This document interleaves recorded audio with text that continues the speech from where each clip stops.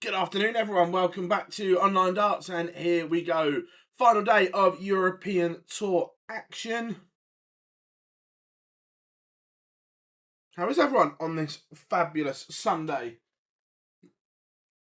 Let us know what's going on, what you are up to. Busy day of sport.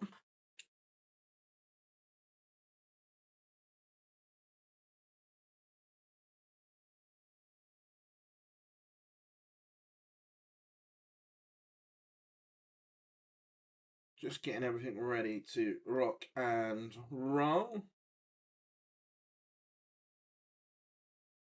Get me laptop ready.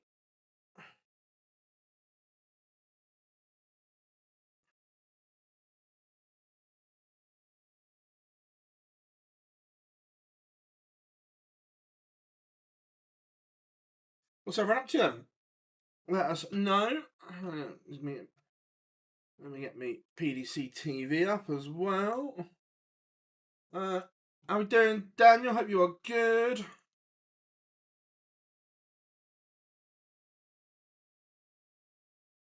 Logins. And what's there?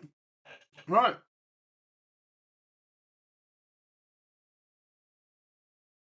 How are we doing, Antoinette? Glad you are here.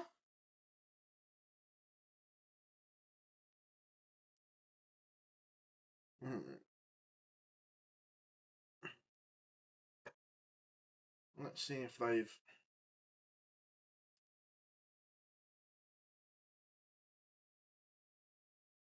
Looks like they've fixed it. Joe Cullen has won the darts against Dave Chisnell.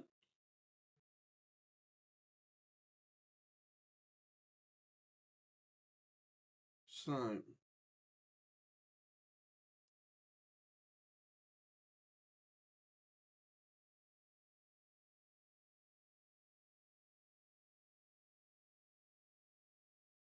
the rock star.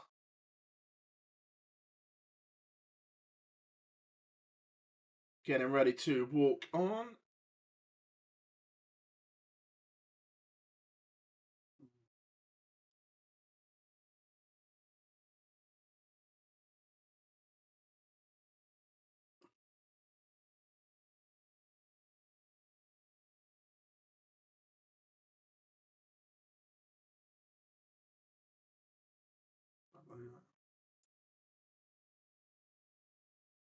So positioned it a little bit better. How are we doing? All good? Hi, Phil. How are you, mate? All good?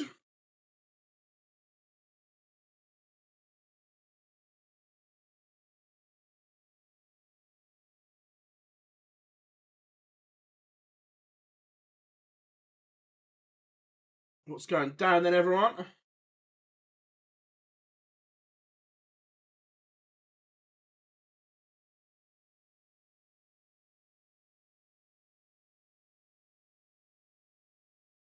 Just...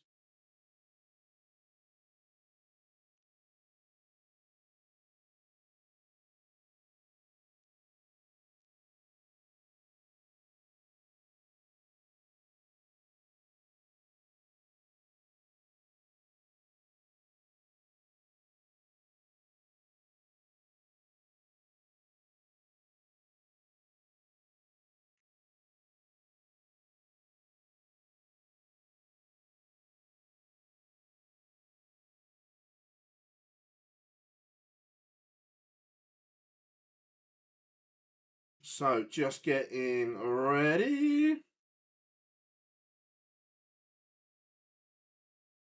Just going to share some links on socials, folks.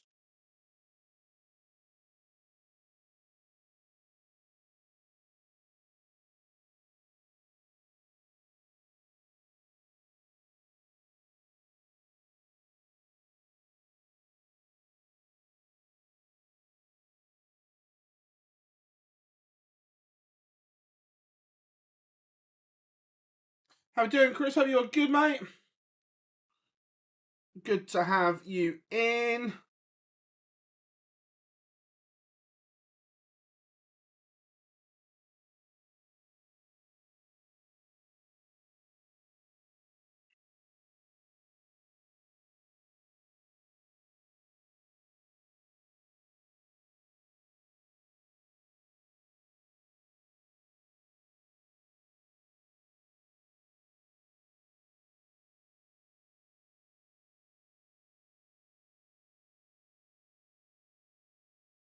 So what we're saying, scorelines then between Chizzy and Joe. What we're saying?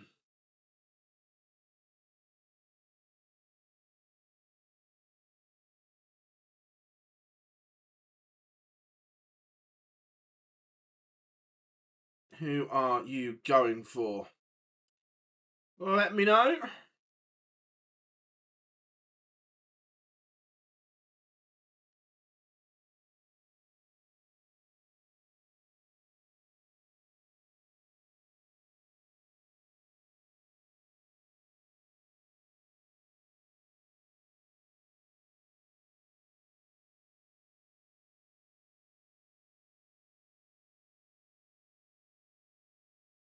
Chizzy 6'3". Chris is going for Joe 6'4". Afternoon, Joe. Hope you are good. From just on yesterday's performances, I thought Chizzy played better, but let's be fair, they can both have their ups and their downs. Both players unpredictable when they're good, they're very good, but if they're off, they can be slightly off.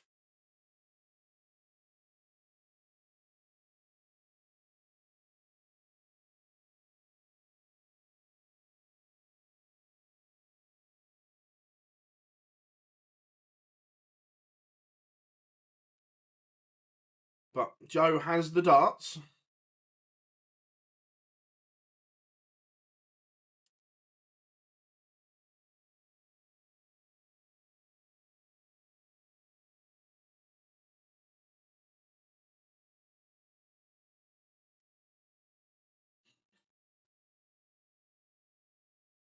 Put that there.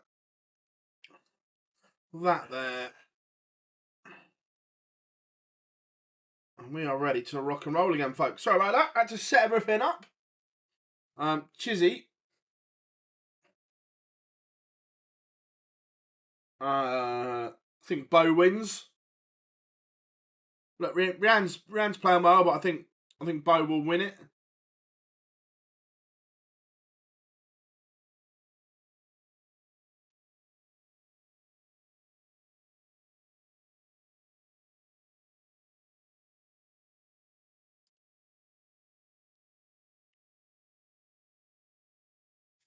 And right now, Chizzy is in control. Playing a little bit better than Joe. That they're both not amazing, but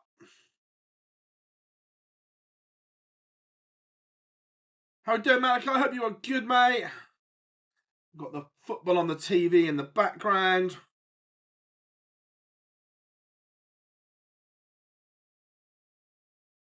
So it's all good. Dave Chizzy Chisnell and Chizzy Rascal leads Joe Cullen 1-0 with a break of throughout. Oh, God, he's back. No, you can't. And if you say it once more, I will permanently ban you.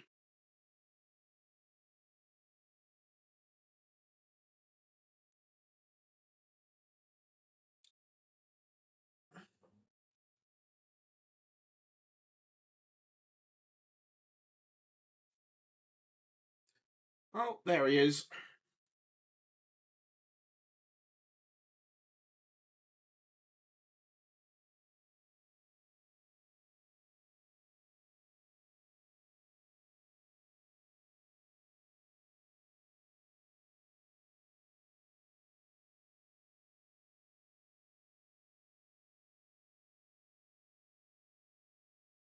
Laters.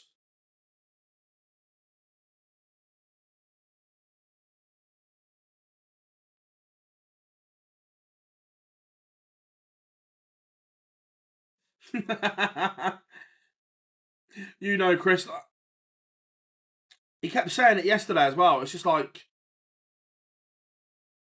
not on this watch. But in that, Chizzy doubles his advantage.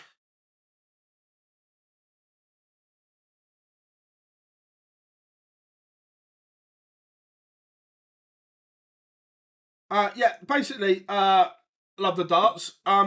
The footage is on PDC TV. It's behind a paywall. PDC own the rights of everything, and you have to subscribe to watch it. I've got a great relationship with the PDC. Why would I risk the channel? Because if it's reported for copyright, not just for PDC, anything, if I put football on here or anything, that basically you'll lose your channel. And so far it's been 4 years of hard work to get us where we are, and I'm not prepared to risk the channel for that.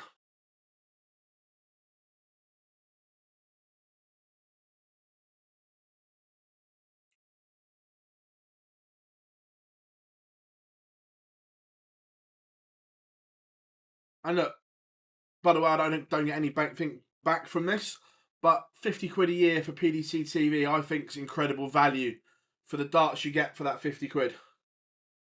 All the European tours, all the Pro Tours, the archive stuff, Women's Series, I think it's superb. Board 2 at the Players' Championships in the UK Open, the multi-board at the UK Open.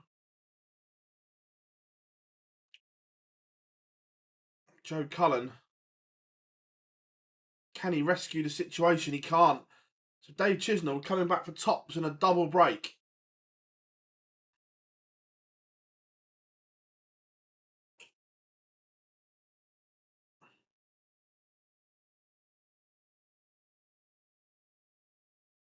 It is 3-0.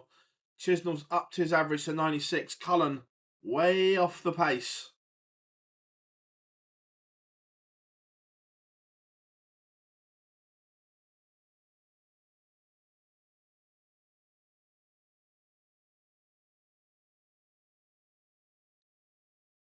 Yeah, look, that's the plan of the darts. 40k is the next step. So if you haven't yet, make sure you subscribe. Get us to 40k, everyone.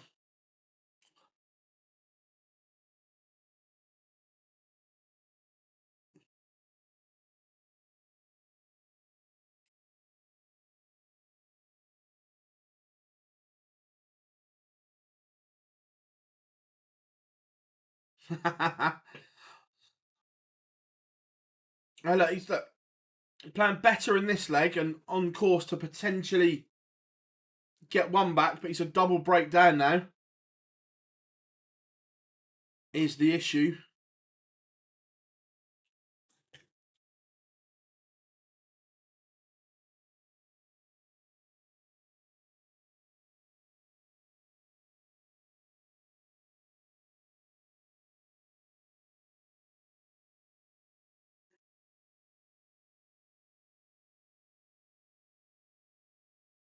Yeah, PDC, no, Daniel.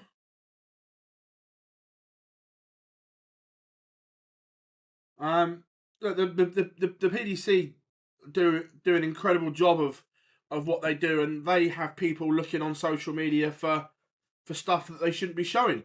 So yeah, Chris, should be a great day of sport.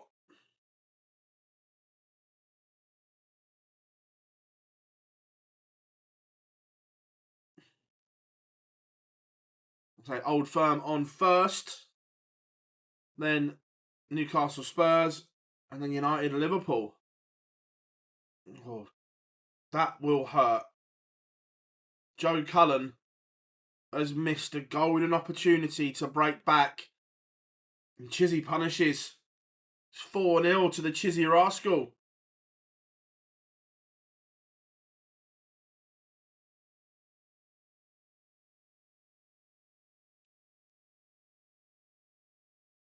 I've got the Old Firm on, yep.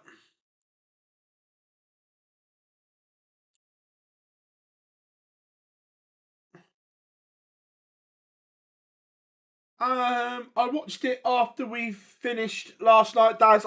I really enjoyed it. I thought Bashing Berlin was good.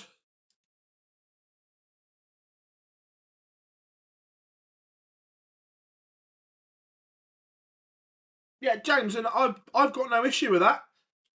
Um, at the end of the day, it's the PDC's content. To be fair, I've reported other channels that have used my content without permission.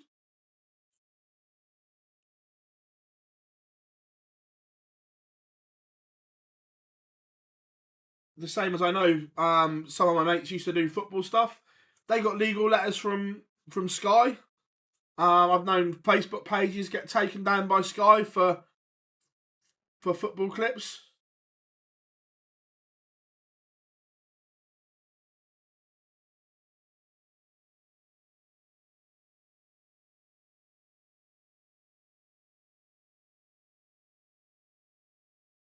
I think Randy Orton will be champion again.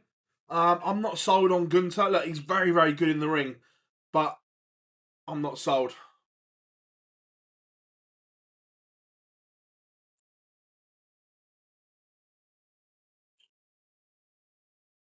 If I'm being honest, I'm not a massive F1 fan. Struggle to get behind it. But I know it's on. Is it the Italian Grand Prix?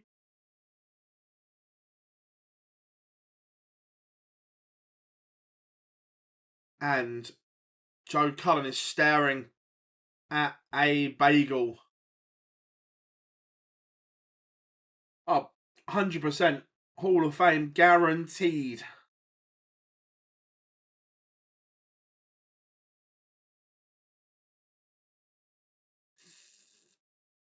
Has MVG won at least one East Euro Tour every time? Without looking, Jamie, my gut says no, because the COVID year where there was only 3 Euro Tours, are we counting that year? Perhaps.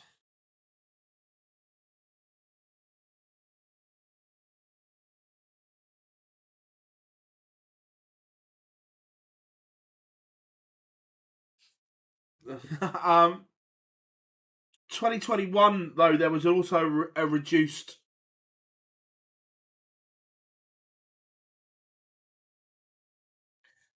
Malachi, I might be wrong, but did he win one of the first 3 last year?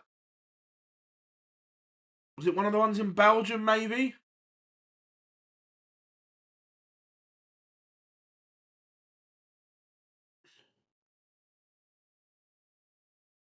Any reason why? Yeah, Luke Humphries is on holiday with the family.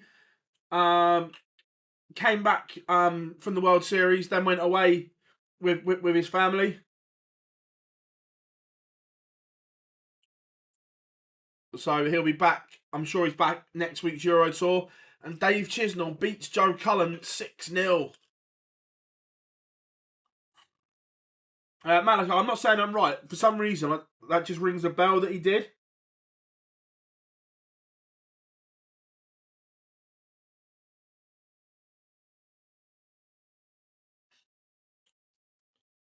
Yeah, Humphries has been in incredible form.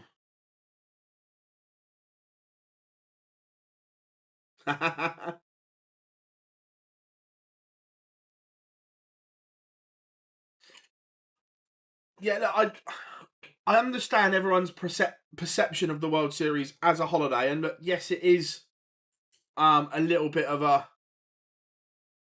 jolly, but it still is tough work down there. You've got a lot of media commitments to do with all the local stuff and everything like that. And when your family doesn't go as well, it's like 2.5 weeks away from the family. So I understand why he's not the only one. Michael Smith went on holiday as well. Rob Cross.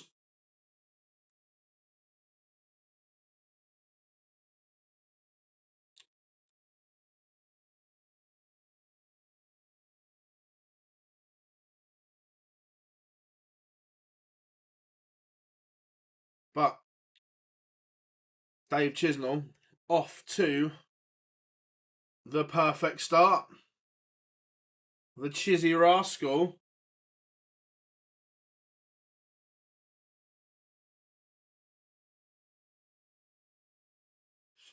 Again, same sort of reason. Remember, in the UK, this is the last week of the school holidays before the kids go back.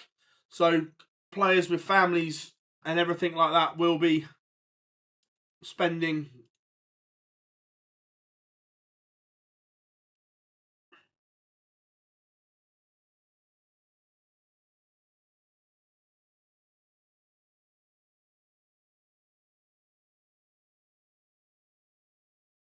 yeah, it should be a really good game. Doby played brilliantly yesterday. Absolutely brilliantly.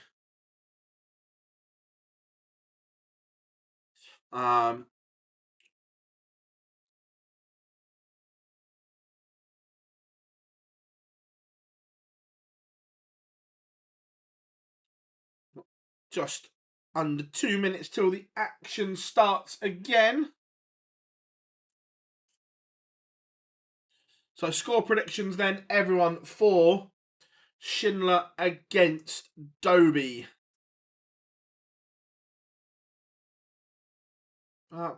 Shindler ended up playing well to beat Sulevic yesterday. Again, speaking of Sulevic, a random rogue signing from Unicorn this morning, announcing Mensur Sulevic.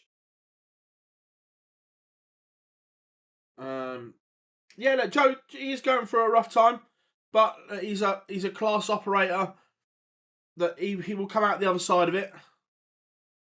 It happens to all players, and it's just happening for Joe at the moment, but he'll come out the other side.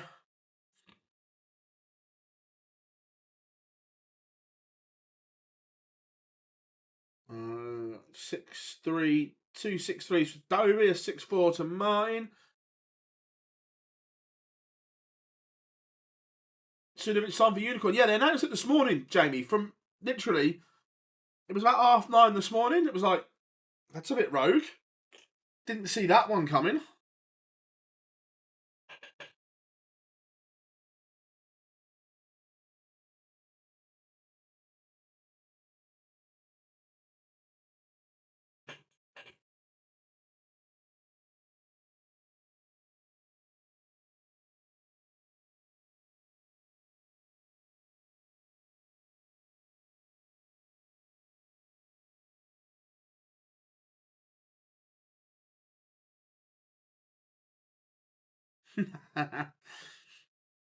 I'm not sure how long Gary. I think Gary's got a fair bit on his Unicorn deal to go.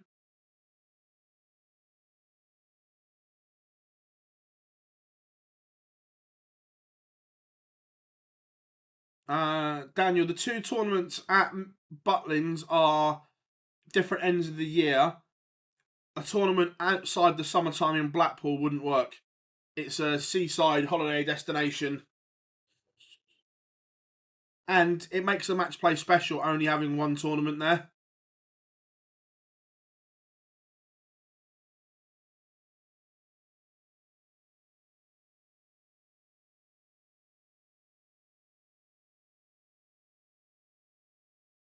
Oh dear, not liking that. No Van der Veen for Spurs today.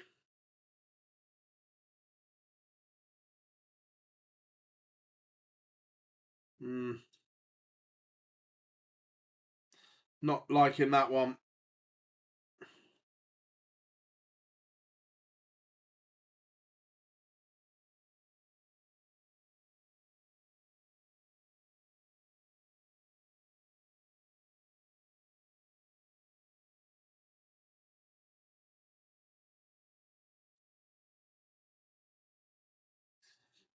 Yeah, it's nothing serious, Rob. I don't think he picked up a knock in our last game, and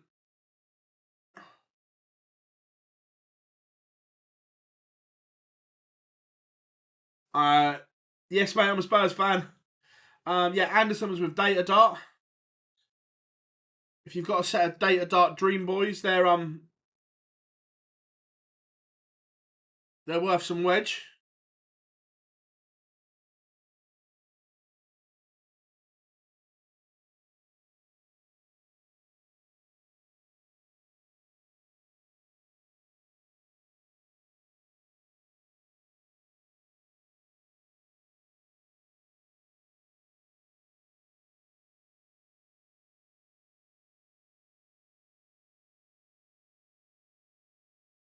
Interesting, we've changed our shape a little bit, Spurs, from the home game against Everton, where we did play a little bit cavalier-like.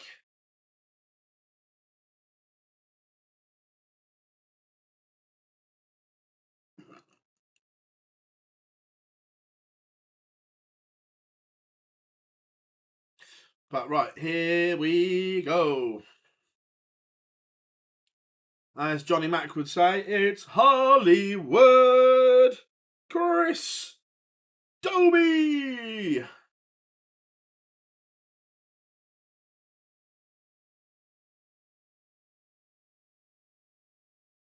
I think both teams to score is a good bet. Always is.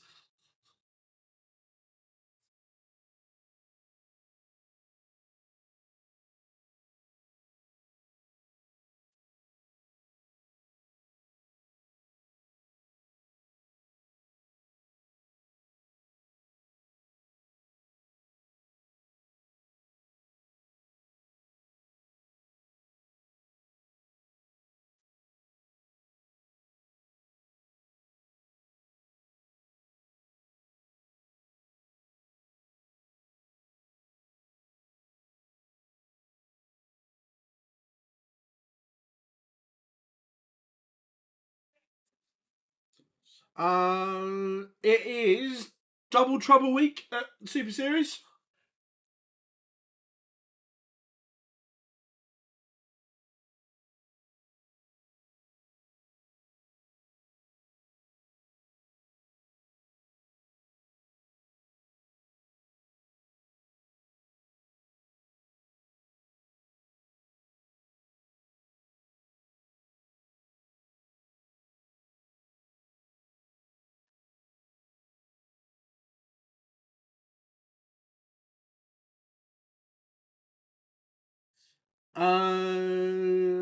Marvin van Velzen won last night.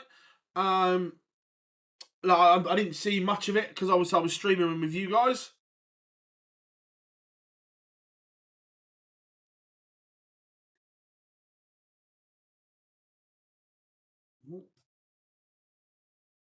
Got chatting, better change the game.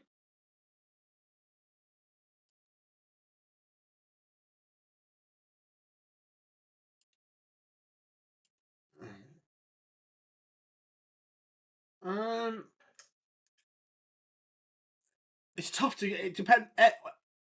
You'd have to have 12 world champions available at the same week, so that's not always possible.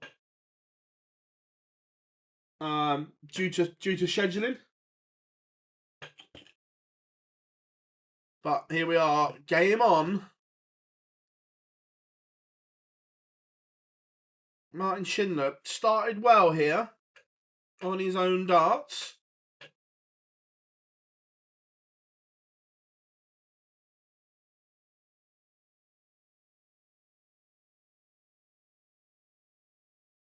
But there's an outside chance for Doby here to break.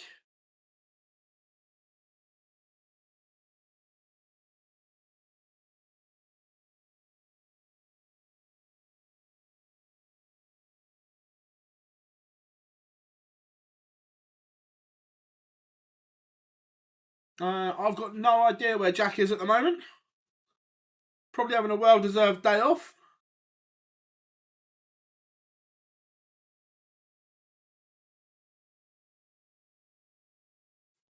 But Schindler does hold in the opener.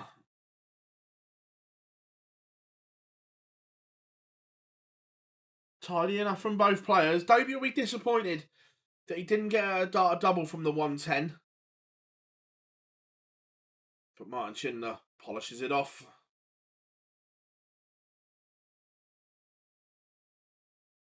Both averaging over a ton at the moment.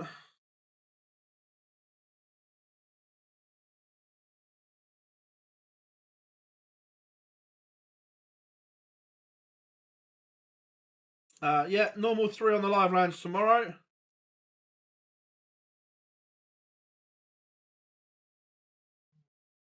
No treble there. Just leaves the door open for Schindler. He's averaging 106 right now.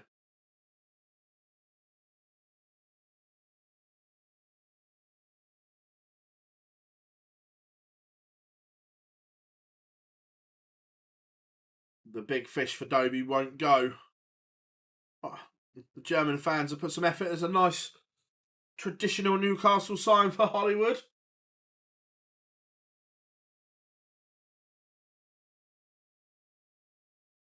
The old Newcastle brown L emblem, the blue star. But Doby looking at 80 to level us up. Can't take it, so there's an outside chance here.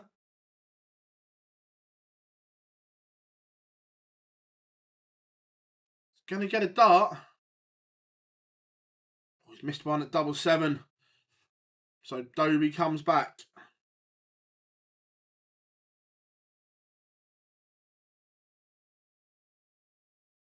And he's making a mess of this. One at 2-2. And can't hit. So Doby has now missed 5 to win this. And Martin Shindler pins 1-1 to break the Hollywood throw. Yesterday, Doby was Rolls Royce. And now, he can't buy a double. Yeah, he scored so well in that leg.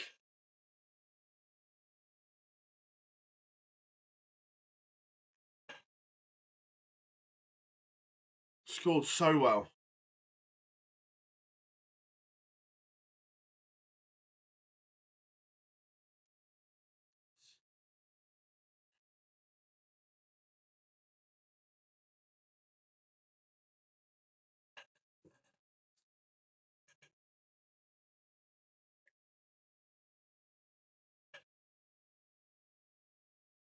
No, I don't think it'll be a bagel. Look, I think Doby. I'd be amazed if Doby got bageled.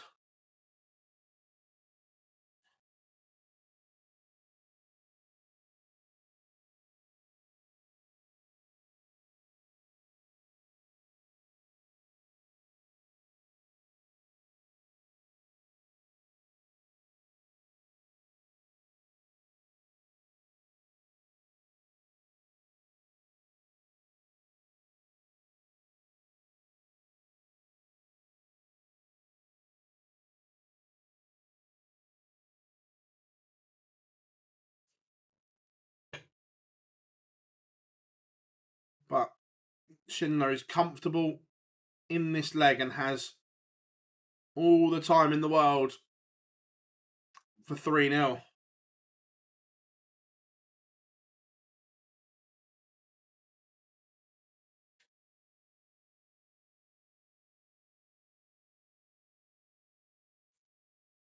Got Doby fans in the crowd, in the shirts. But Schindler for a 3-zip lead. Doby's chuntering to himself a little bit there. He's not happy with the performance. Yesterday, it was champagne and stardust. Today, it is well off.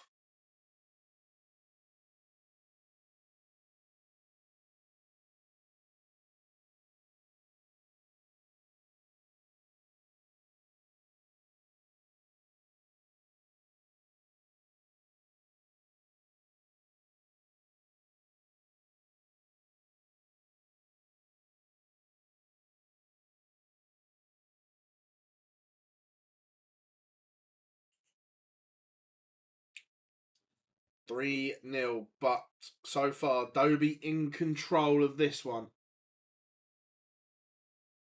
It is 0-0 in the old firm Rob at the moment.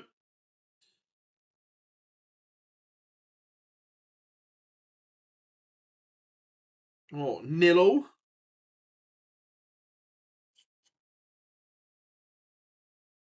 129 for Doby. Isn't going to go, but he will return.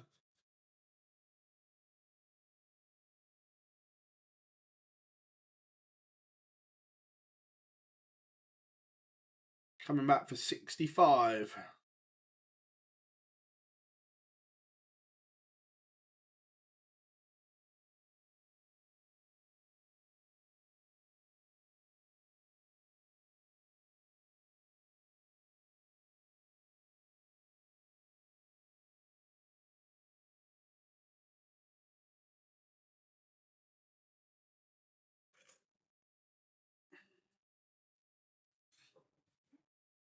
It is 3-1. Hollywood on the board.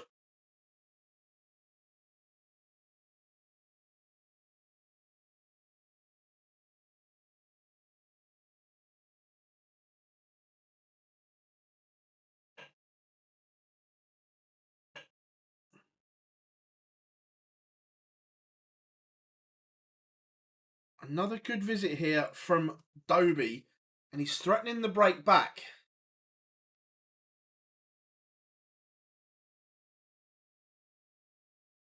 There's an opportunity here.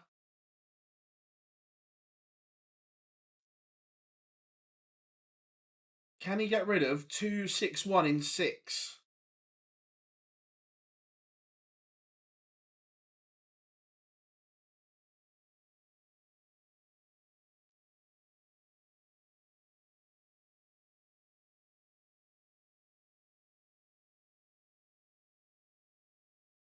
Leaves 81. Is this the break back opportunity? Doby's just starting to move here. And he pins the 81. We are effectively back on throw.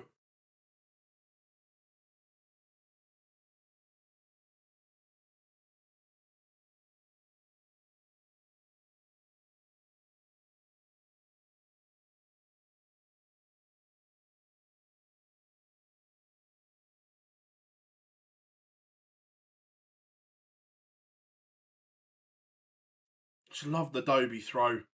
It's just silk.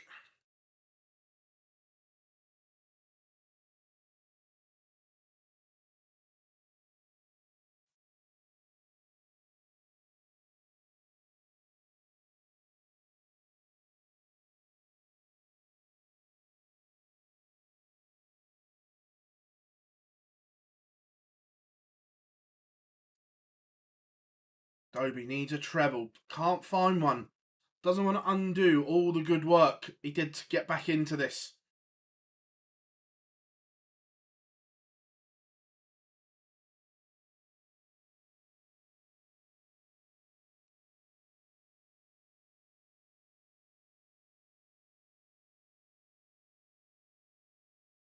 But effectively, Shindler has taken the darts again here.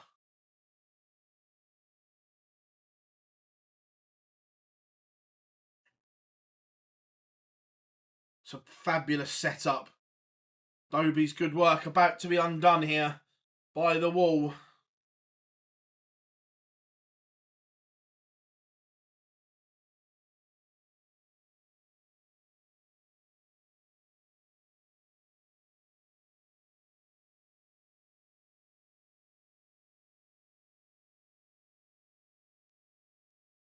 It is 4-2.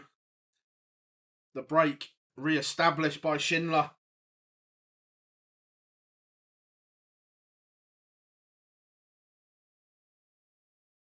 Doby will be gutted. Put in a real good leg to break.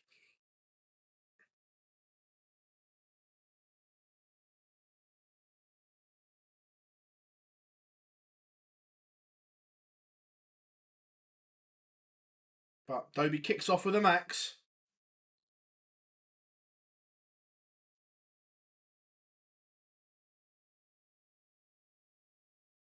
Shindler replies with one himself.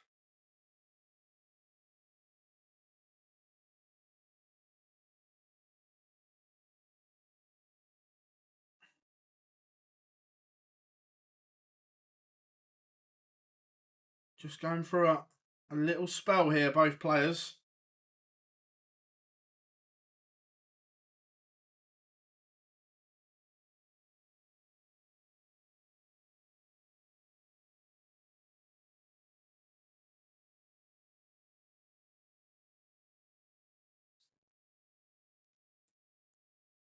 Doby is going to get a chance again.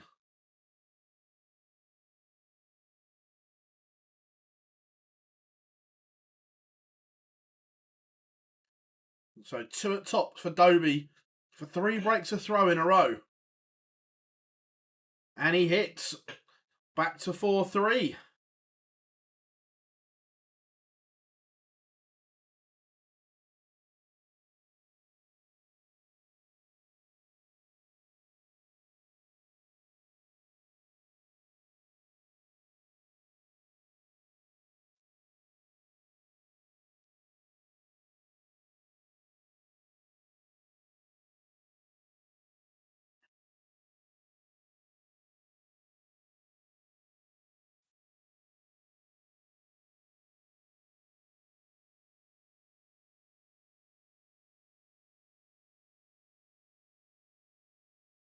Again, Doby can't. He's just stuttering on his own darts.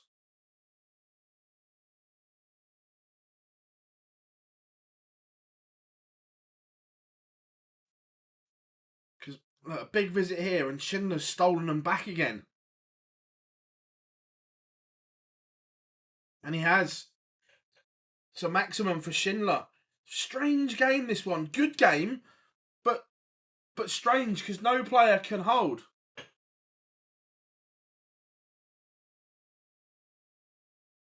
MVG is next year.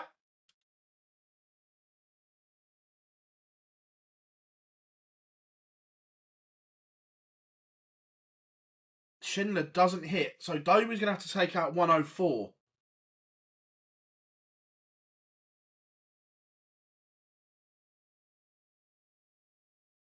Can't hit.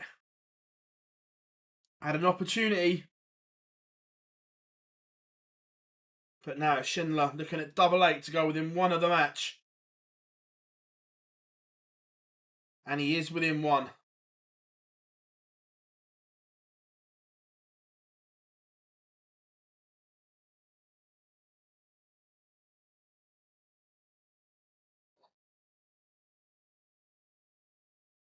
Doby's dart, the stream's just caught up, was just inside.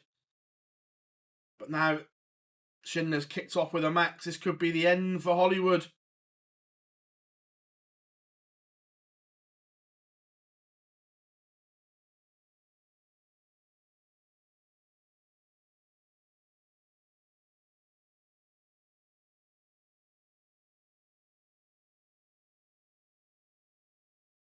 Schindler, I don't want to tempt this, but Shindiggity is on a 9. 180, 177, leaves you 144, Martin Schindler. It's on. Oh, it's bounced out. Oh my, dart 8 has bounced out. Let's have a look on the stream.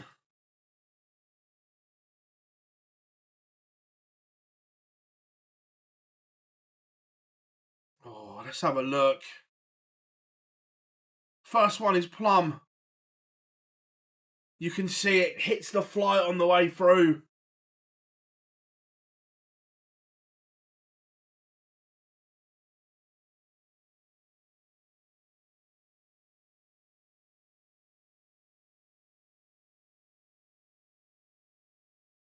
But to seal the deal in a 6-3 win and a very good performance for Martin Schindler.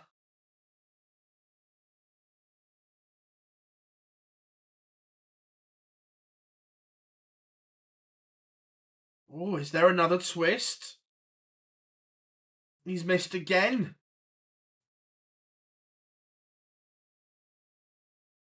And Doby breaks. Schindler was on for the 9 and loses the leg.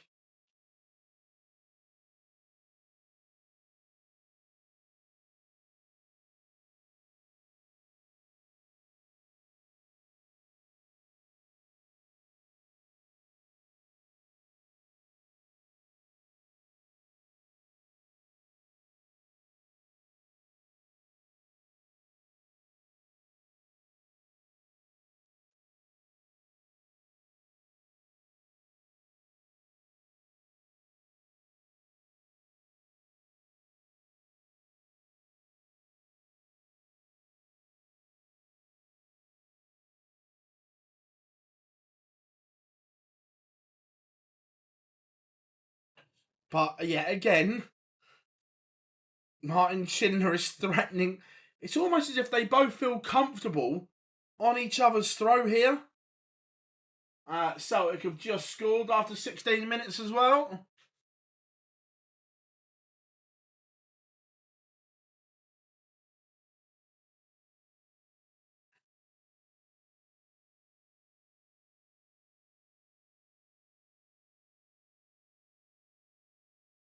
One, 2-1 for Schindler.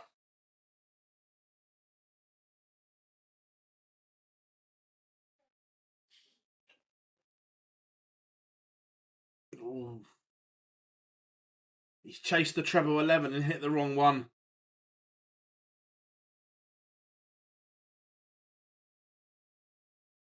Can Doby save it with 135?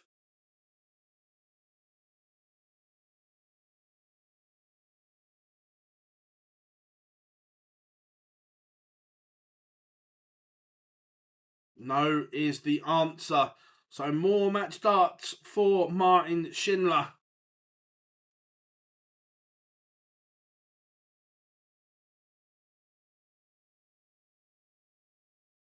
This time he's over the line. A good game, but a strange game, I think it's fair to say.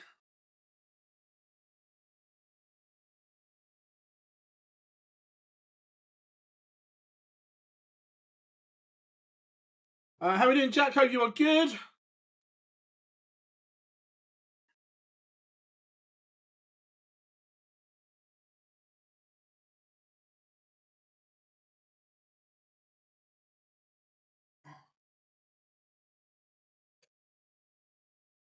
what I was looking for. Me Lucasade.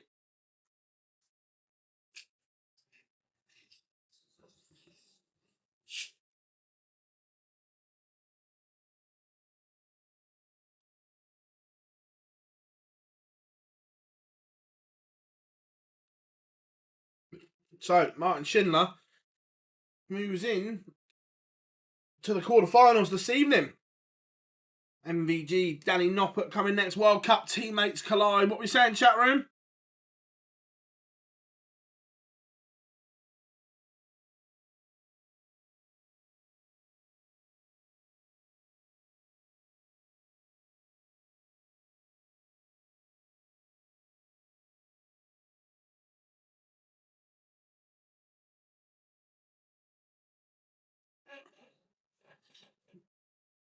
Yeah, Tom, I just saw it was 1-0.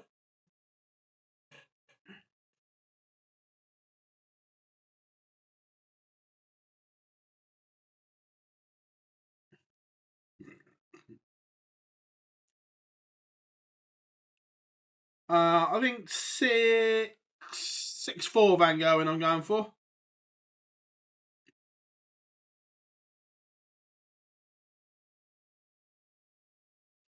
Yeah, I'm going to go 6-4 to MVG. What's everyone up to in the chat room today? Is it chilled day at home?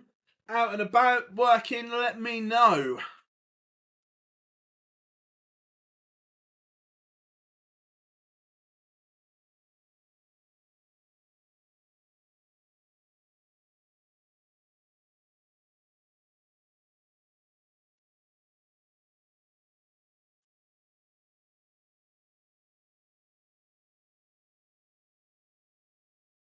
Chilled day, nice.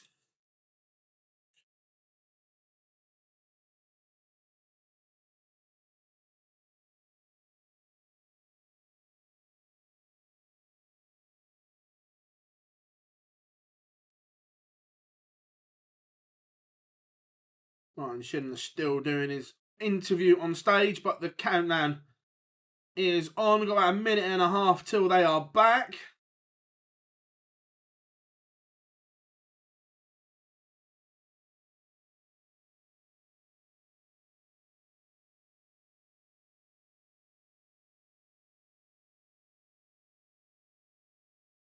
Right. A few games then bed. Greetings from Australia. Nice. Always good to have you in, guys. Love all the support from all around the world.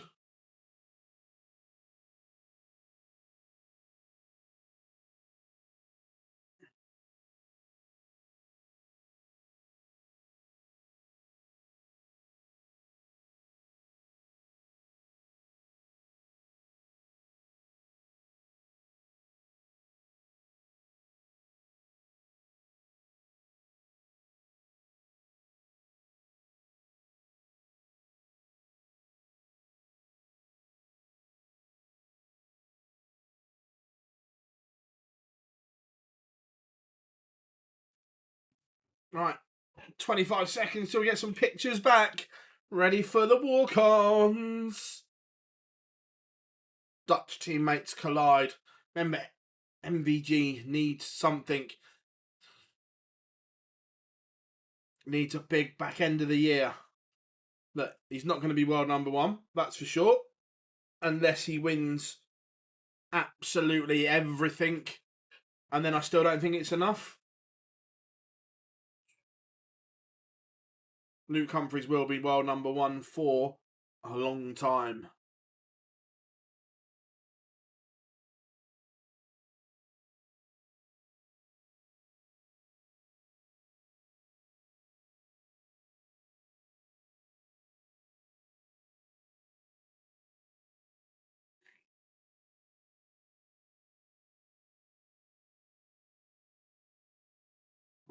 Daniel, don't need to ask him that. I know what the answer will be. It will be no.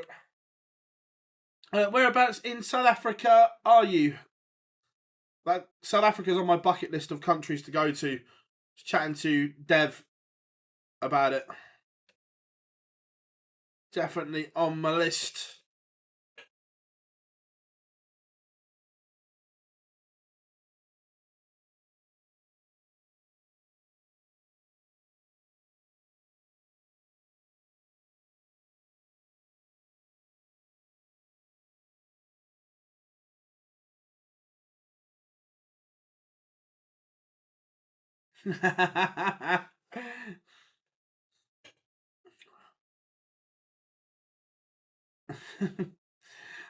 To be fair, Paul, he's already gone today. We've canned him off.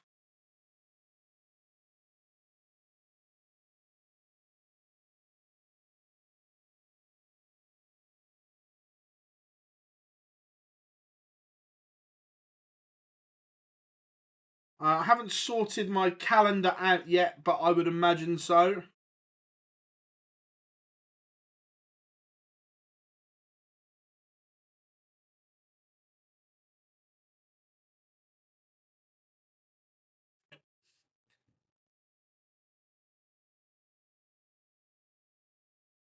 To be fair, I love cricket as well.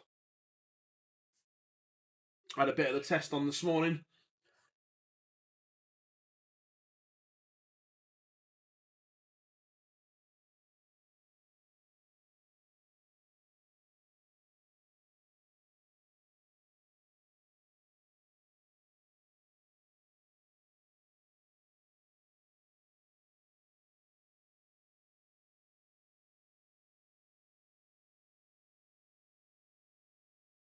Yeah, you were on the Marcus Labuschagne train.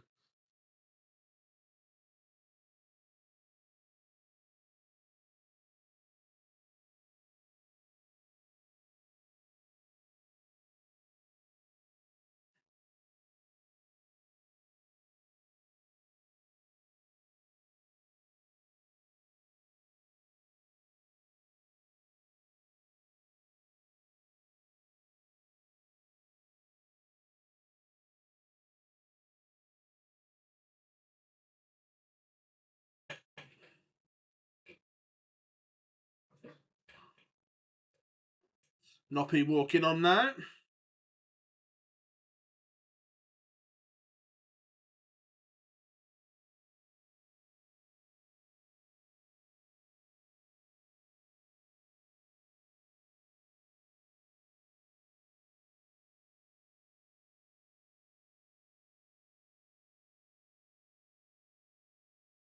Nothing wrong with supporting your local side. Bit of Grimsby Town. Nothing wrong with that at all.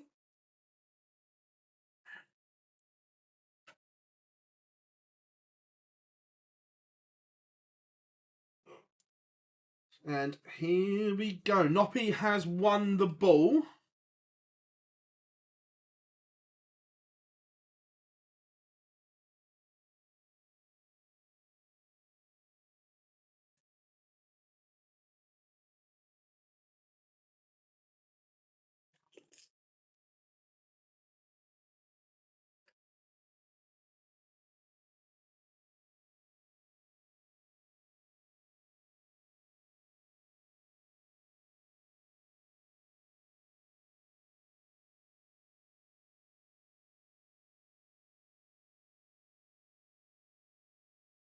is the difference with the European comps where the... So yeah, it's done, obviously, it's done off the Euro Tour seedings.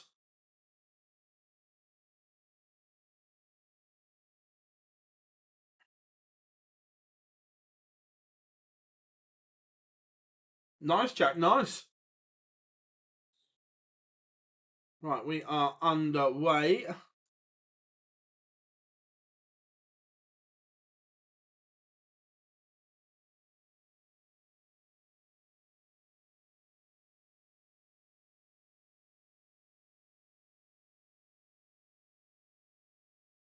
There we go, stats are up. We are good to rock and roll.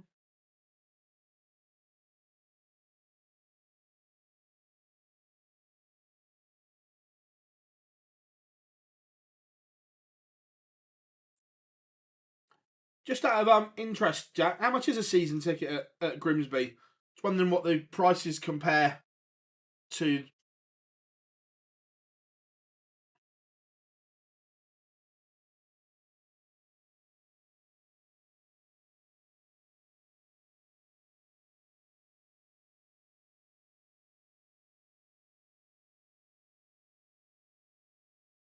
It's not bad for the year, mate. MBG has piled the pressure onto the Noppert throw here. Noppy looking at 1-4-1 to hold.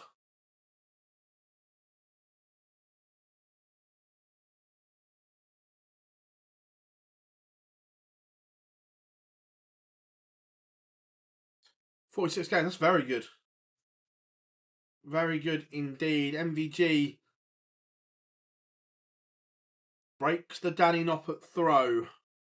1-0 to the Green Machine. You don't have to be an Arsenal fan to understand. See, Paul, I don't blame the referee in this case. The referee doesn't make the laws. But by the laws, the referee is right to send him off. Do I agree with the law? No. But it's not the referee's fault. He's applied the laws. And also, I don't buy into the fact that the Brighton defender was trying to take a quick free kick. I think he left one on him as well. But look, I don't like the laws, by the way, but it's not the referee's fault.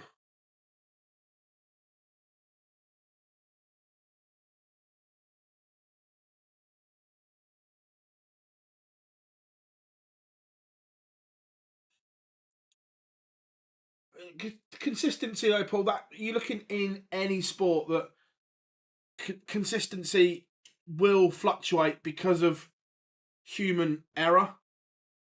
And I'm talking about look at cricket. We see some LBWs given and some not when they look the same, and when you're asking humans to make decisions, there's always going to be different factors on different days and so on. Look, don't get me wrong, some of the laws in football are awful.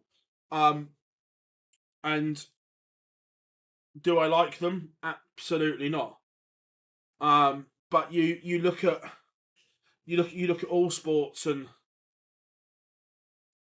things like that. There'll always be inconsistencies when you're asking for opinion-based things.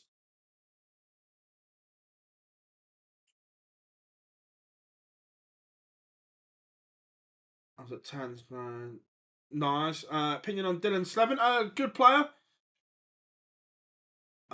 Work to do, but a base to work from. I think technically he can improve on a couple of bits on his technique, but overall a good young player that will continue to develop. I know that, Paul, don't get me wrong, if it happens to Spurs today, would I be annoyed? Yeah, I would, but when I break it down and looking at it in the cold light of day, it's like I understand it. It's not like in darts. Darts is factual. Is the dart in the double or not?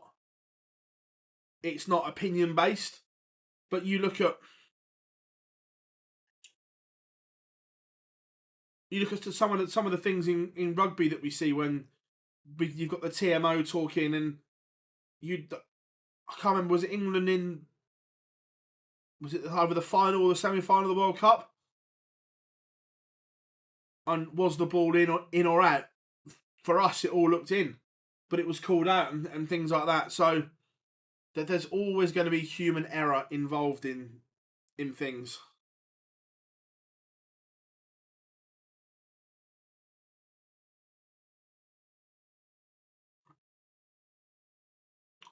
MVG averaging a ton here. It's threatening a double break.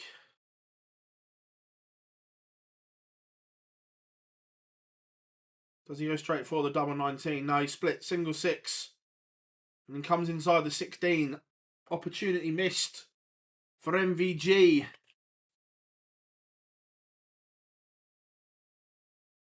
It's 4 darts missed for 3-0.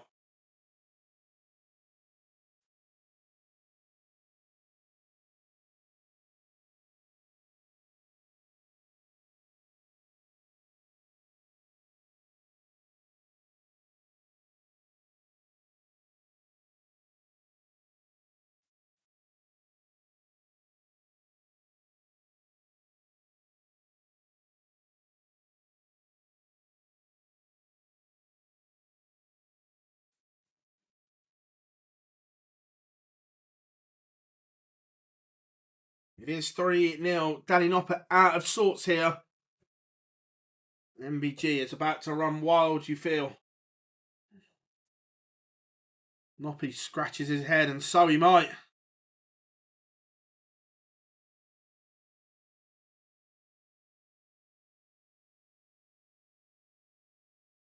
I agree, Jack. It could be very quick.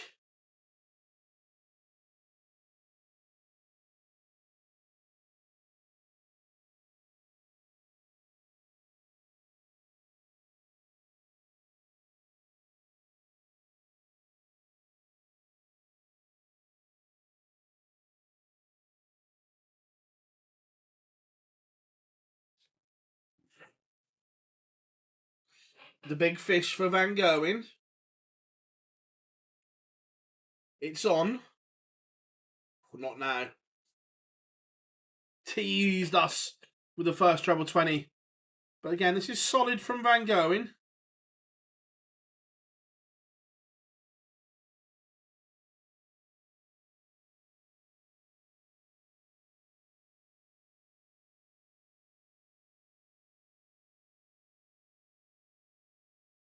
It is a massive game, I agree. Any good dart players to look to from the Norfolk? I'm not really 100% sure, Ben. I know Thomas Banks is a Norwich fan, which suggests he may be from that neck of the woods. I think he's more Hertfordshire way. But look, you've got players like Ryan Meikle, I think, will break through.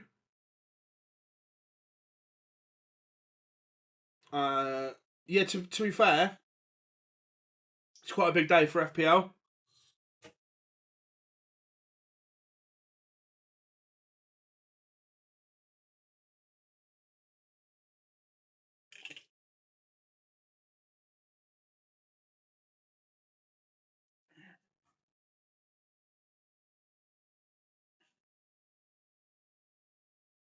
Danny Noppert seems to have recovered in this leg and found a little bit. It's only a hold of throw potentially. But MVG's just banged in a maximum to pile pressure on this 95.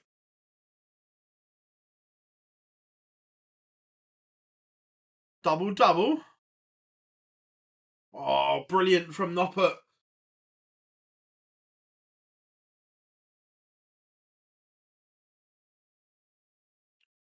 Will not be bageled.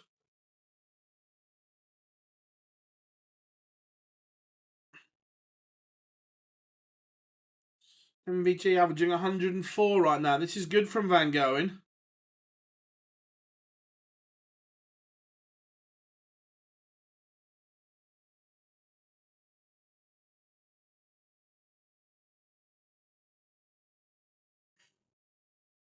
What am I on?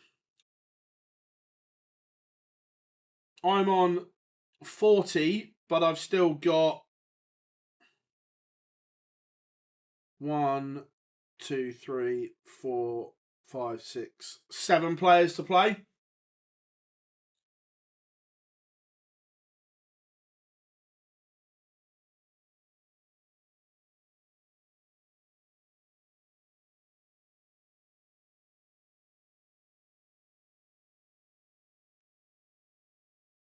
And going, looking as if he's going to go 5-1 up, leaves tops.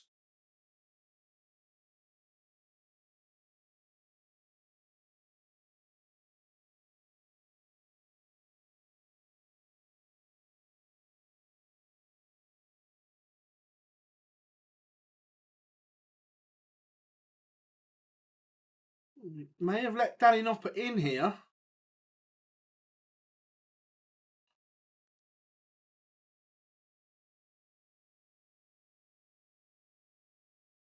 Double 18 for Noppert. And it is a steal. 4-2. This one should have been 5-1. MVG missing clear darts. Danny Noppert has stepped in.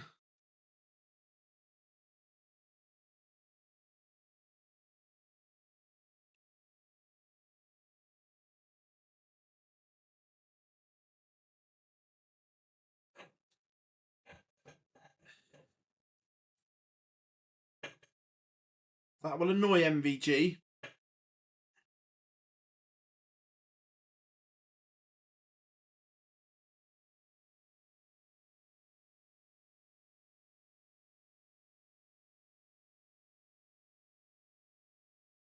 All of a sudden, Danny Noppert could get within one of Van Gerwen here.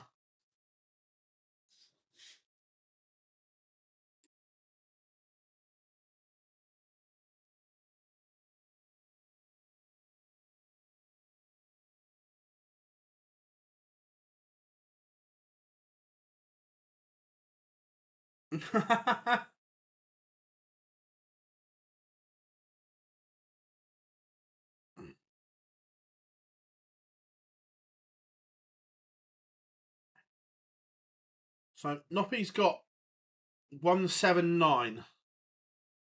He would expect to have. Look, he'd think he'd come back. MVG is on 164. Is MVG capable of it? Yes. As Celtic make it 2-0. And that is absolute woeful defending from Rangers.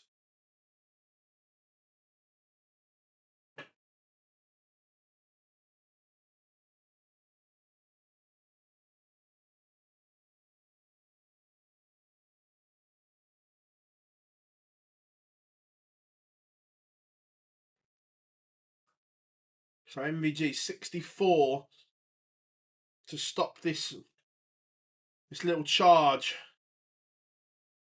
from Noppy, and it is.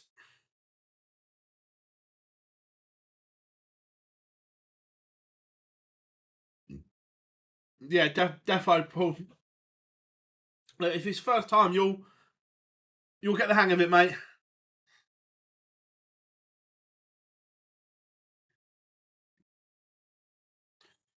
No, look, Sun's always a good pick. The Asp will be back soon. Don't worry. I spoke to him recently. He's in good spirit.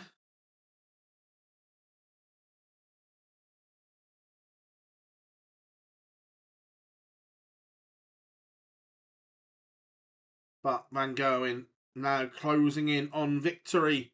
102 average and still a few missed darts at a double. This has been a good performance from MVG.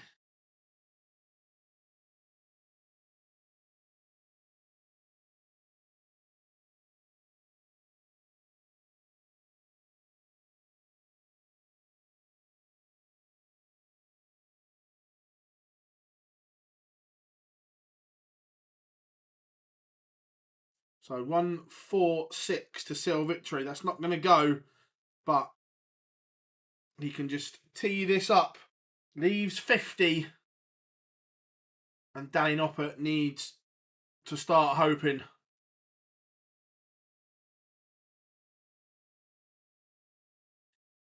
but ton is not enough. MVG double 16 seals a 6-2 victory. 102 average for Michael van Gerwen.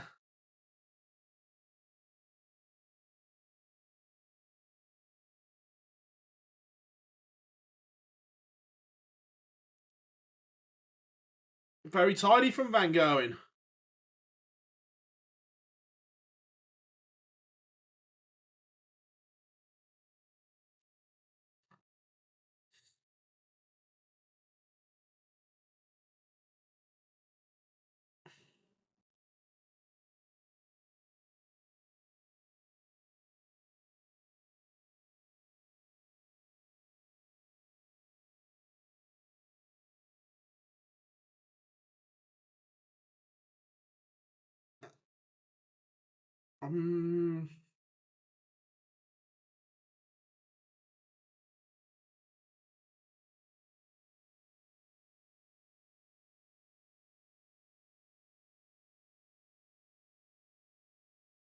Where's Wright?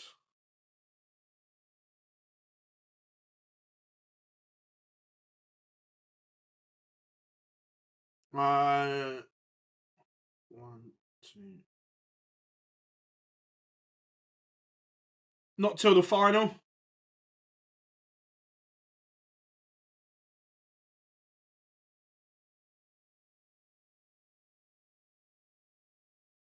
So that ain't happening.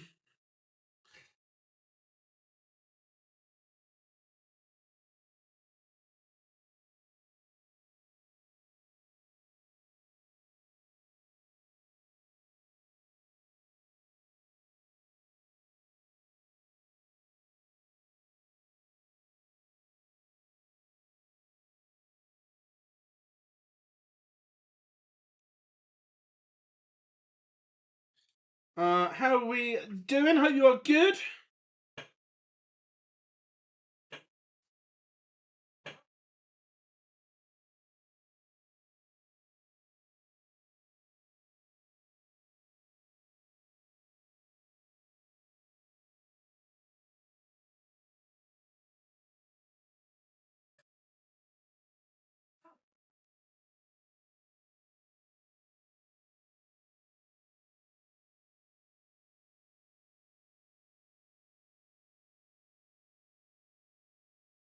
Good, glad you are well. How are we doing, Dave? Hope you are good, mate.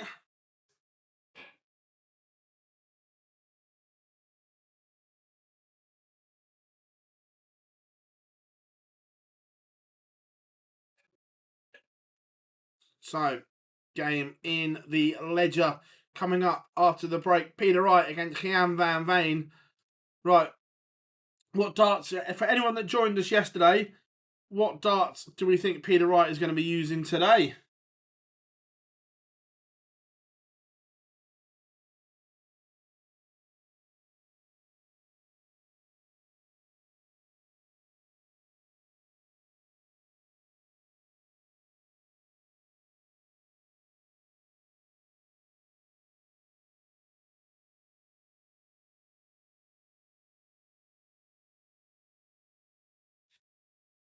At least 2 sets, yeah. At least.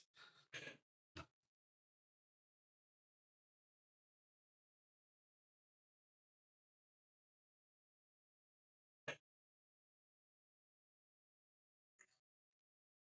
get ready for the Spurs game.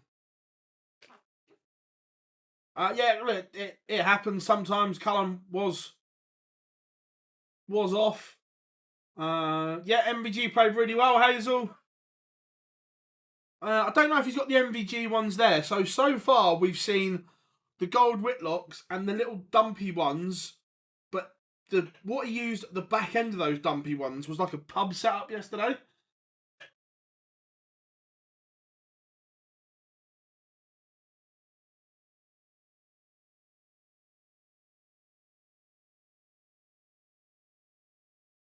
Mickey van der Ven, what can you tell us there? Yeah, Mickey was close. He trained this week, but with the international break, he's not quite 100%. And part of me was keen to give Ryder a bit of a run, especially at this venue. So yeah, I'm going for Ryder today. Quite disappointing, just as you're getting a bit of momentum with that back four again. No, not really. Like I said, it's nothing serious. So we're going to need we've got a heavy program straight after the international break where we're going to need all our back four. So getting right to a game today, I think, is a positive thing for us. Just listen to what the gaffer said about Mickey van der Veen.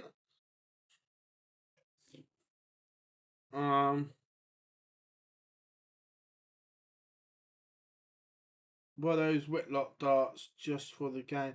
No, so basically they were actually Whitlock's darts in from Whitlock's case, and he picked them up, played with them, and really liked them. So he borrowed them from Simon.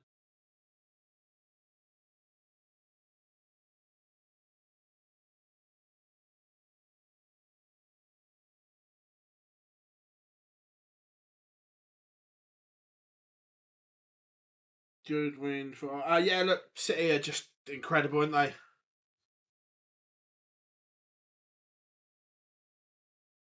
I think Van Veen wins this. I'm going for the young Dutchman, Jan van Veen.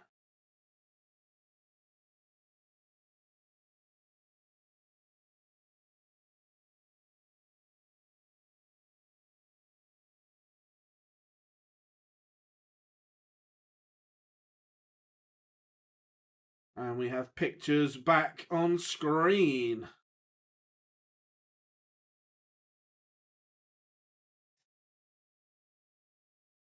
Yeah, I'm going to go 6-4 Van Veen.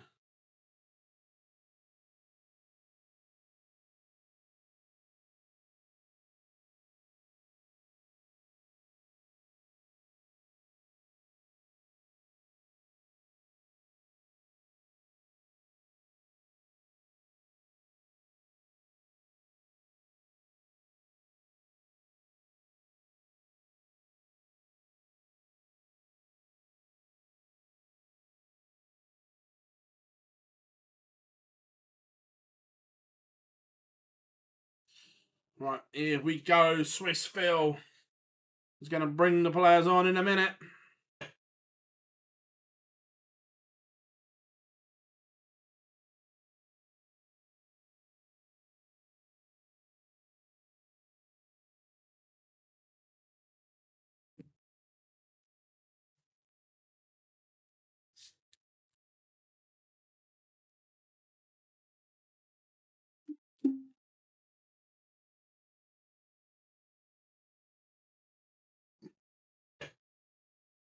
God, they're showing an old classic from here. Anderson against MVG. Those old boards look horrific. You look at the colour of the board now to what they used to be.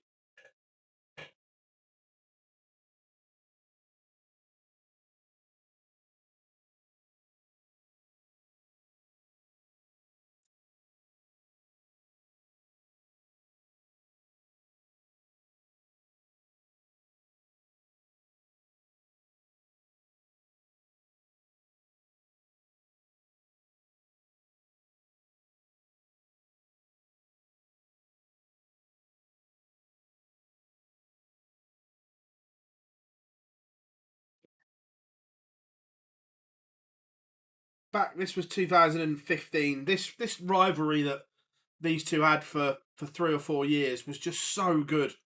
They literally brought the best out of each other.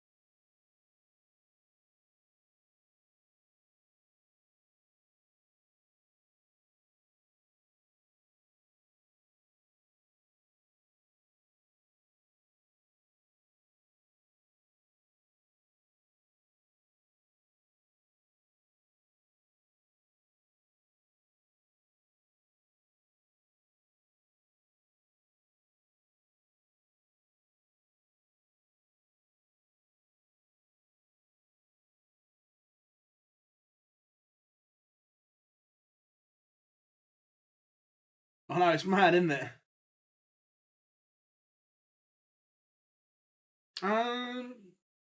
2 seconds. So this is draw bracket. Chisnell plays Shindler. Yes, MVG will play the winner of this one.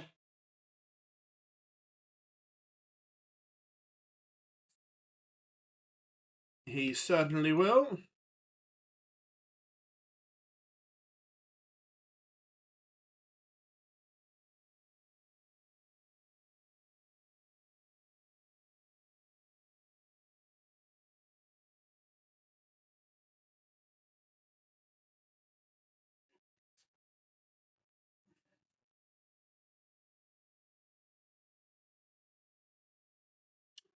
Veen has won the darts as well. On the old little board there, it's got a star next to his name, meaning he will throw first.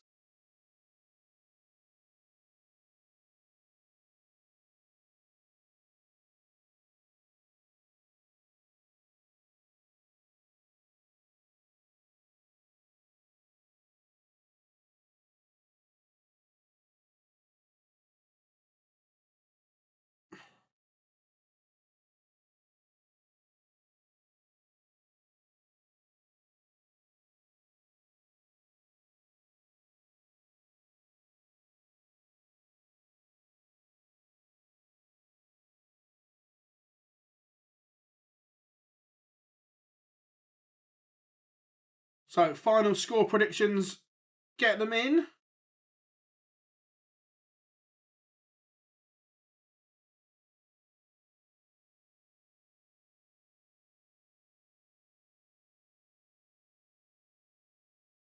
Yeah, look, Van Veen's got the potential to be a really, really top star.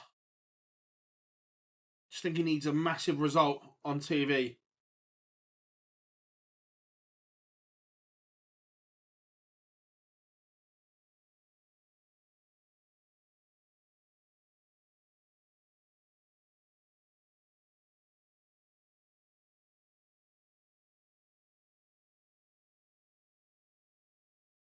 Here comes Van Veen.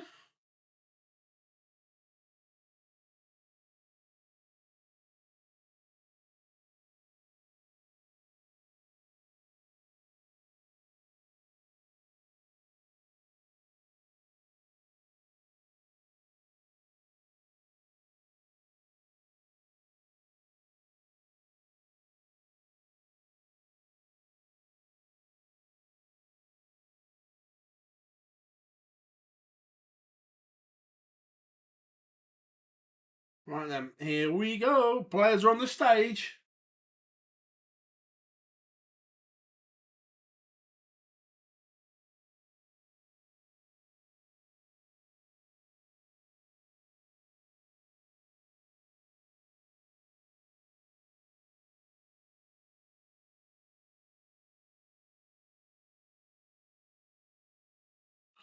Again, really good crowding in Hildesheim at Halle 39.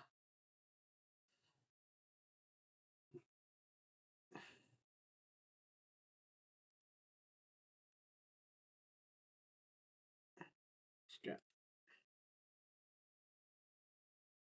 this one ready to go.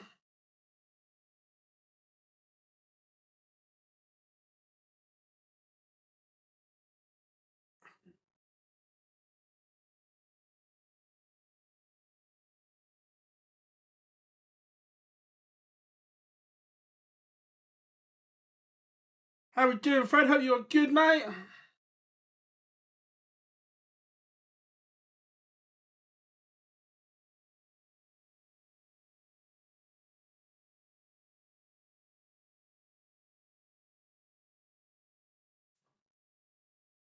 Good to have everyone aboard, and it is game on time. So, let's have a look at the Gordon, Isak, Barnes. Yeah, as expected. Let's see what darts Peter Wright is throwing whilst looking at the Tottenham side as well. Vicario, yeah. The same setup as he finished with yesterday. The little dumpy barrel with the very strange back end. Papisar and Basuma. Kudaskevsky, Madison. And then Sun through the middle.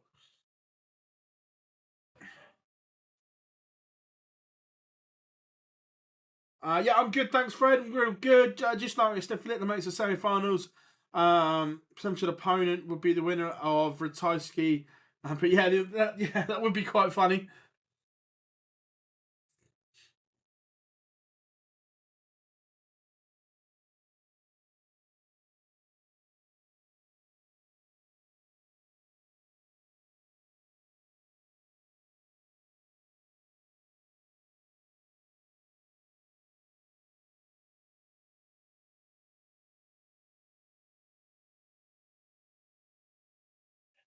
But Peter Wright has a break opportunity.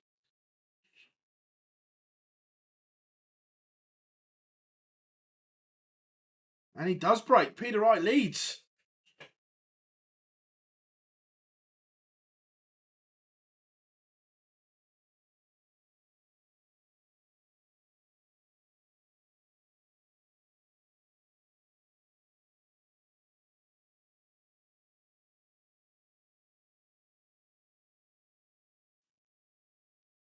One 0 to Snakey.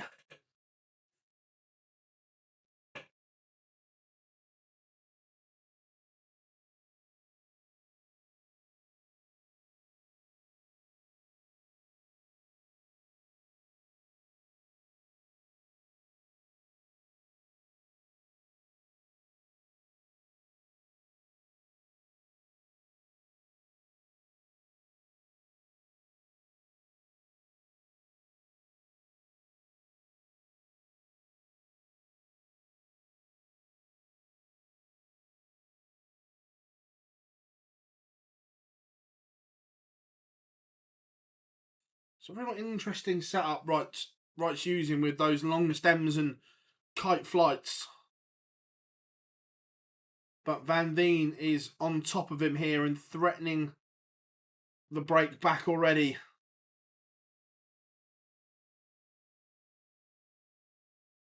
Could be short-lived.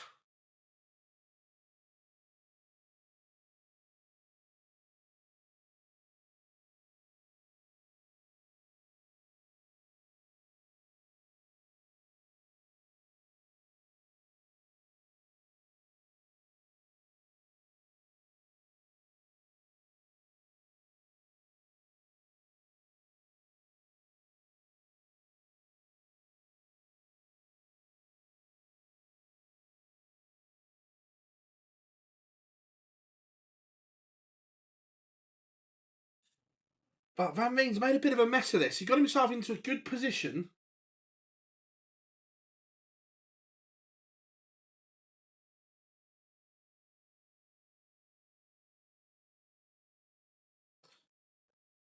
But he's kind of let Wright in.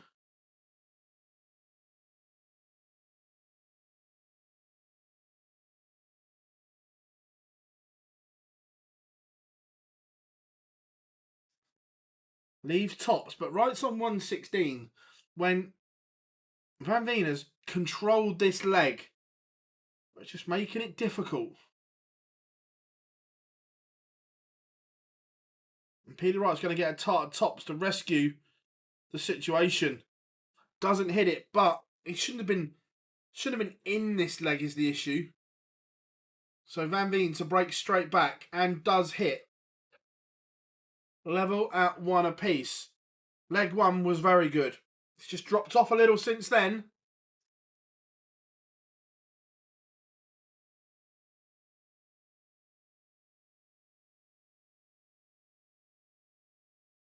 Peter Wright's dart for the 16 in the combination almost went in the 7. He gave it a bit of an eyebrow raise.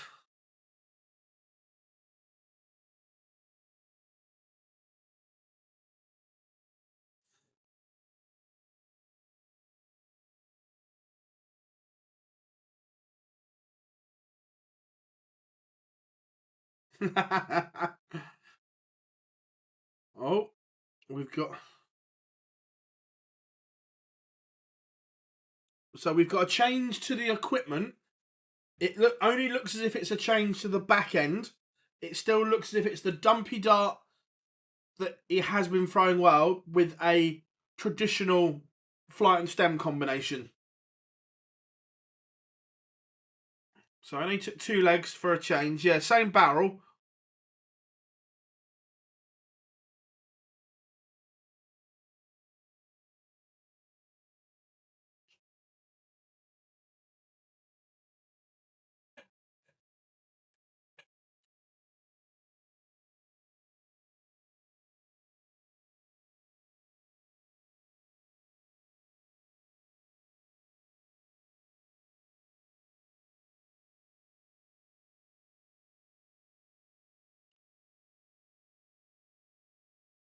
But Peter Wright on 120 will expect to get a dart to break again. This game's just gone a little bit bonkers, but not particularly in a good way.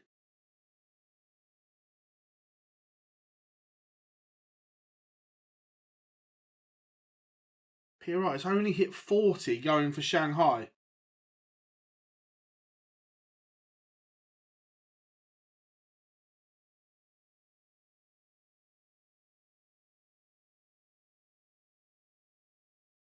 Very, very odd.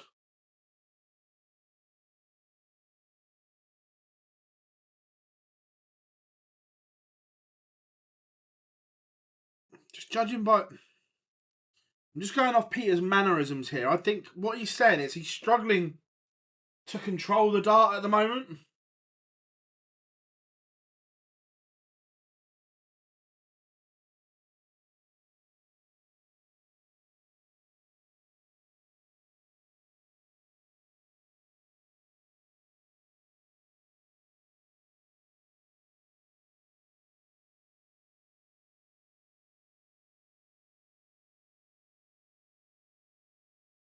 But it is 2-1 Van Veen. Matching flight and barrels. Yeah. It's...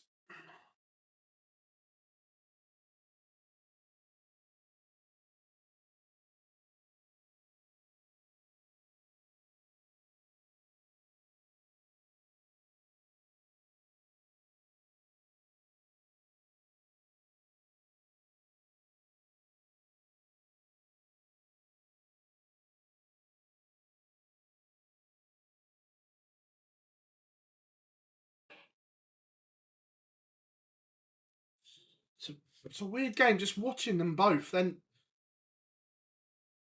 neither are comfortable right now in themselves on the oche.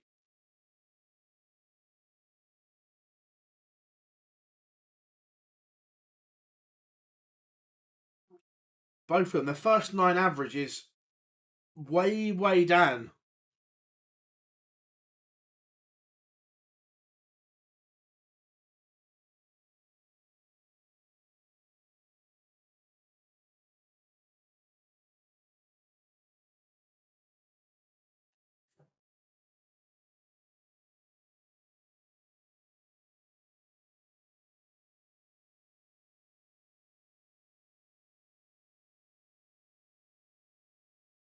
Peter Wright found a maximum from nowhere to leave double 15, but then he's made a mess of it.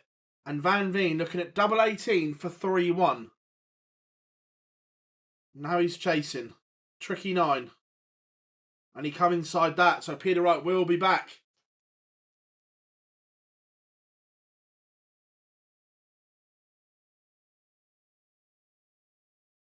And it is 2-all.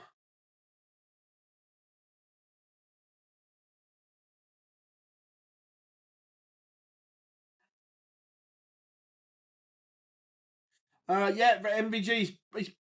There's just signs that he's starting to get back.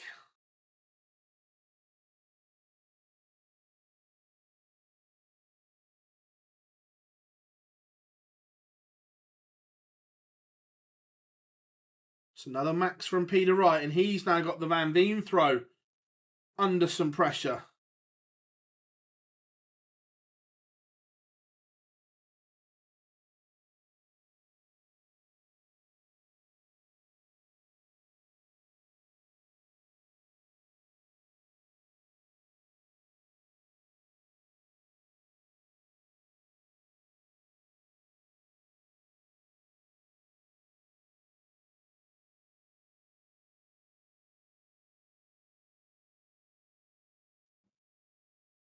Anyone else watching this thinking this is a very strange game right now?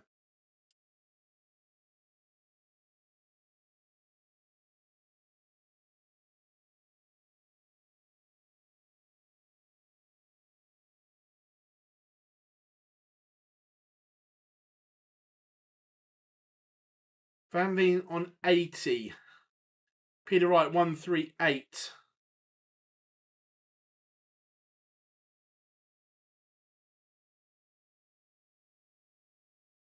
Yeah, I agree. Since leg 2, it has been all over the place.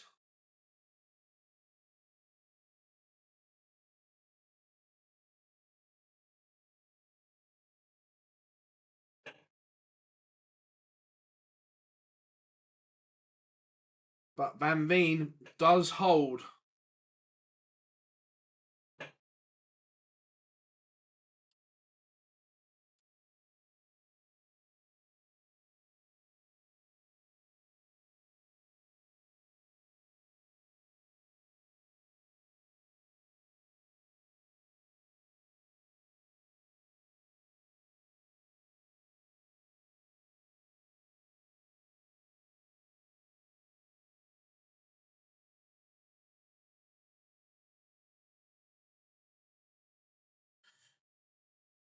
Peter Wright just upped his average to 92. Look, he is behind, but his metrics are heading in the right direction at the moment.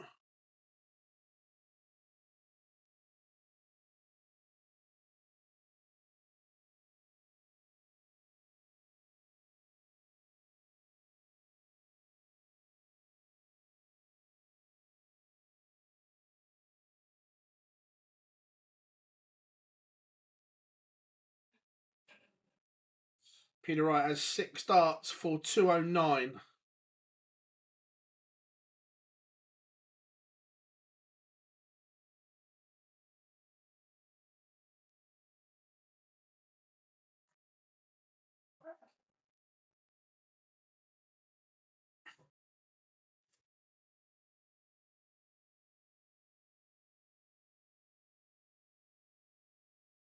So 109 for Wright.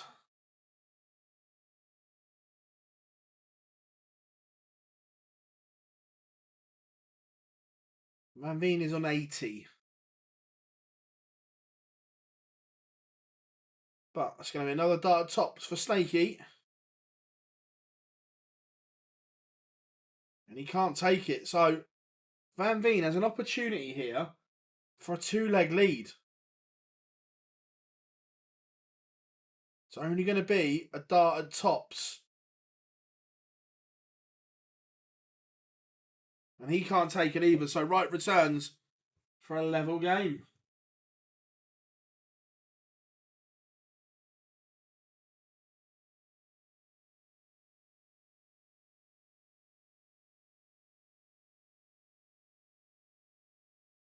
But Peter Wright has missed the opportunity. I'm pretty sure Van Veen wasn't expecting to come back. But he is, and he's looking at double 10.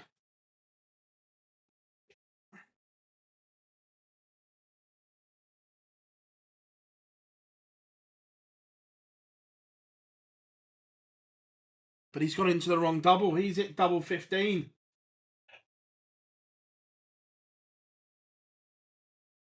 What's going on?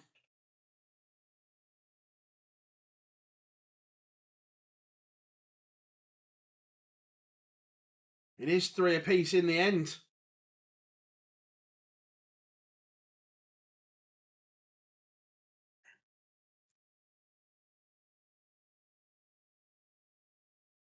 Bonkers game here in Hildesheim.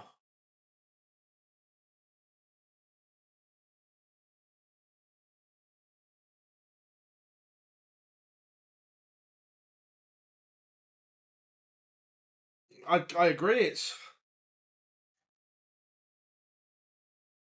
3-3 somehow.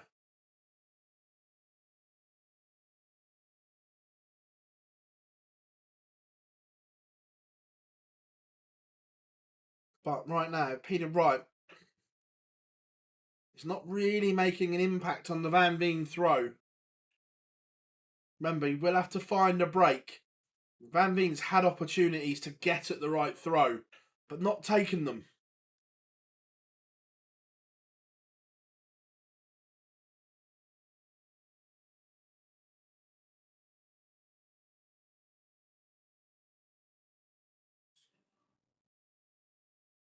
Oh, magical.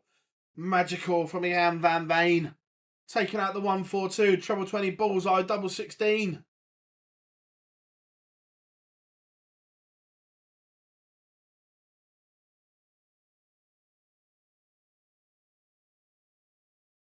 Just let the stream catch up and watch that one, because that was a little bit good.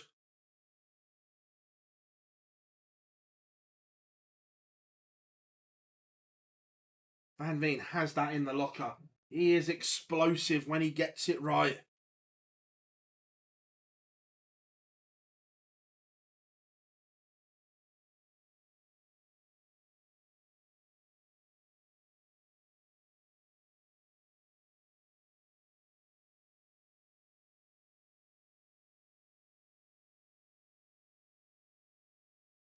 How we doing, Felix?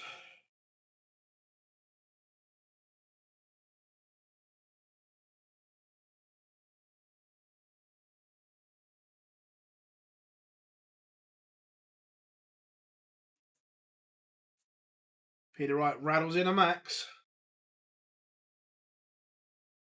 I 100% agree that Van Veen has the game to win something. I agree.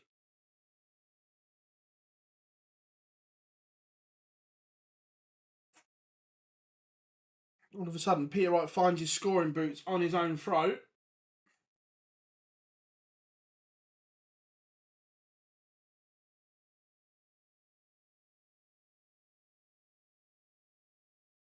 And makes it 4 apiece.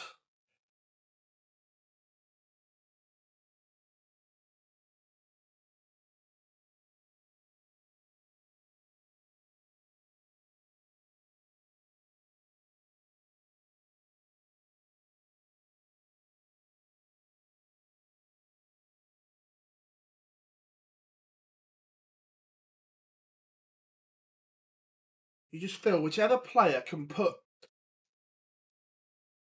a 3-minute burst together can just go on and win this game. Not today. He used them yesterday, but we haven't seen them today. Not yet. Give it time, because he's now threatening a break of throw.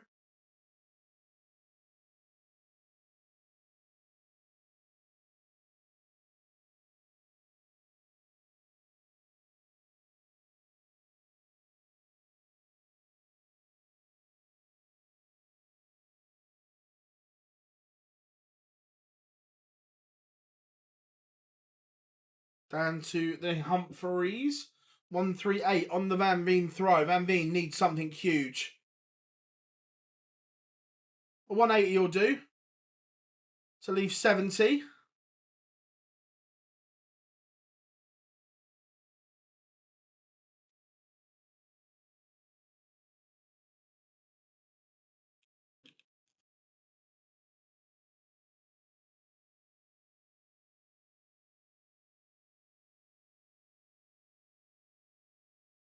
Well, looks like the referee's injured in the Spurs game.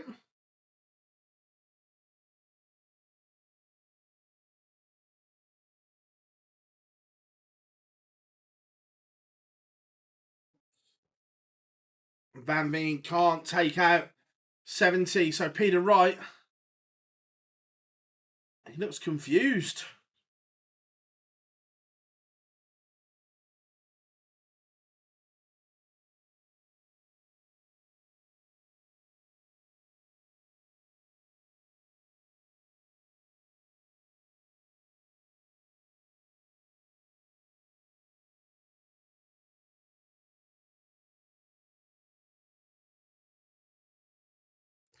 Peter Wright has broken. Just going to put... He's opening exchanges, but it's been Newcastle with more of the chances.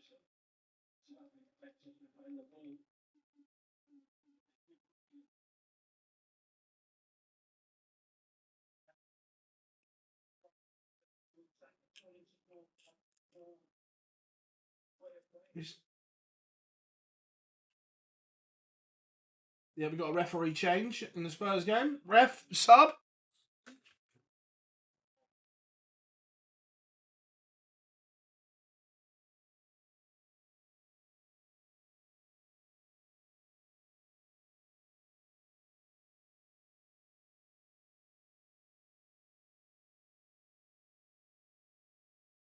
Not quite sure what's going on. Just keeping an eye on it.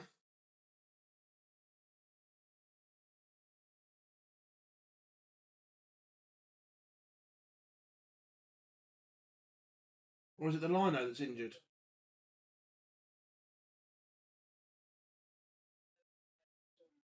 I think it's the lino that's done injured. Confusing. But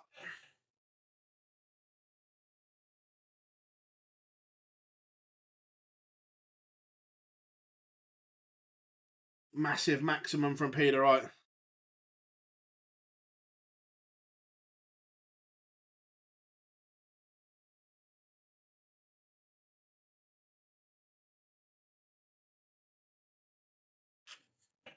So, Peter Wright, 81 for victory. And Veen has got a chance here. 110 to send us to a decider. Can't find the treble, so Peter Wright will return for a 6-4 win in a very, very strange game.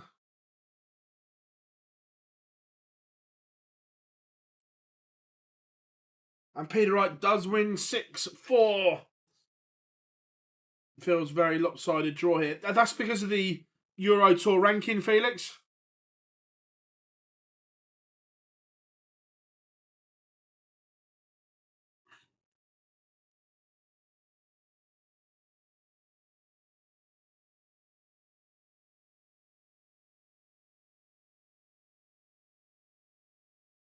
But Peter Wright is in to the quarterfinals.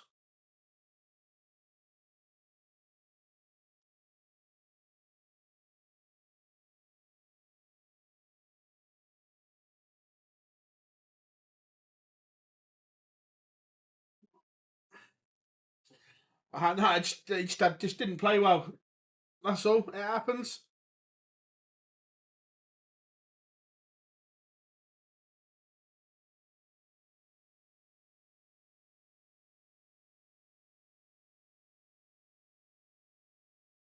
Yeah, Jack, a very, very strange game, I have to say.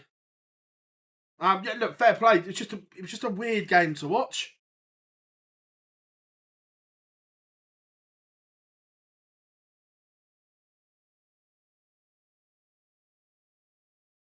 To be fair though, look, I get. Well, I'm not saying I agree, but I understand Cullen's frustrations with the way it's all set up, and with more events, you'll find that the better players will just pick and choose which events they go to. Instead of going to them all, you'll just see less of the big players playing in all these events. Some might say that's a good thing. Some will say it's a bad thing. I just think that's what will happen. That you'll get them skipping more, a bit like Gary does, where if it's an easy place to get to, he'll go. If it's not, he won't.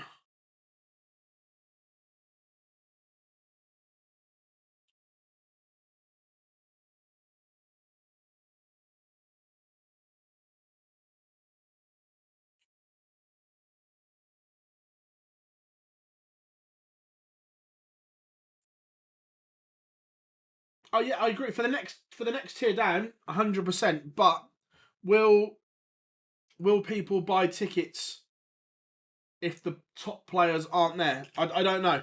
I'm just...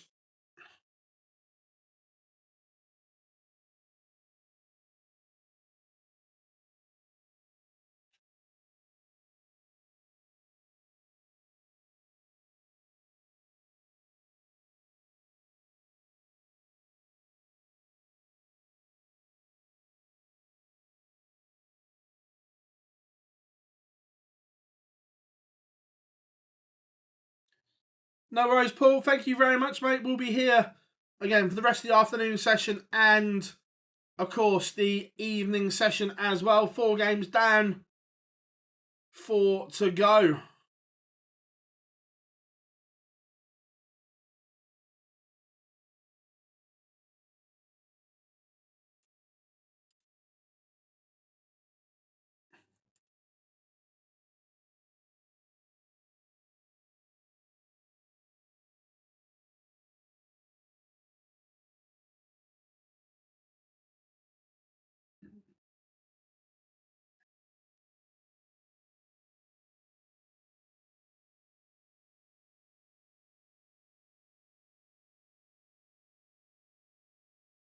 So, what are we saying? Score predictions for the next game, everyone. Christoph Ratajski against Daryl Gurney. What are we saying? Who are you going for?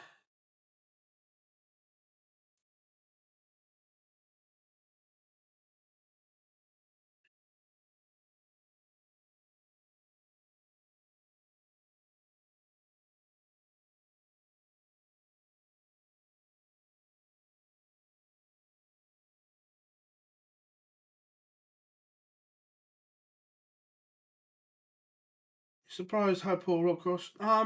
Yeah, I've spoken to Rob about this, and it's just something he struggles to get his head around the format. He admits it himself.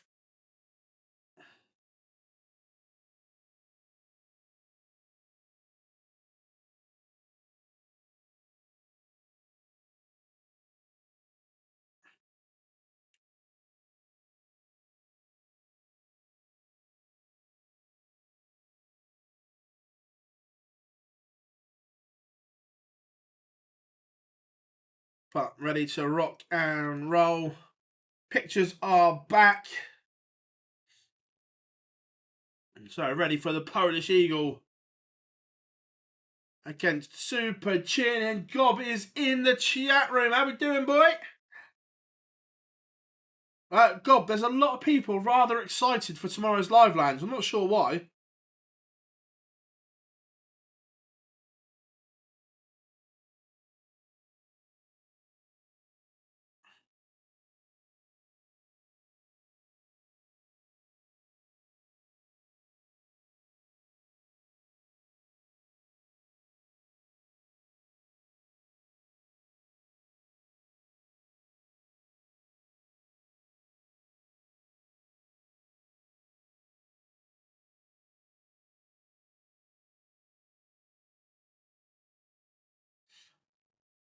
He's getting there.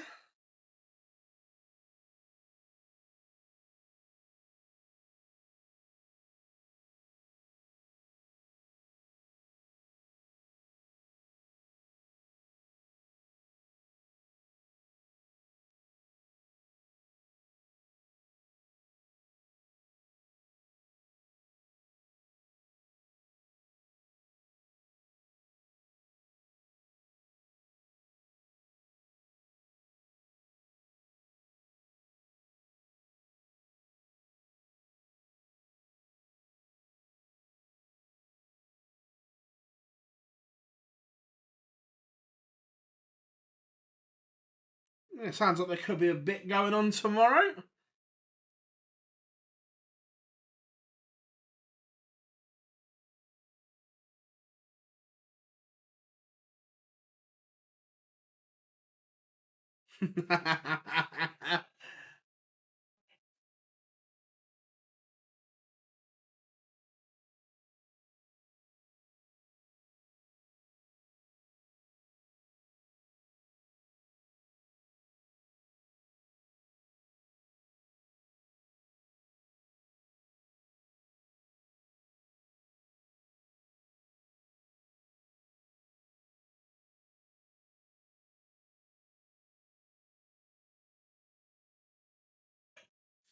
There's Daryl Gurney trying to sing.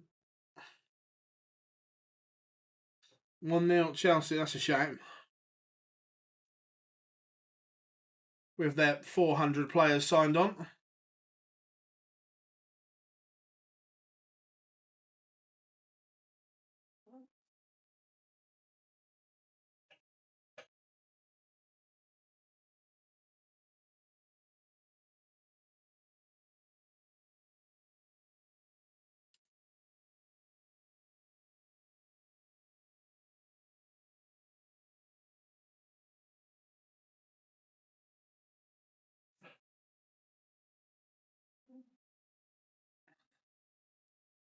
Super Chin has the darts in this one.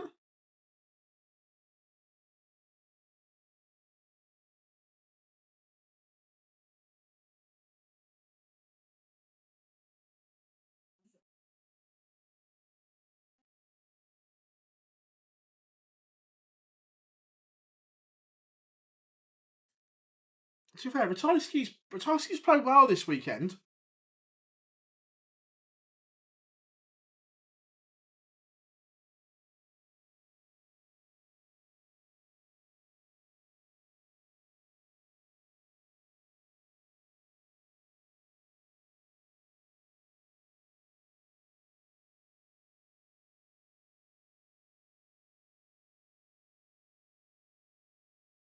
And here we go. Let's get that there. Game is on. Let's do this then, folks. Ratajski against Gurney.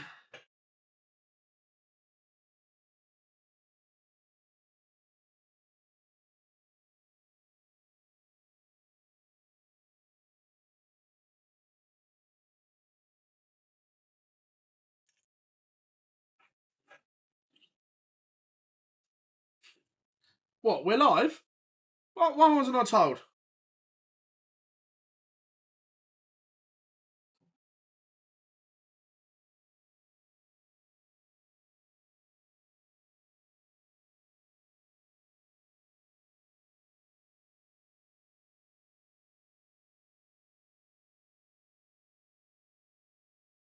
Well, Ratajski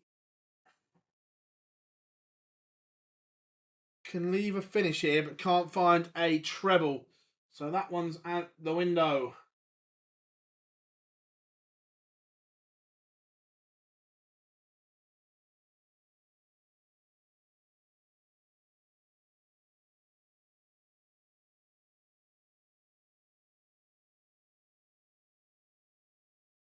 Gurney on 80.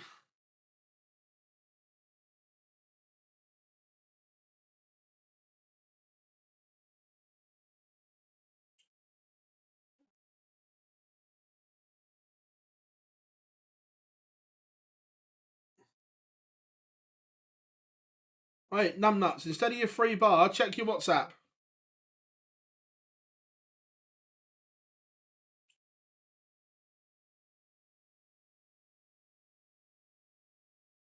Gurney looking at tops to save the opener. And can't take it. So break opportunity for Ratajski.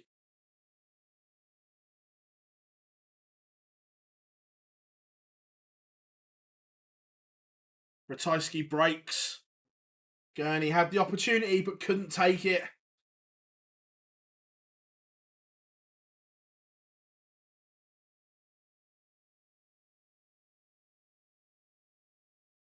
The Peagle is starting to soar again.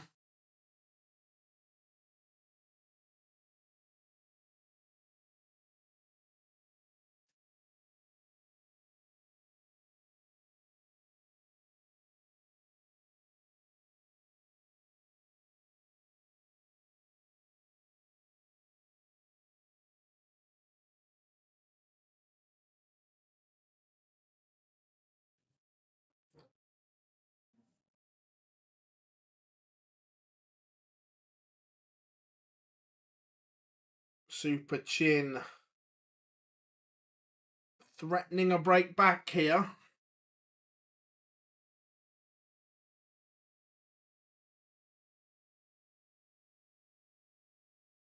Ratajski leaves 130, but Gurney can set this 181 up.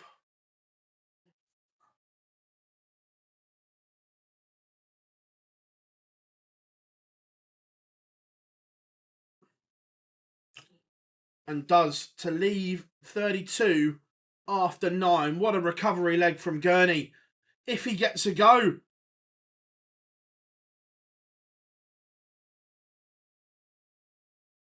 He does.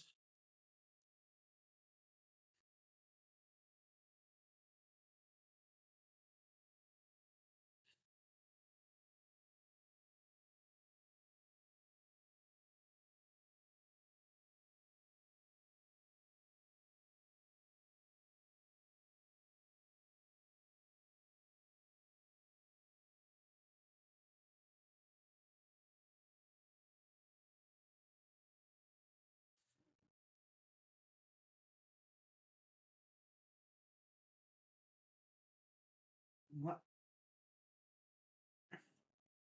That tackle didn't look great from Papi Sarr on Kelly. I think Ratajski went to the wrong table, but I think he's just telling Gurney.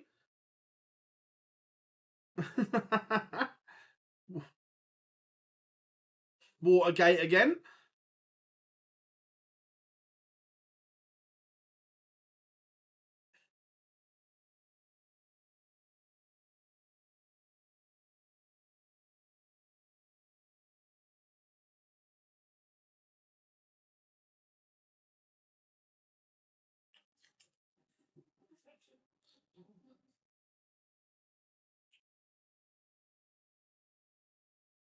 I would love to see a darts version of Snooker Champs added to the calendar. This room, yeah, I'm not sure on that one for me. I'd like to see. I'd like to see a new variation of something.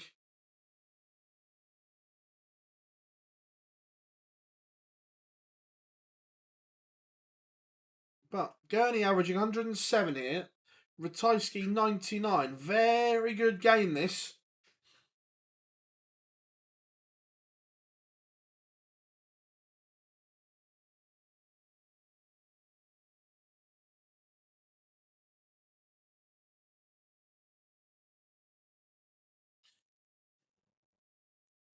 Daryl Gurney runs 2 legs on the spin. Nice little 13 dart hold.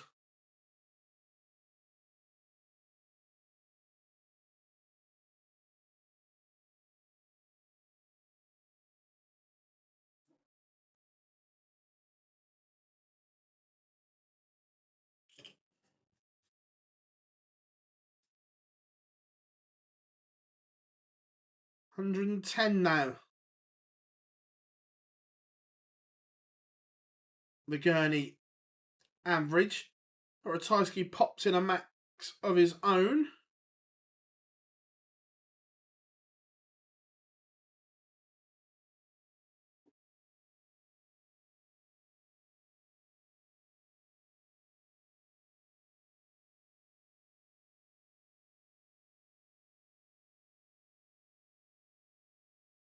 Big visit here from Gurney. There's a potential break. I say potential.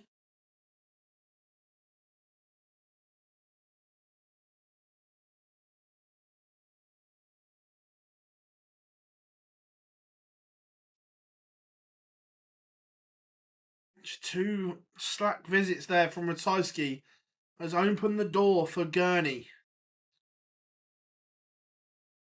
1-0 Newcastle.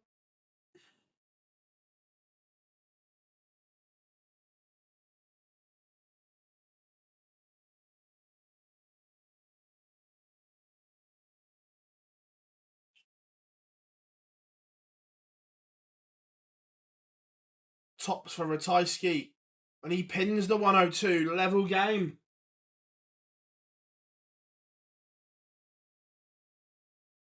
To be fair, our record at St James's, Rob, as you know, isn't great.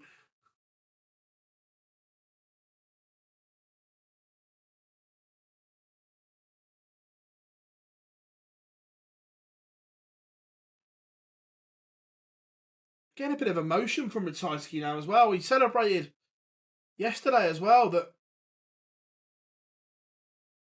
we're starting to see Ratajski's character and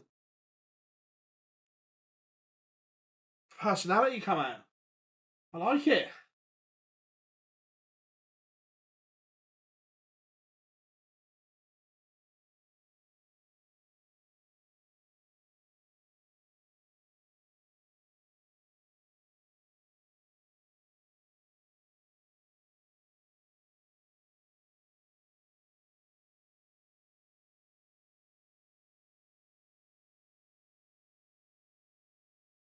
Ratajski's down to a finish first on the Gurney darts here.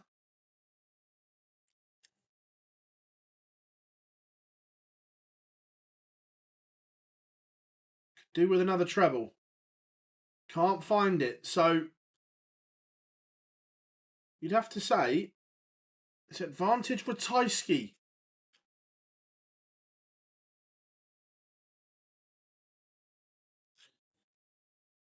And he leaves 54. Unless Gurney can ping the 164. And he can't. So this is a break opportunity for Krzysztof Ratajski. 2 at tops. And he's missed both of them. Can Gurney rescue the situation? 1, 2, 3. Is it going to be as easy as ABC? 54 and ball. Nope, not going to go.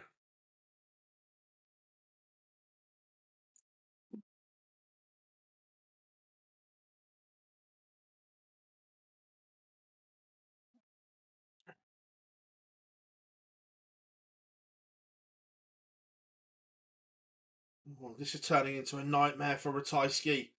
He's missed 5 darts to break. 5 darts have gone missing. It's a lifeline for Daryl Gurney. And he only needs the one. Ratajski will be kicking himself. Carved the opportunity. But couldn't take it.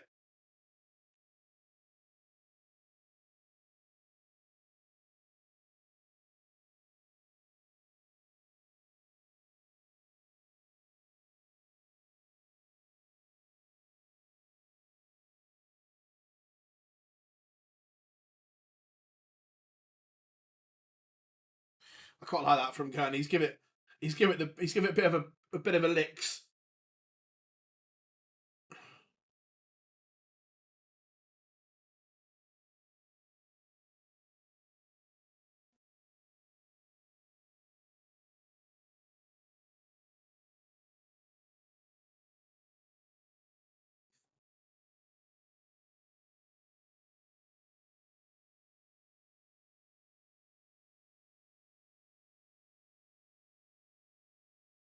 Oh. We tried some fancy routine, didn't work. Well done, Tottenham.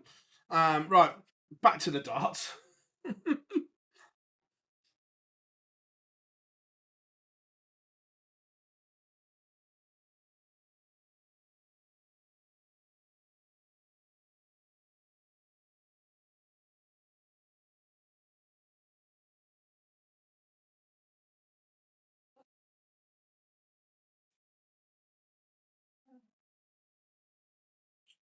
So, last leg, Ratajski carved the opportunity, couldn't take it. Now, Gurney has a break opportunity and would give him daylight. Nice, Jack, nice.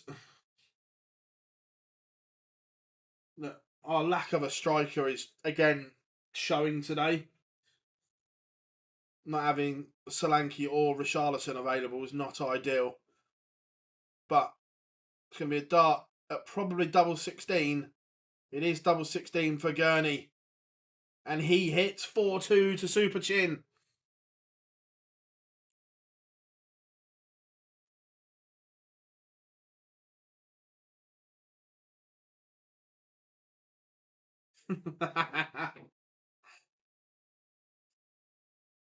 No, Gob.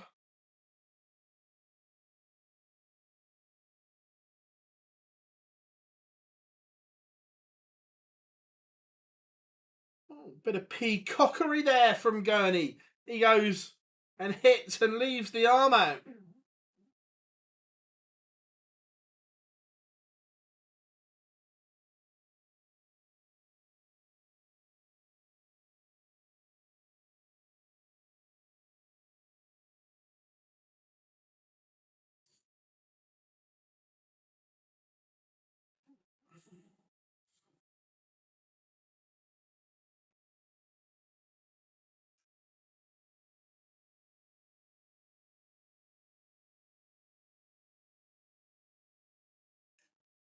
Is it going to be a max for Gurney?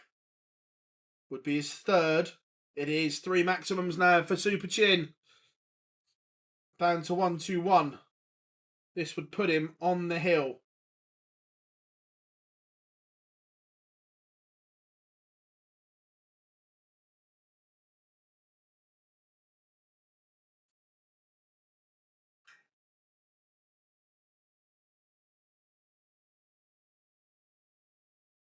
So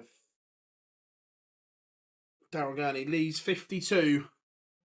All Ratajski can do is just apply some pressure. But at the moment, he's not even doing that. Not enough. No way near. So Ratajski back to his beloved... So Gurney back to his beloved double 16. This time he's not hit, but hits double 8 instead. 5-2 to Super Chin.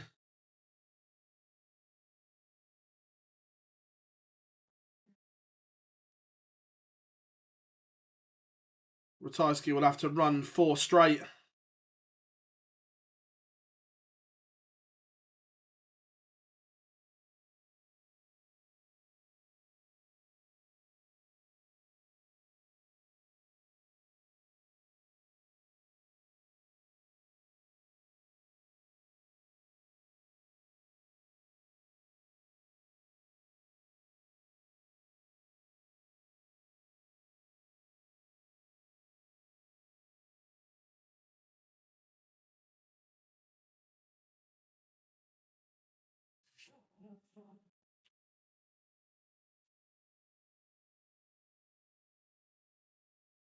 I'm sure Gurney would like to get it done in this leg, but Ratajski on his own throw is in a stable position.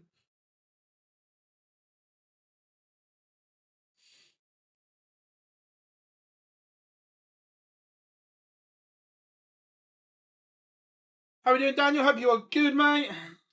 Good to have everyone in.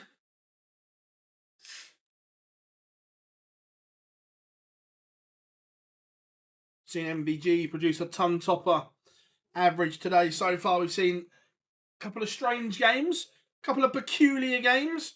Luke Littler still to come this afternoon. Yeah, it's been a strange day.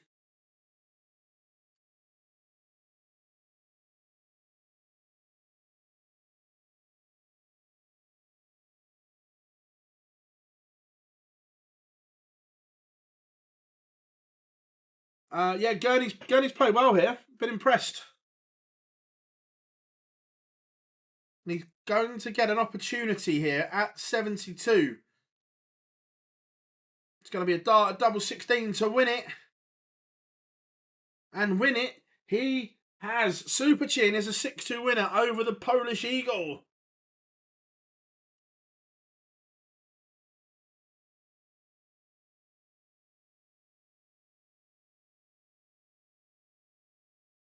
How are we doing, Nathan? Look, we all know there's a lot of time between the games this afternoon and this evening, but based on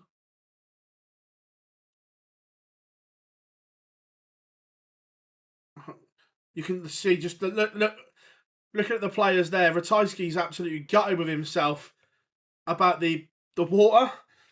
Sorry, yeah, going back to it, Nathan. Look, there's a lot of time in between, but if I'm judging on the performances I saw this afternoon, I would make MVG favourite, yes.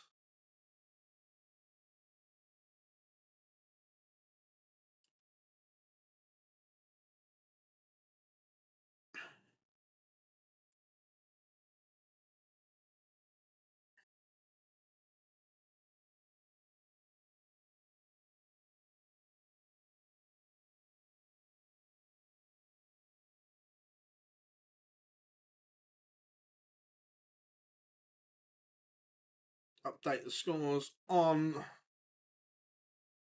there for you.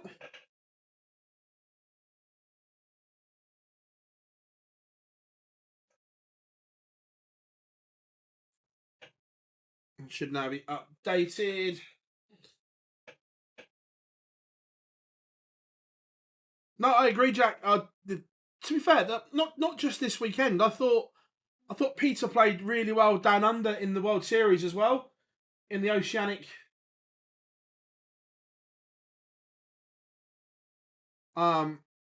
region. So yeah, there's encouraging signs.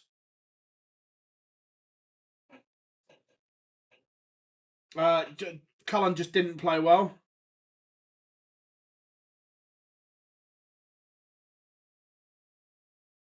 Good morning, Anthony. All the way from sunny Texas via the greatest city in the world. So, my friends, so far today, we have had Dave Chisnell, whitewashes, and out of sort, Joe Cullen, 6-0. Martin Schindler beat Chris Doby, 6-4. Good game. MVG averaged over a ton to beat Danny Noppert, 6-2. Peter Wright, Jan van Veen, 6-4 to Snakebite, but a very strange game. Very weird game to watch. And Daryl Gurney has just beaten Christoph Ratajski, 6-2. 3 games to go. Nick Kenny against Ricardo Petrescu. Damon Heta against Andrew Gilding. And then heavy metal Ryan Searle takes on the Nuke, Luke Littler. Always for you, my friend. Always.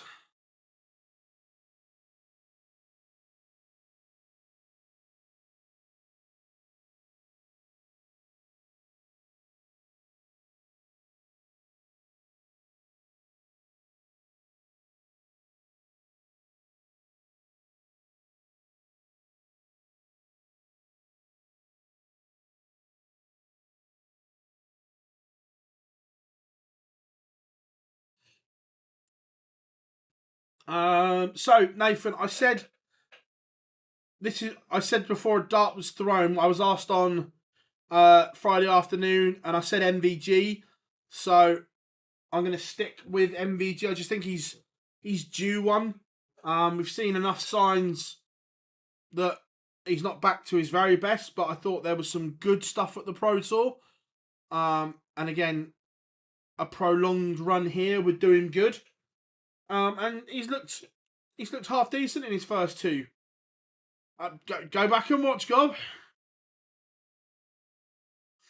You know how it works. Gary's not here. No, it was just something that Humphreys isn't here. So I just fancied Van Gerwen.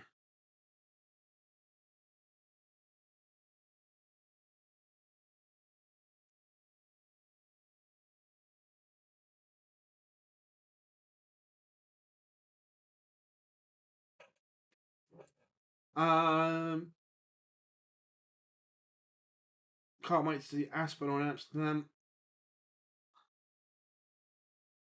Let's just say with just a little bit of caution, Nathan, I wouldn't say it was a guarantee he'll be there.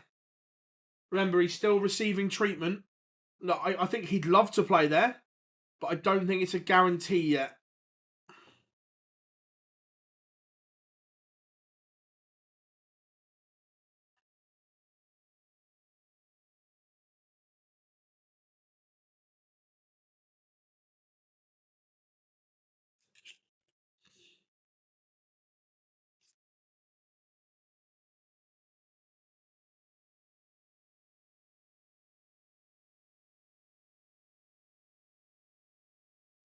Remember, it was Ricardo Petrescu who won in Hildesheim last year.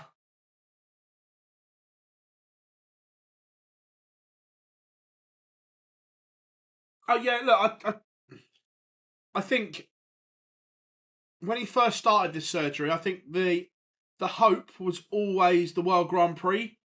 That was the kind of aim. But if he could get back for the World Series final, then that's a bonus. But I think the Grand Prix was was always the kind of aim after the treatment.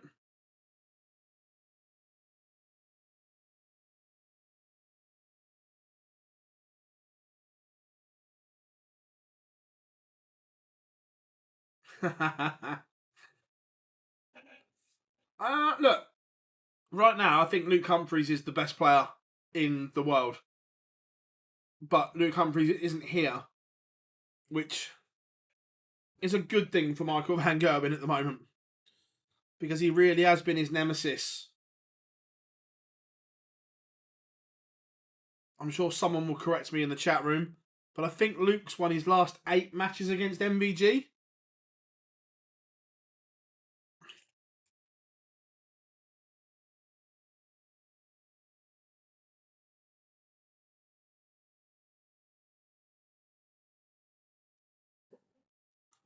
Check the cricket score a minute quickly. Well, Spurs is half time.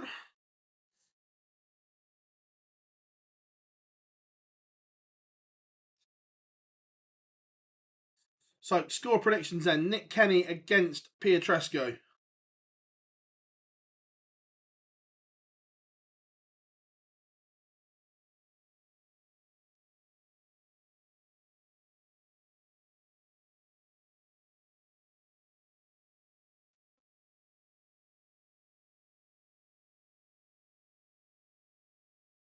Yeah, no, I agree, Hazel, but I think it's a bit more than a blip. I think there are some issues that MVG needs to correct. We've spoken about it on the live lounge quite a lot, and technically there's a few bits going on. But look, he's still an incredible player. Got to the match play final, but I just think there's a few bits and bobs he needs to sort out. Gob, 8 in a row, 9 out of the last 10. Yeah, cheers, mate. I thought it was 8 on the spin,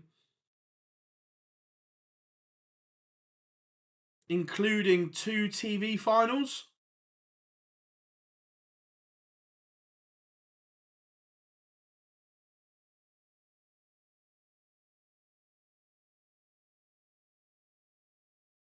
No worries, Nathan. Like I say, hopefully he's in Amsterdam, but I don't think it's a give me just yet. Obviously, still receiving treatment, so.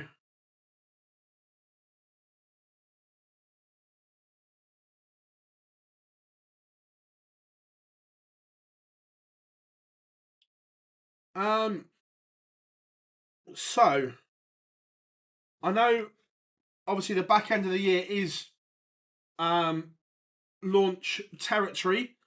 We will have I know we've got the Winmore launch coming up, Unicorn launch. I'm guessing we'll have a Target launch as well. So,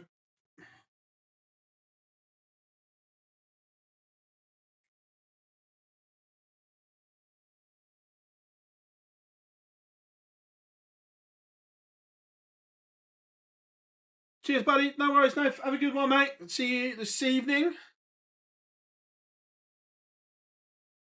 How we doing, Lucas? So, already through today is Dave Chisnell, Martin Shindler, Michael van Gerwen, Peter Wright, and Daryl Gurney still to play. Nick Kenny, Petrescu just about to get underway.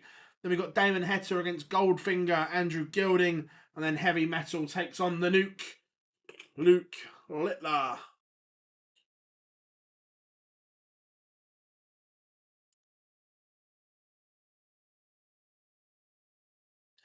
I haven't got the sound on because I'm talking to you guys, but it looked like Nick Kenny was having a good boogie then. What's he walking on to?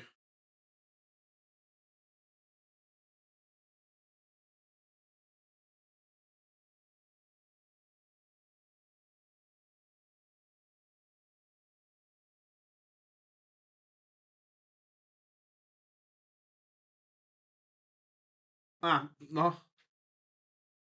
Right, I'm showing my age now, and some of you weren't even born there. But Song 2, wasn't that the FIFA song for France 98, Road to the World Cup?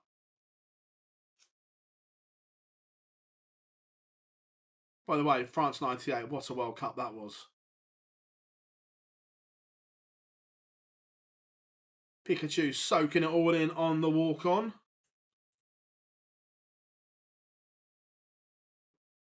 And a wicket for England.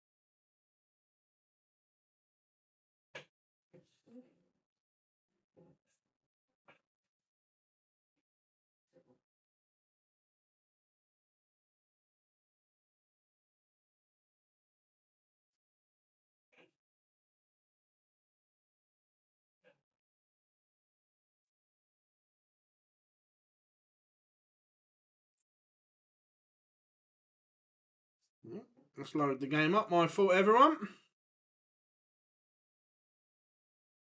Let's go for a bit of Petrescu Kenny. To be fair, this is a great weekend for Nick Kenny. Or great 10 days for Nick Kenny.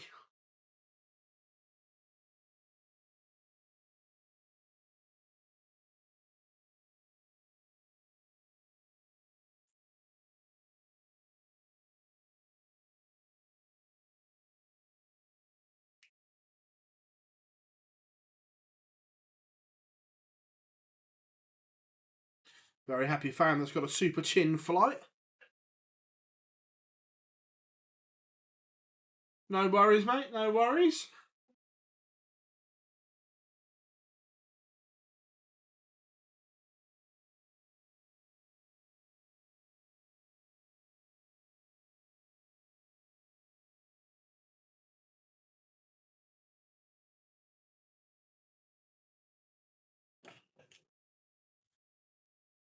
Here's Nick Kenny down to a finish first on his own throw here.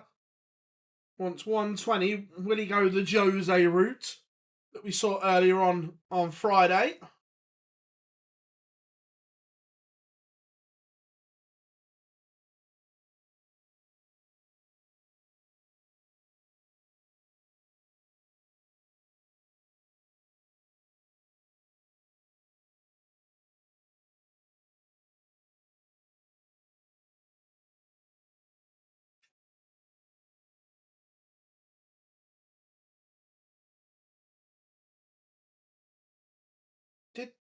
Did Nick Kenny...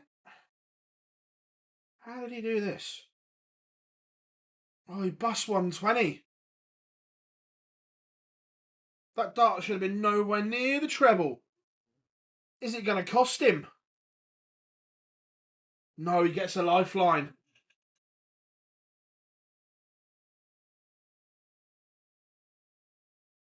And Kenny puts it right this time.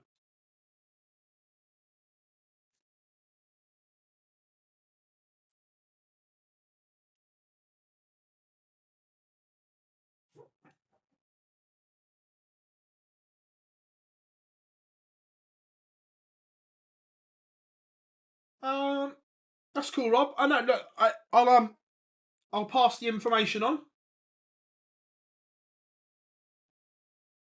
All feedback is good feedback.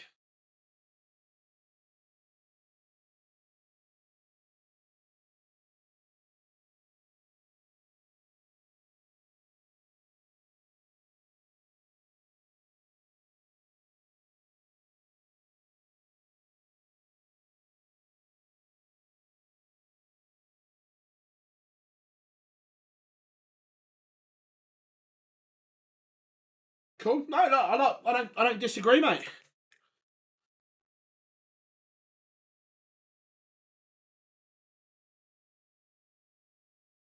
I don't disagree. But Petrescu is in control on his own darts here.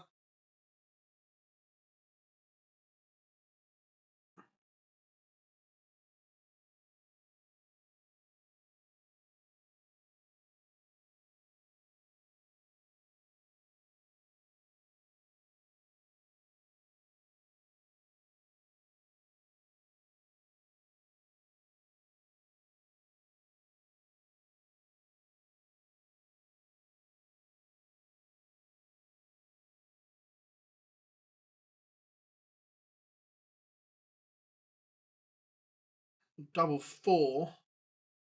And Petrescu does level it up. As I say, his doubling's not been particularly good here, but he is level.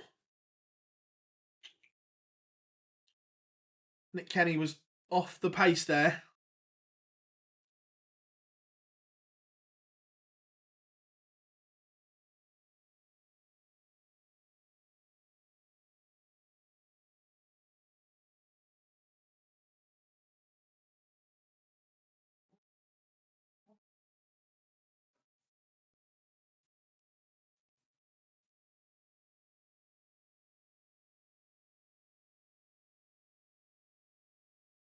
What are we saying then, chat room?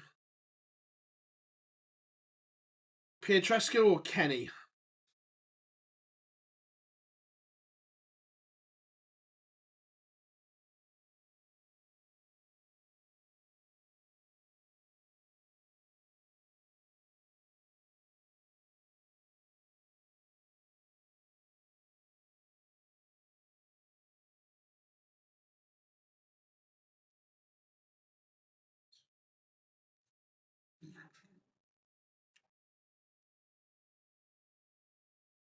Petrescu down to a finish first, but Kenny can set up 181. But he'd expect to come back. Petrescu on 164. What a setup from Nick Kenny to leave double 18. All on Petrescu now. It's on. Another treble 19. Bullseye.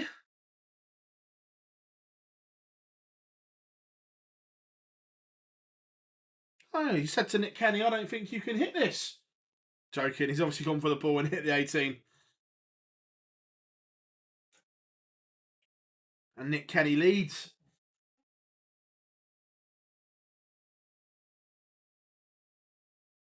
I'm guessing that's what he did. It would be funny if he plonked one in the big 18.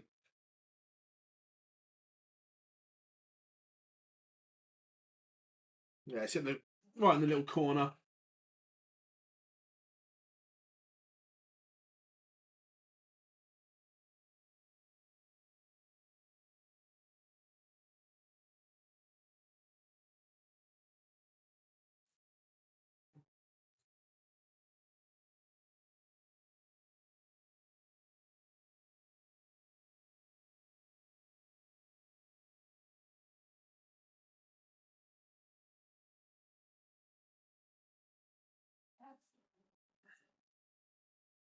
So 2-1 to Nick Kenny.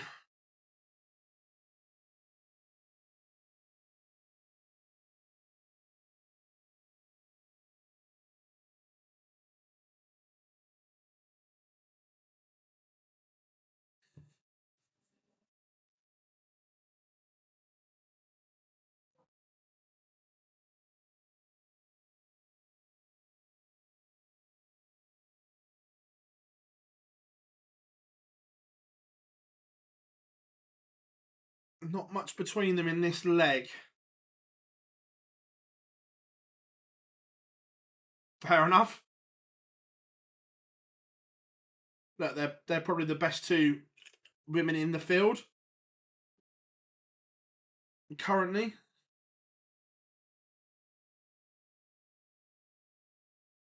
What a tackle that is.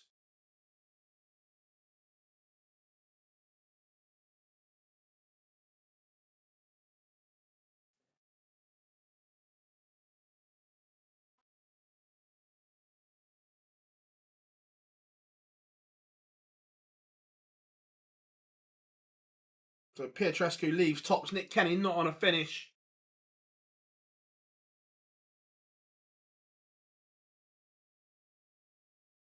Oh.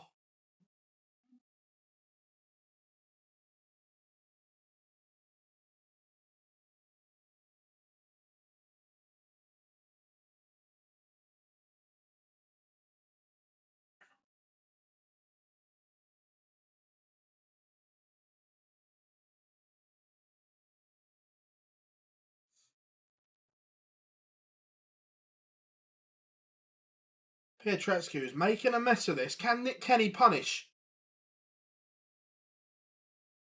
The answer is no, he can't. So Petrescu will come back.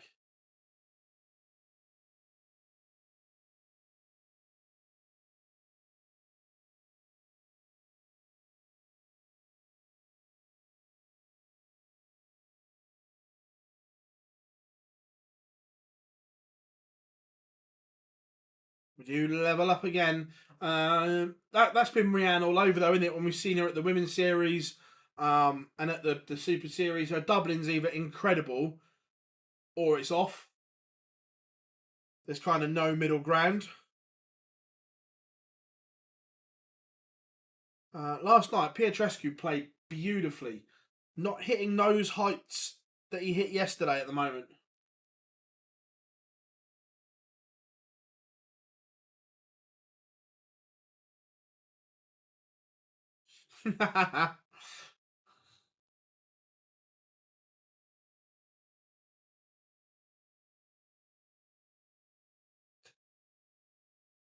Again, Nick Kenny in command of this leg on his own throw.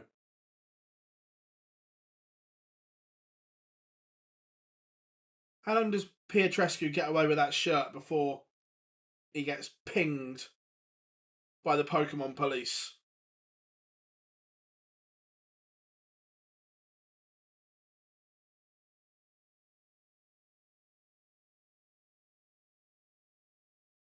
Nick Kenny fires in his first maximum of this contest.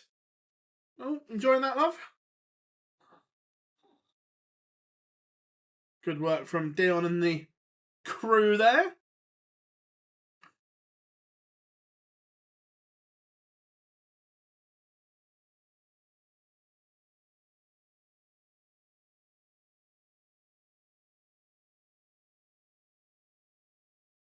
Down to 60 is Nick Kenny. But looking good here for 3-2 lead.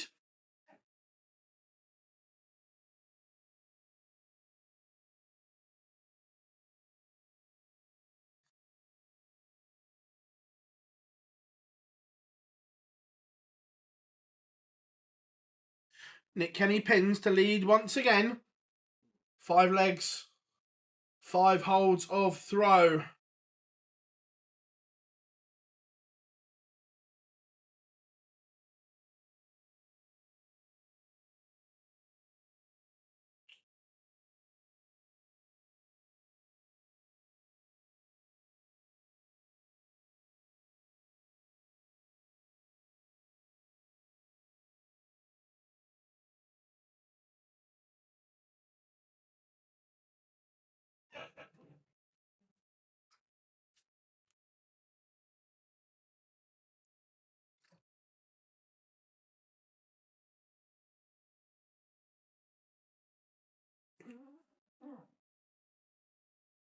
As I say, a big visit from Petrescu here would have put him in a bit of trouble. But Kenny can't, so it's still advantage. It's not been the best game. Look, Petrescu was absolutely brilliant last night, but again, like many of the players at the moment, they're very erratic. When they're good, they're very good, but they struggle to replicate their form on a consistent basis.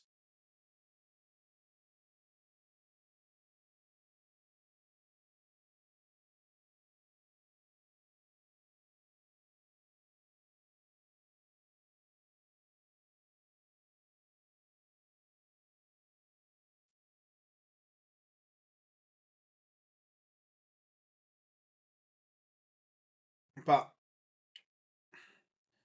Petrescu down to 108, but Nick Kenny is applying some pressure here. Interesting. So I think Palace are a good side.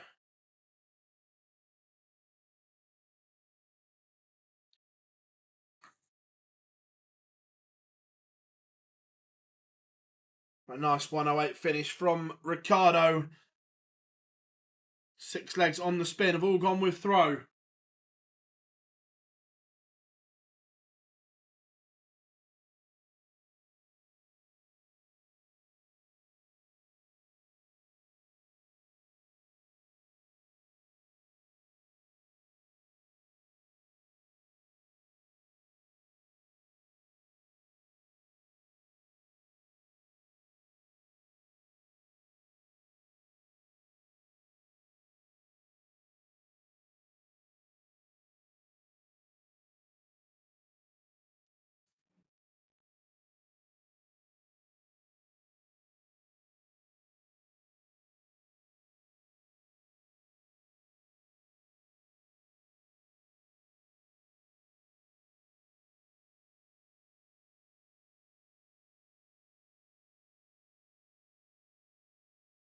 Petrescu is just... There's a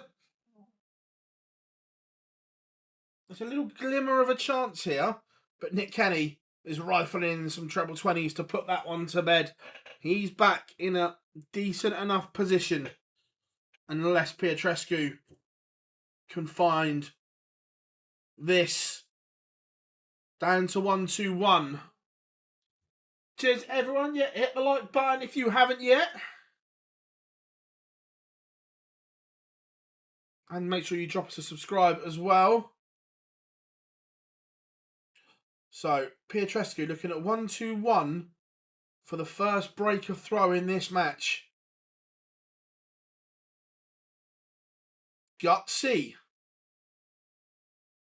He's hit it, but does it make it right? When Nick Kenny is on a finish, Petrescu has gone the bull route on 1-2-1.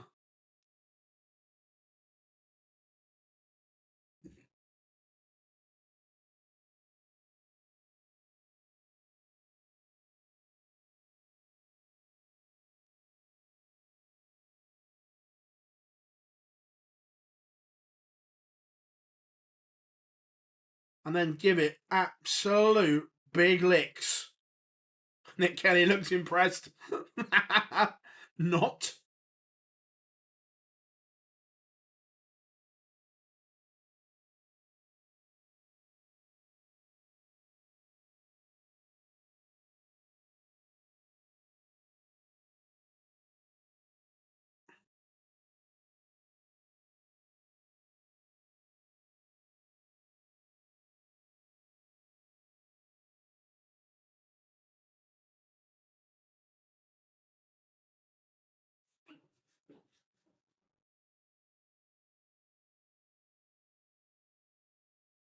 Yes, get in!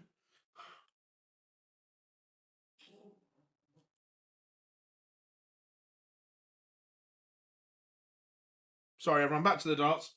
Spurs have levelled.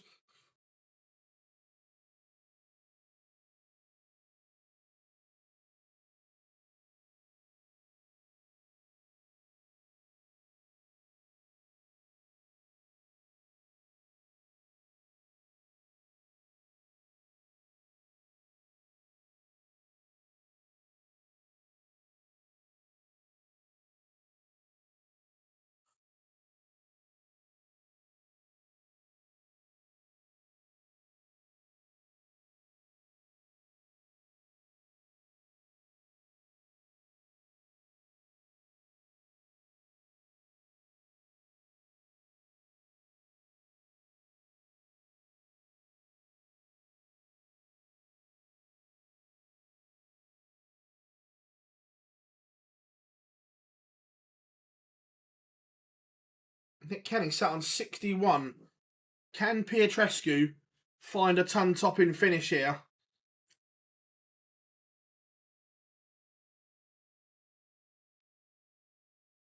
The answer is he can't. So Nick Kenny should get at least one dart, may get two to level.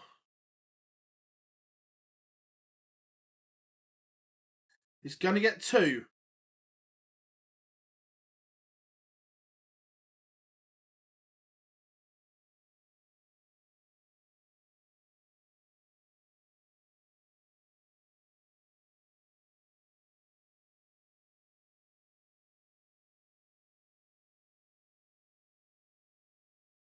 And hits.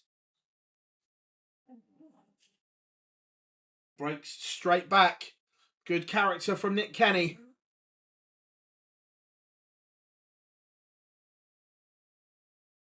Oh. Just recomposed himself. He was literally in mid flow then in the action. Literally stopped.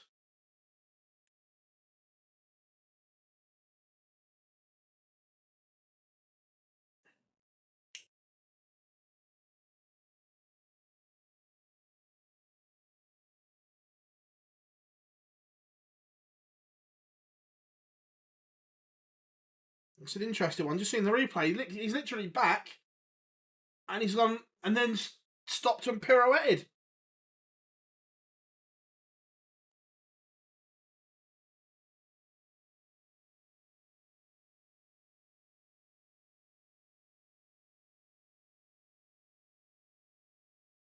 A side shot of Petrescu looks a little bit creepy.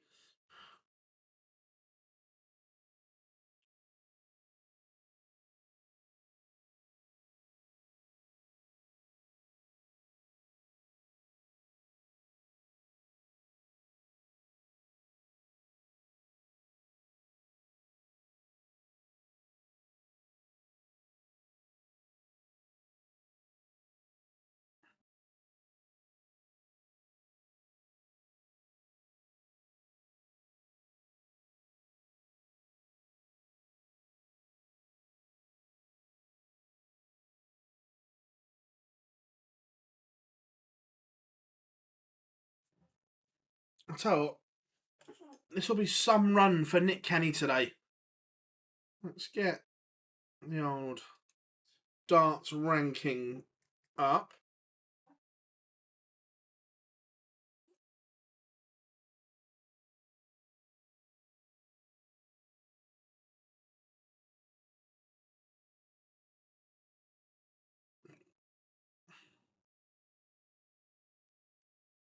That's the race for the European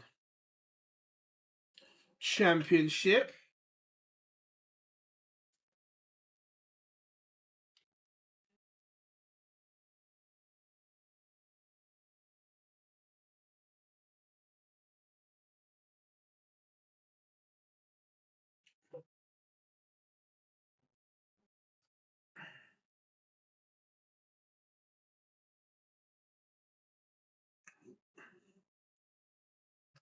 That's crashed.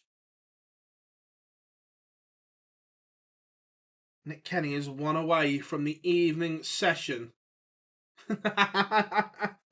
Yeah, it's funny, Rob, isn't it?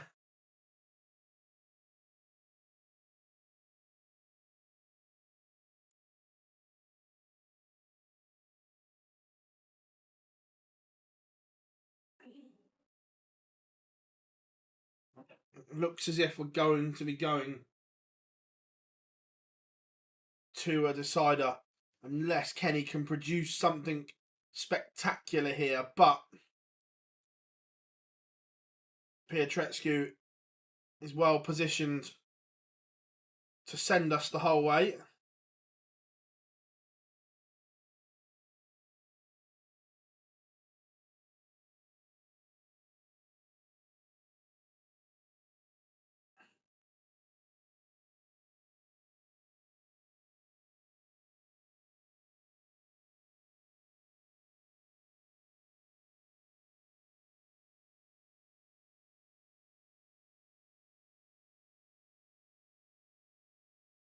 The averages in this game is Nick Kenny's averaging, well, they're both averaging 94. So it's a decent enough game. 94's very respectable. Tidy performances.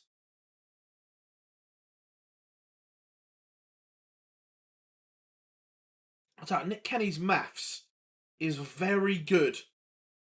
A couple of times.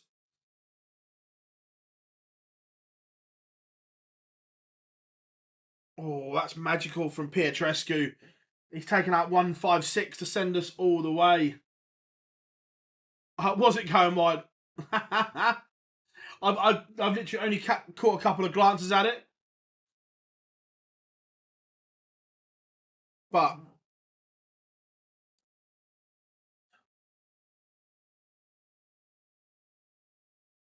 this was magical from Petrescu. Does he give it the big licks? He does.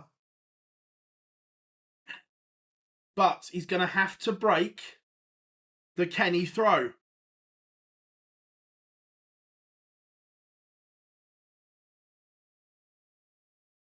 Nick Kenny's facial expressions are genuinely brilliant. Love it.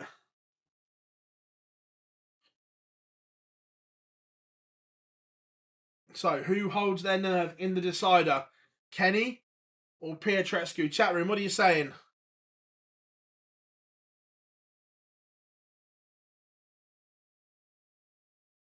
Two tons from Kenny. Petrescu can't find anything. He's in a little bit of trouble here. He is in a spot of bother.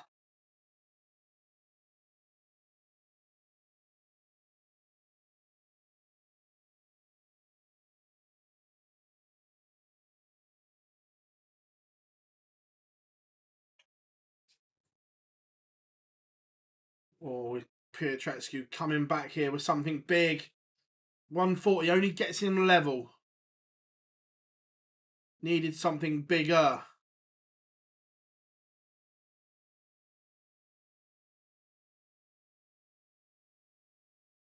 But a slip from Kenny gets him to a finish. But Petrescu with a decent visit here could be on something a lot more manageable. Kenny on 161.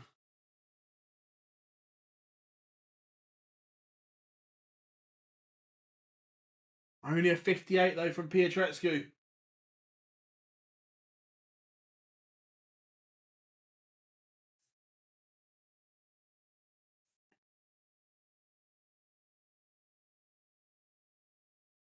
Oh, set-up play from Nick Kenny. 125 to leave double 18. Forcing Petrescu into another three-figure finish. This time, it's not going to go. All of a sudden, Nick Kenny has 3 clear match darts for a place in the quarterfinals in Hildesheim.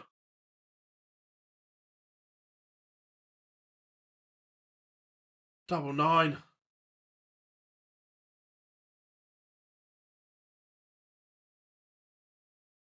And he's missed it and he's come inside. He's gone round the houses. Petrescu, this is your opportunity. 118. Has he got the right numbers?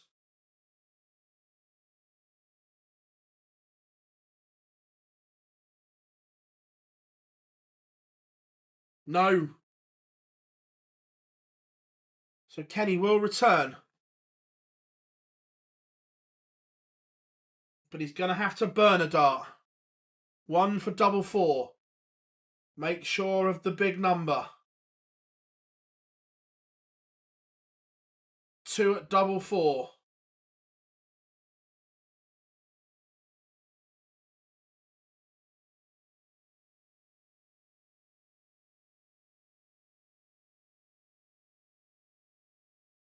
Double 2.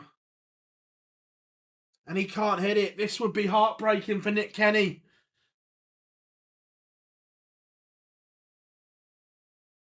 He has missed 5 match darts. And now it's over to Ricardo Petrescu.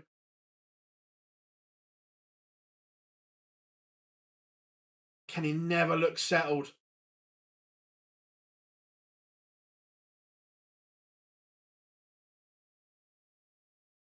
But Petrescu misses as well. Drama. Petrescu was slumped over the table. And McKenny's already had 5. He's going to get another 3. They've both gone full Dimitri Vandenberg with a deep breathing. Double 1. And Nick Kenny is into the quarterfinals.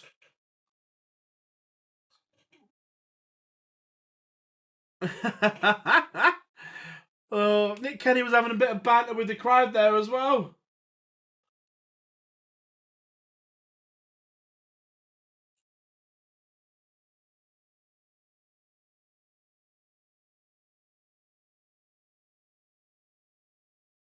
Let's see the emotion come pouring out.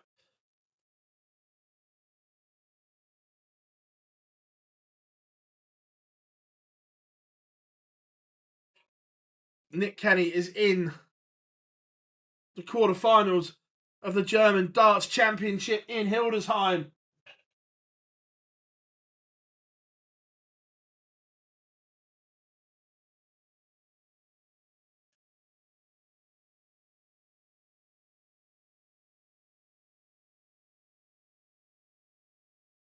Oh, really, really nervous. A really nervy game.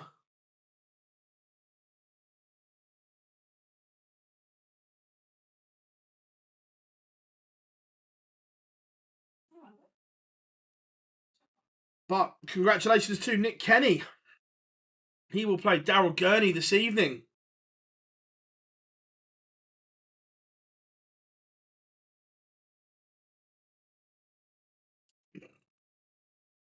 The defending champion is out. Beaten by Nick Kenny.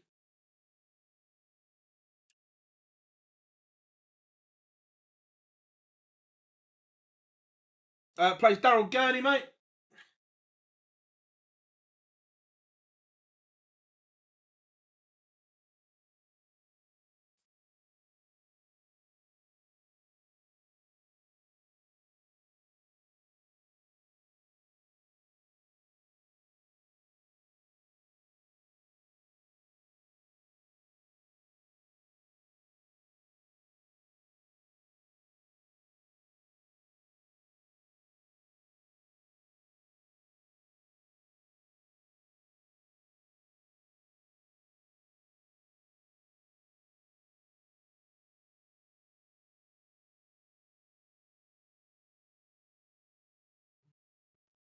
So, next game, what are we saying?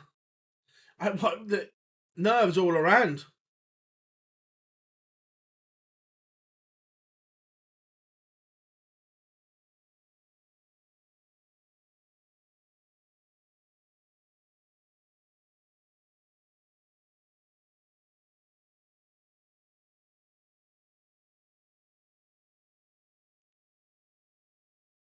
Next up, Damon Heta against Andrew Gilding.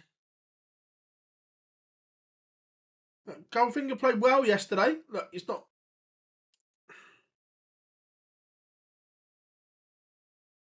not his brilliant best still, but getting there.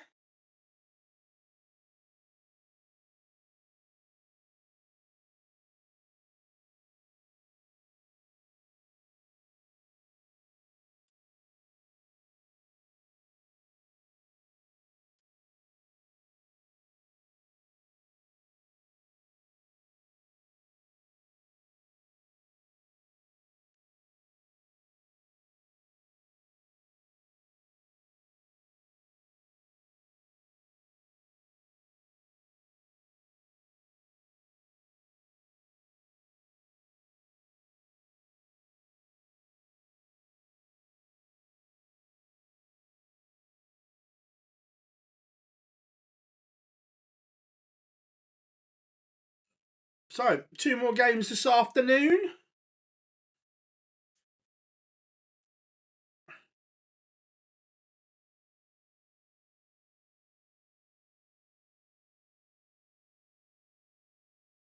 So, score predictions for Heta Gilding then, folks. What are you saying?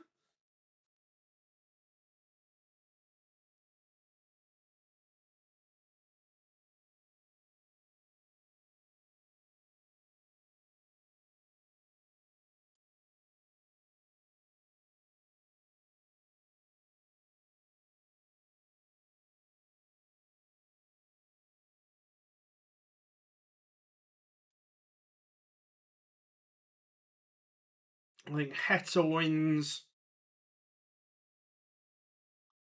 I'm going to go 6-3 to Heta.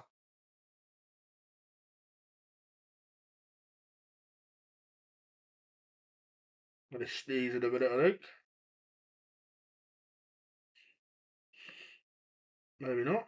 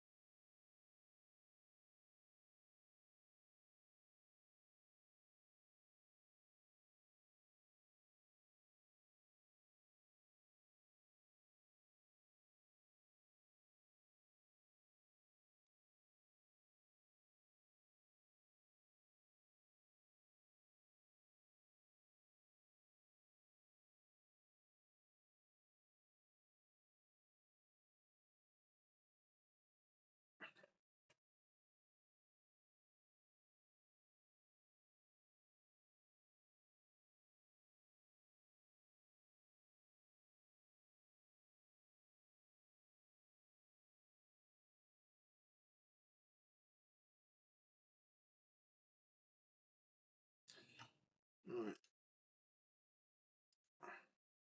A minute till we get the pictures back, folks.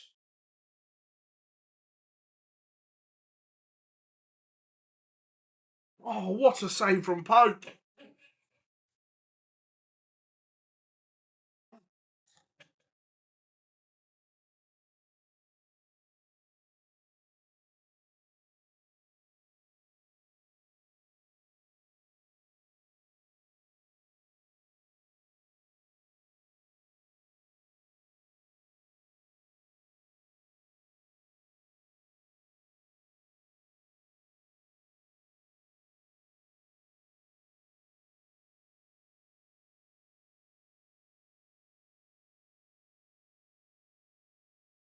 Nick Pope thinks he's Superman today. Right, here we go. Pictures are back. Time for Goldfinger.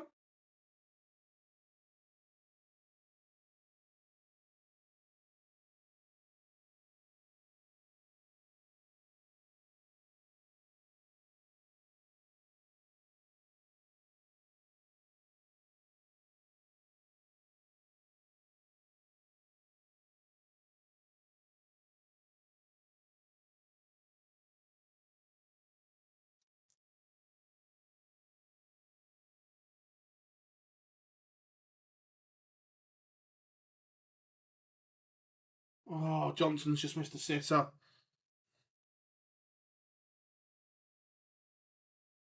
Every time I look up, we're all over Newcastle. Can't score. But back to the darts. As Swiss Phil is there to get him on stage.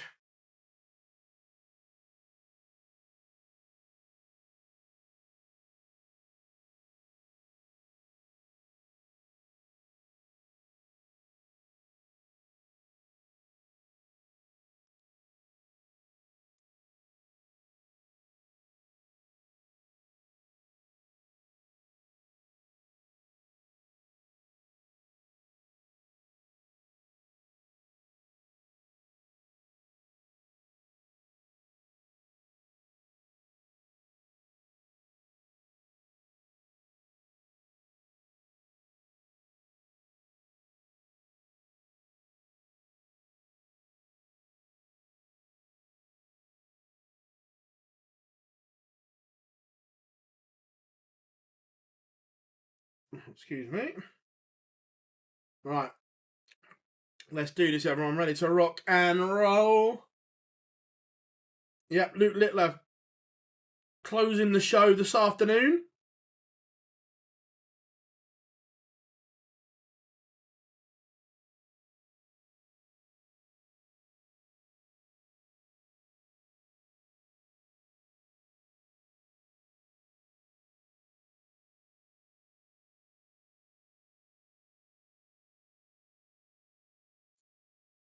Andrew Gilding has won the ball as well. He will throw first.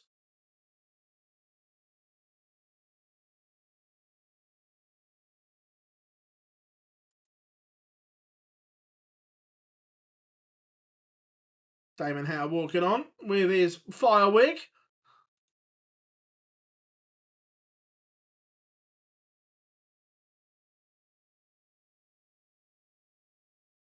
MVG 162 played really, really well. Newcastle have hit us on the absolute sucker punch.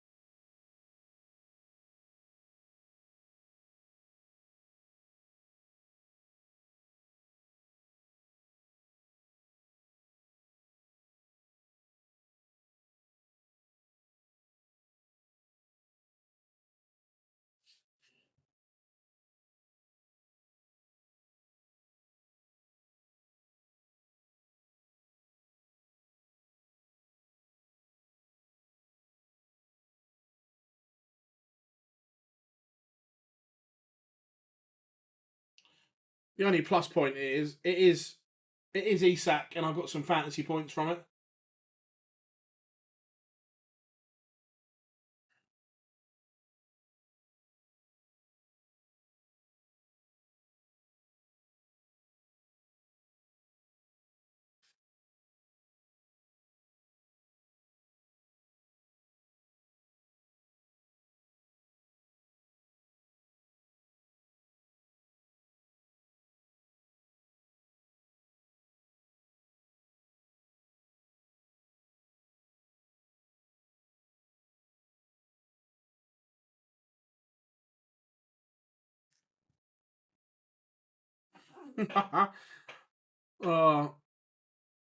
Honestly, we've had so many chances second half, and only got ourselves to blame.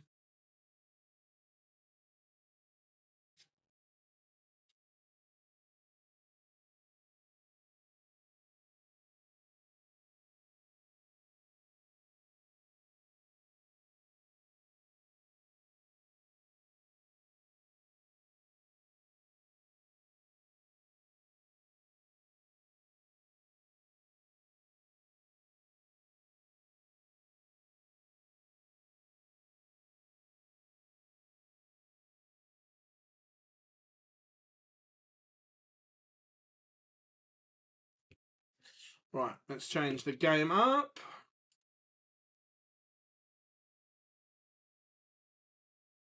Let's go to that one. That there, and we are good to rock and roll, folks.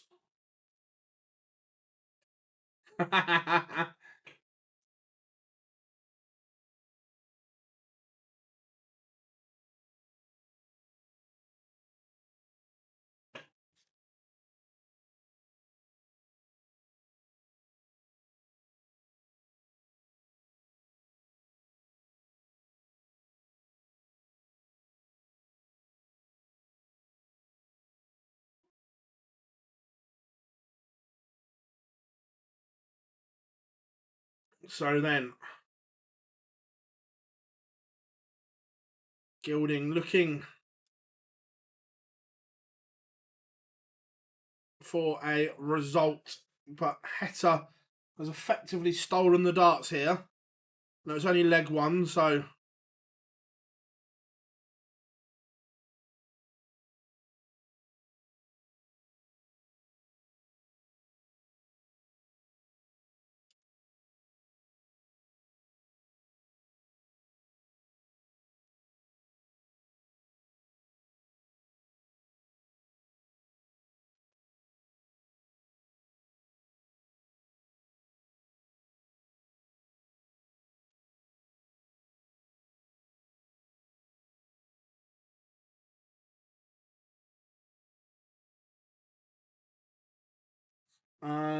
hey man, bartender from New York, nice. Good stuff, mate. Good to have you in. Like I say, we're here for the final two games, and then we will be here for the evening session as well, mate. So all good. Good to have you in.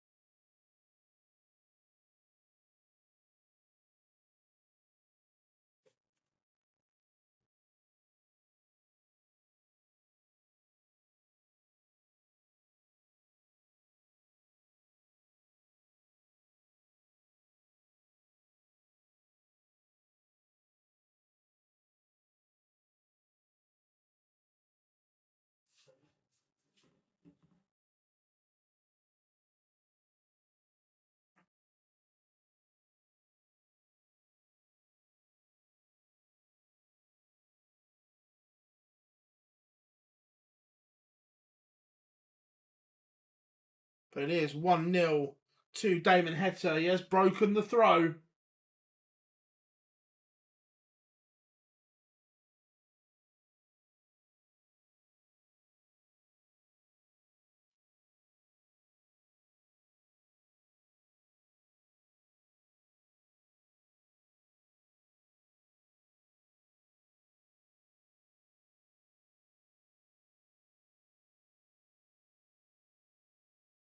thing is, for these guys as well that play late in the session, they'll want these to be relatively drama-free because they've got less time to go away and get ready, where the guys that played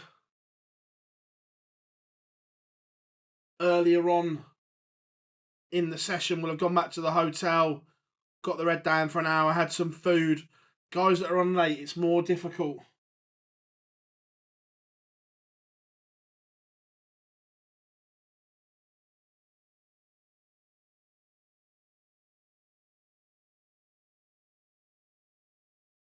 But Damon Heta is in control of this contest, has broke in the opener, and it's looking likely.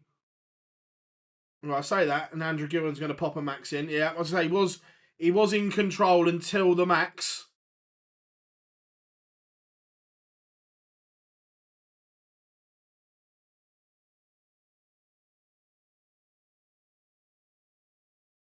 But the setup play is exquisite from Heta.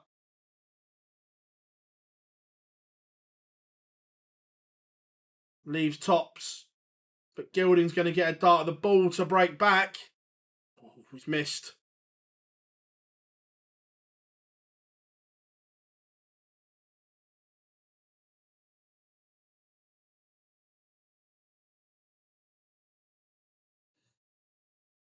Damon Heta pops double 10, last dart in hand.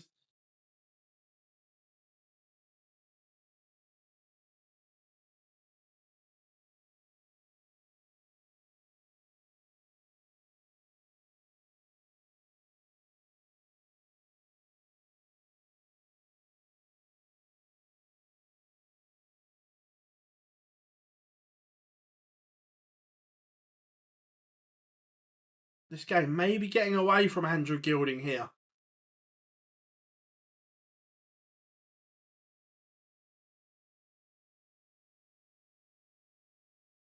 Can't really find anything consistent at the moment.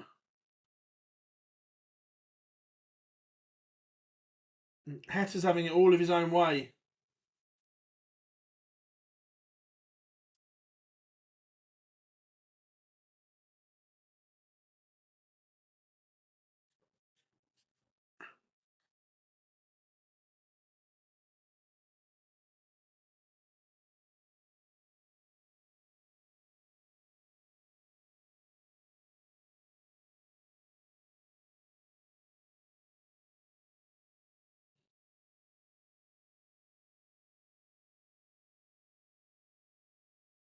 Double break of throw is on here.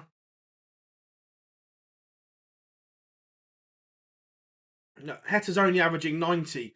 He's not having to do anything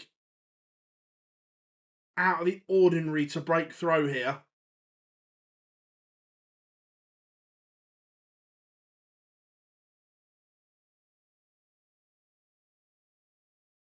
Gilding is very much off the pace.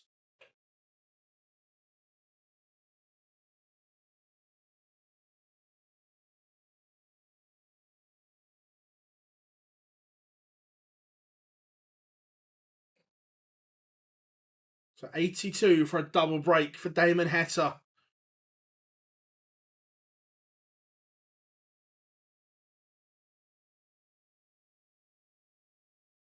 It's Mr. Dart at tops.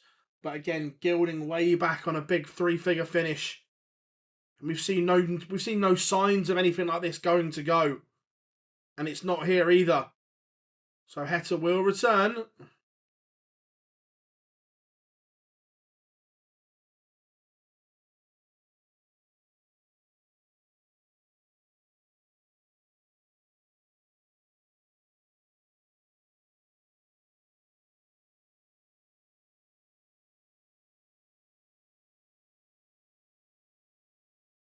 It is 3-0. And Heta is he's coasting at the moment. He's coasting because Gilding has been so far off the pace.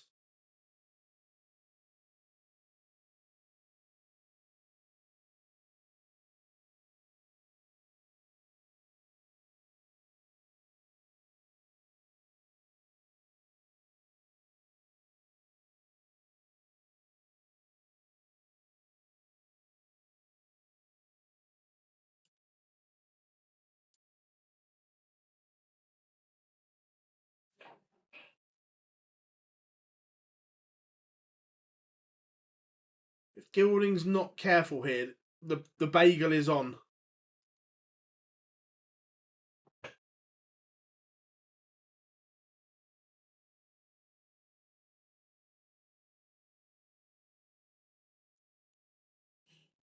What are we saying, chat room? Is it going to be a whitewash?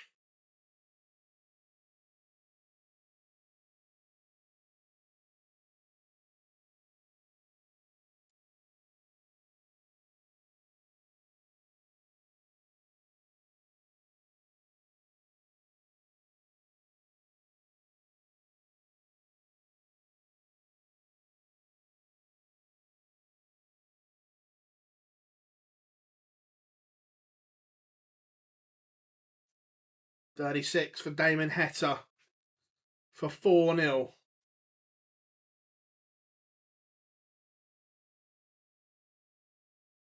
4-zip incoming if Heta can pin double 18, which he does. This is completely one-way traffic. Yeah, James, it's been a... Gilding's been way off of it. Hasn't looked like threatening Heta at the moment.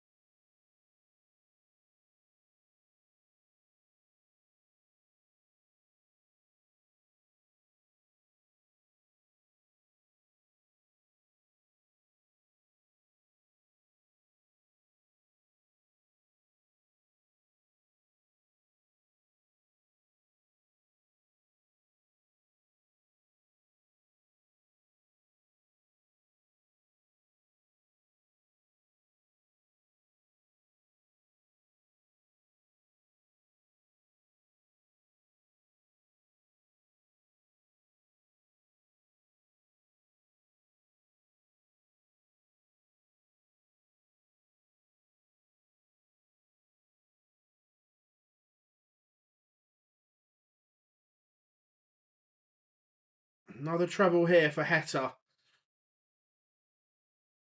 Gets him to 1-2-1. Down to 1-6-1. It's maybe just a little bit of respite that Gilding needs on his own throw.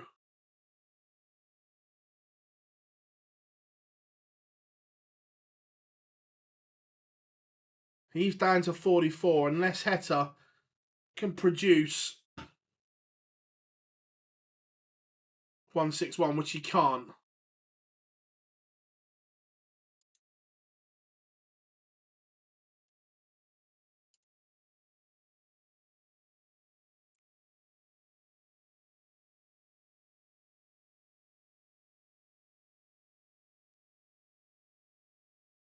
Two at tops. Whitewash avoided from Andrew Gilding.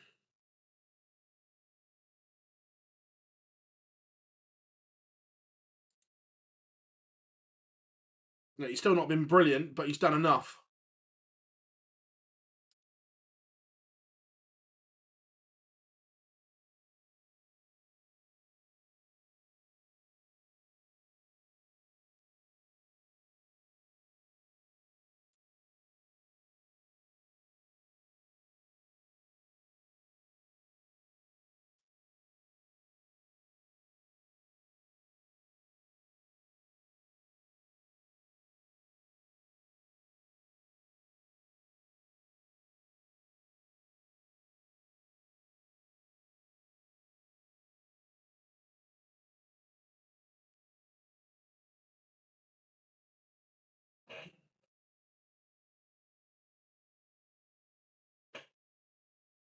But Gilding may just get a little bit of confidence from that leg. Heta's just dipped a little bit, and Gilding's just upped his game slightly.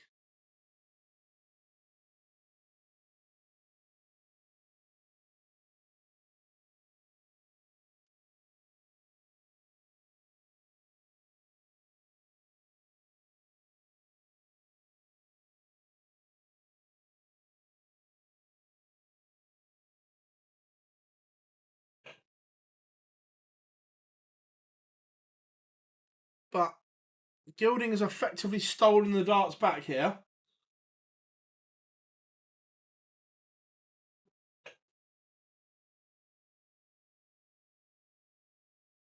Is there a little comeback brewing?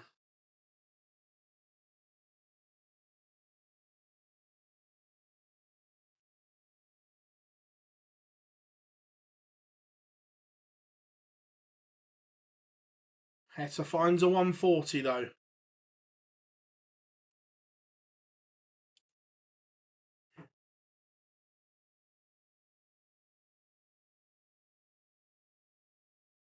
So 107 looking for Damon Heta for 5-1. It's not going to go. So Gilding has a chance here.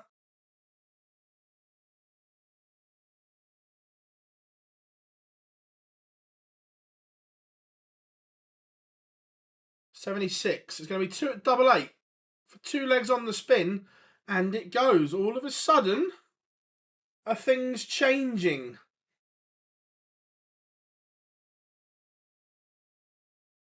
Next up is the final game of the session. It will be Ryan Searle against Luke Litlenik.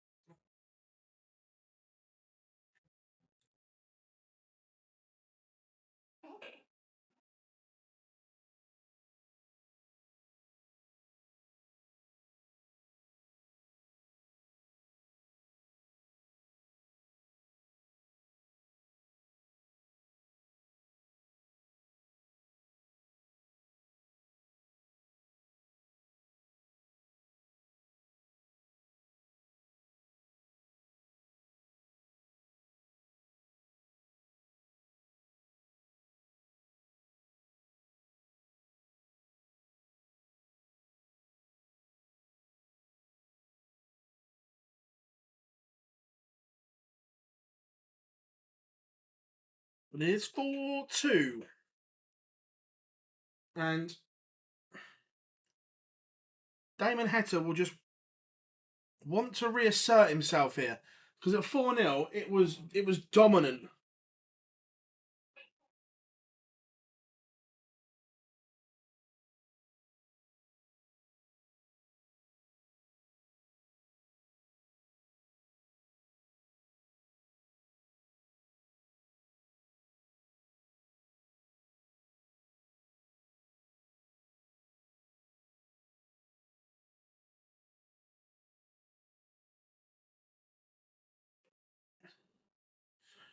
Gilding, in credit to Gilding, he's also upped his game here. He's gone from low 80, he was averaging around the 80 mark, to averaging 90 now. So he's played better.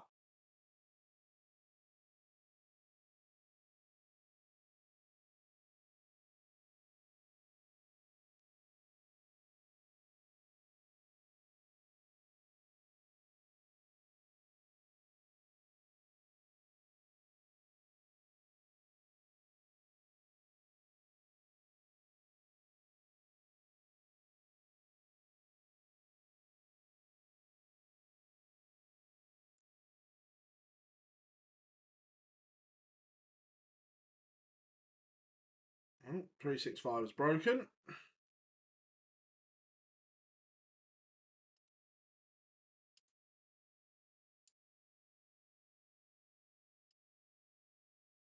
Go to that one. But Damon Heta again, he's missed more opportunities for 5-2. Gilding's get back within 1 here, and you wouldn't have said that 5 minutes ago.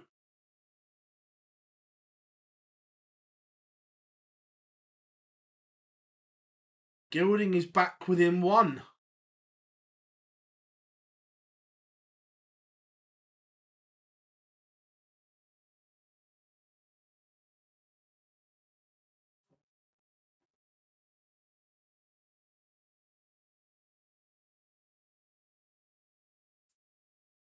You would not have seen this coming.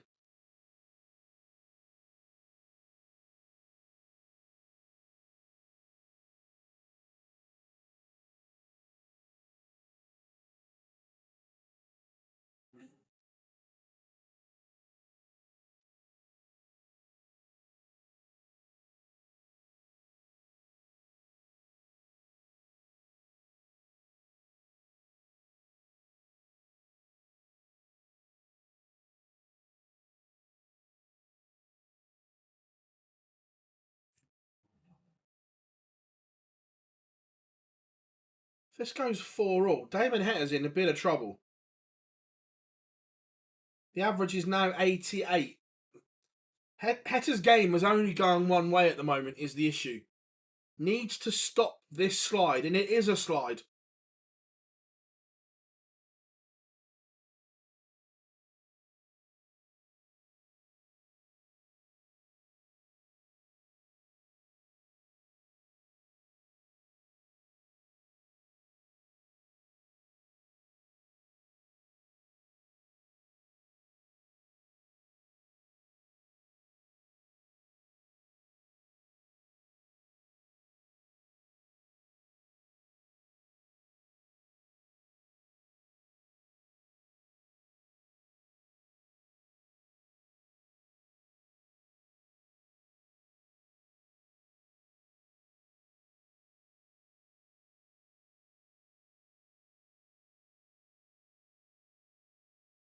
Is Andrew Gilding about to go favourite for this game from 4-0 down? Because he's down to a finish to break back and put us back on throw.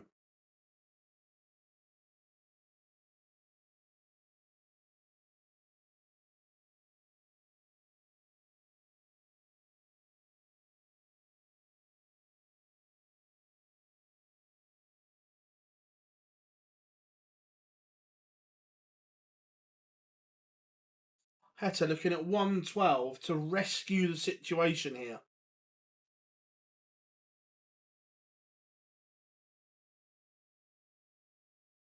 He is going to get a dart at double 16.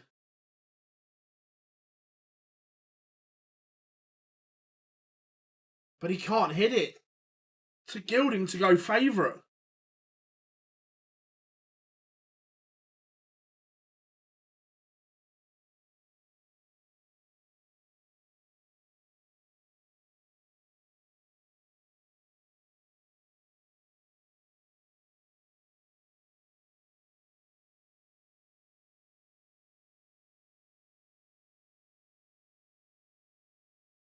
We are level. From 4-0, this looked as if it was going to be an absolute rout. But the ships have passed in the night, and all of a sudden, Gilding's favourite. This would hurt. If Damon Heta were to lose this from 4-0, this would hurt.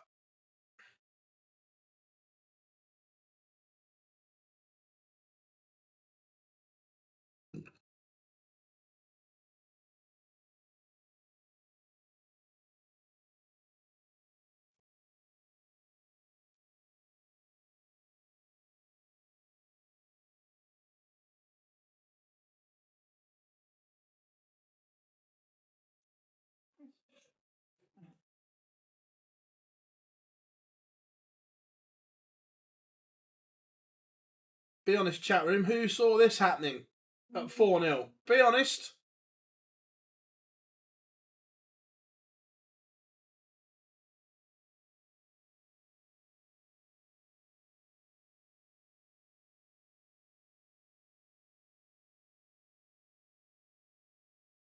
But a couple of trebles there.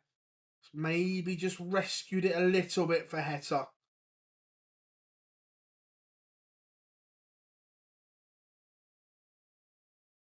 But Gilding down to 1-2-1.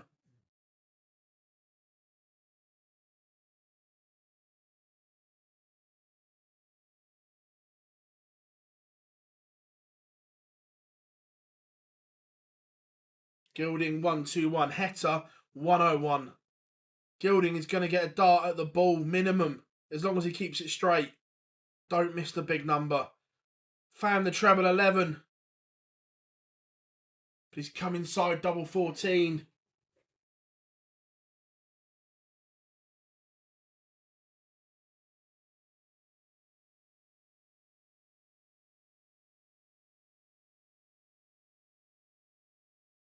But Heta can't take out the 1-2-1. He's missed a dart at double 16. So for 5 legs on the spin, for Andrew Gilding, looking at double 7, he's come inside.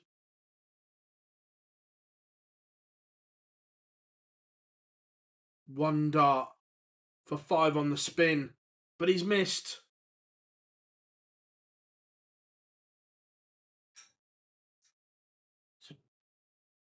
And Damon Heta breaks after Gilding's misses and is back in front.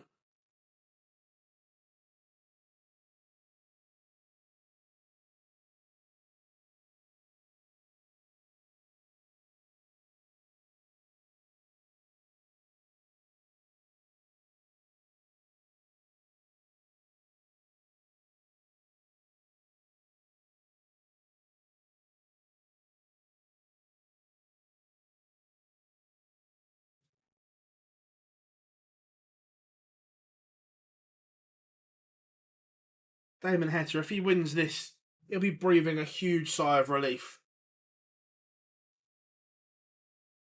But not over yet.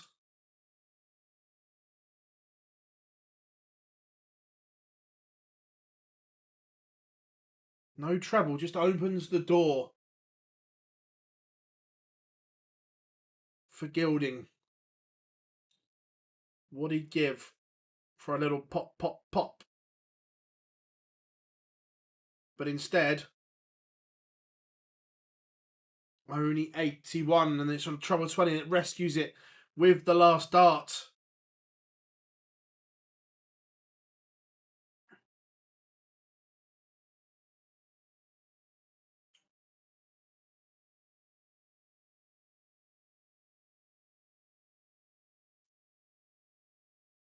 Damon Heta, 251 points away. Can he take it out in 2 visits?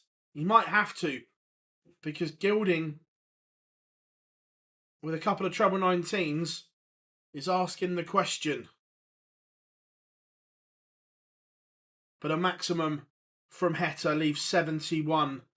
This will be a huge relief. He should get match darts. I say should because we've seen funny things happen. You can miss big numbers.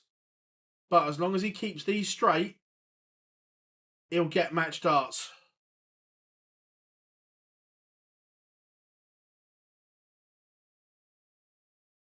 Treble 13, leaves double 16.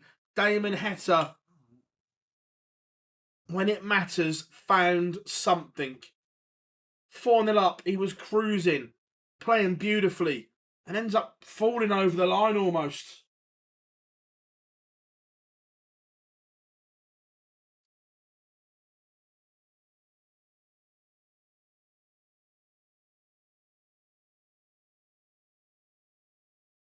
Heta knew that was big, that 180.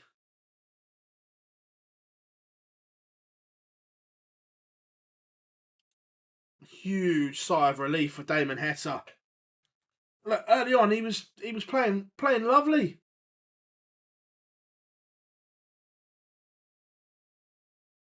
Playing BEA beautiful. Went from that to the dog and duck, but then rescued it when it mattered. So 1 game to go, and we all know who that is, ladies and gentlemen.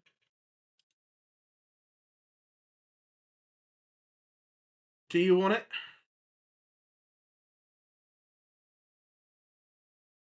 Guess who's on next?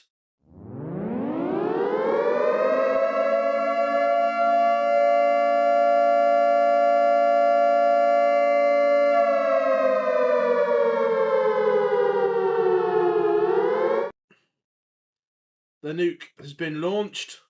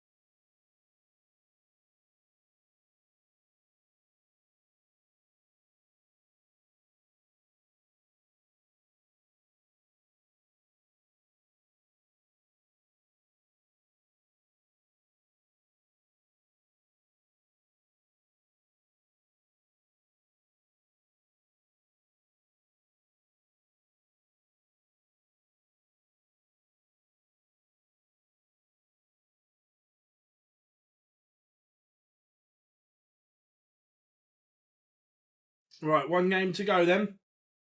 Luke Littler is on next, Ben.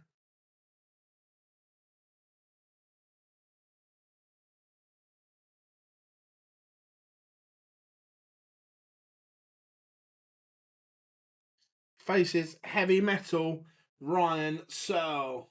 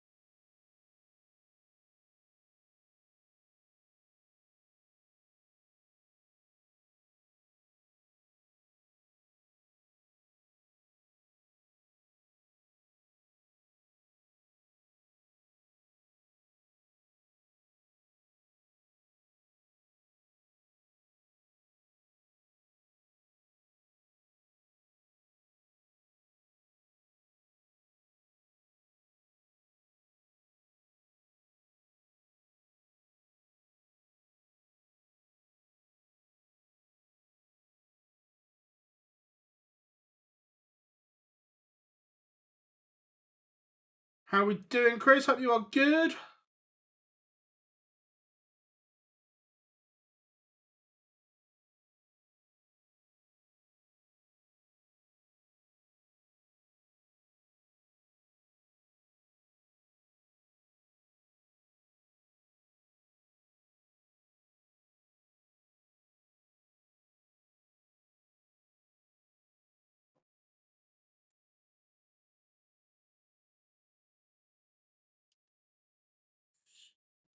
Right, here we go. Getting ready to get the players on stage.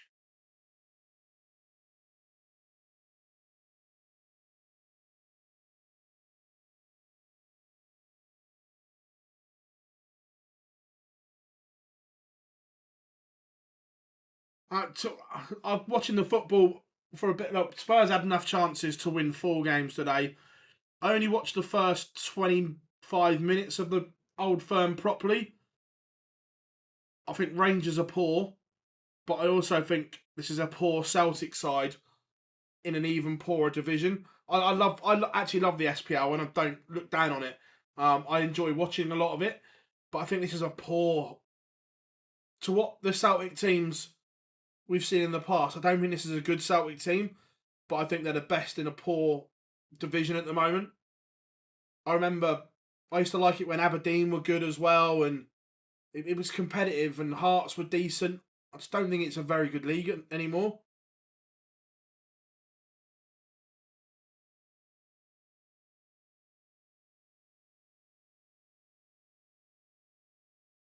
I really enjoy the SPL. Always have done from even back in the day. I remember um, when it was the Gazza era and you had George Cadet, DeCanio at Celtic and people like that. I've always enjoyed the SPL, but I just think it's poor at the moment. There's no one else. I remember when Aberdeen were good, Hearts and Hibs were competitive. I'm not saying they were amazing, but I remember when they were competitive. Motherwell were competitive. I just don't see that anymore.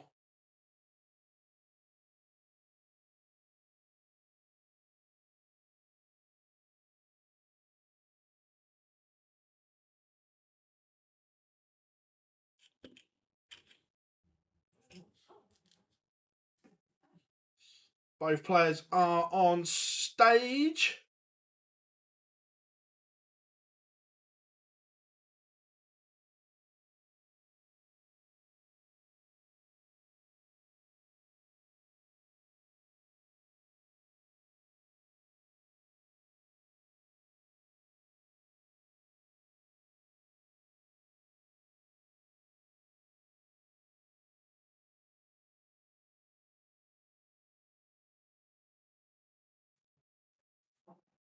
Oh yeah, back when the SPL was on Sky all the time and things like that. And I still watch the SPL all the time, but just think overall it's got worse. But yeah, look, I fully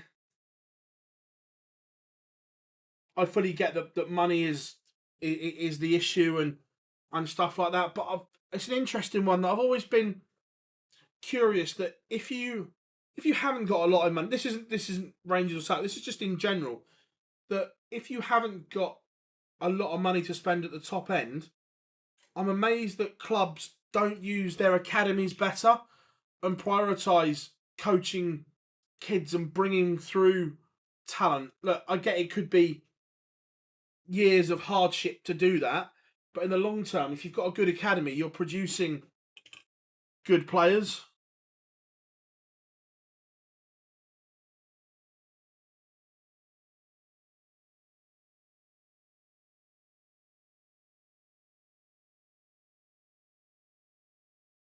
Yeah, no, I remember that era of Aberdeen. Rooney was superb. Who was the winger that went to Celtic as well that they had? As soon as you say his name, I remember it. But Aberdeen had a really good winger that went to Celtic as well.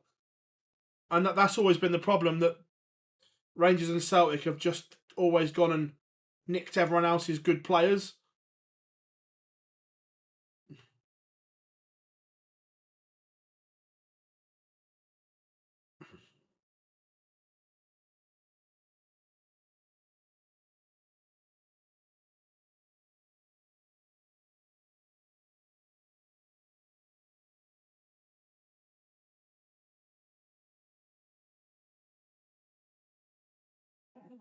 But we are underway. Ryan Searle has won the darts, and unless Littler can produce a spectacular three-figure finish, we held our breath after dart 1. Ryan Searle leaves double 18.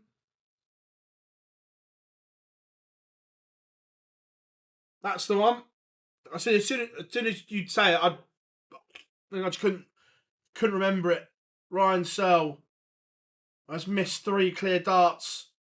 You can't be giving Littler chances, can you? No, you can't, because it is 1-0.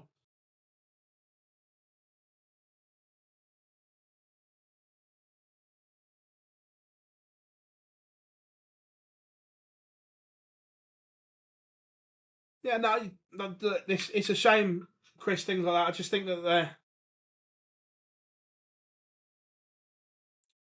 there has to be a way to make the SPL good again. The winner of this will play Damon Heta.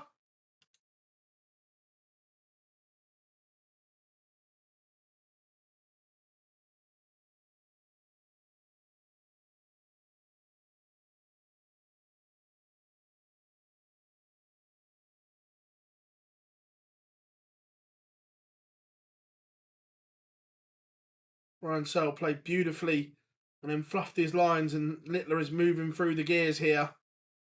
Averages up to a ton.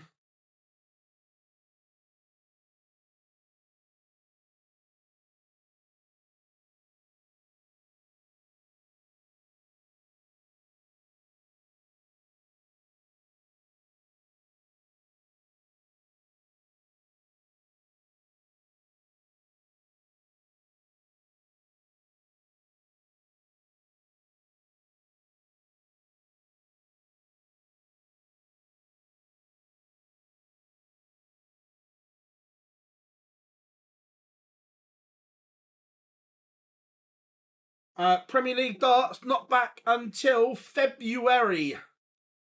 Premier League is all done for 2024. The 25 version starts in Belfast, first Thursday in February.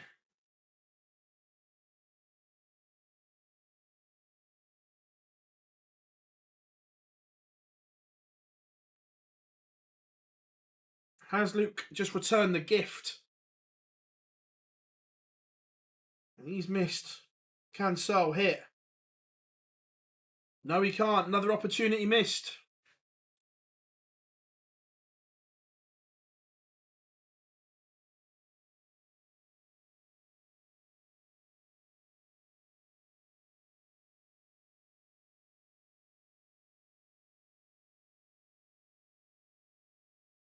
Strange game.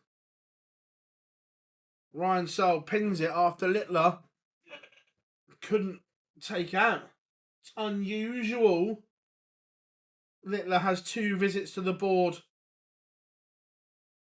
and not hit. But we are level once again. Both players averaging 74 and 75 respectively.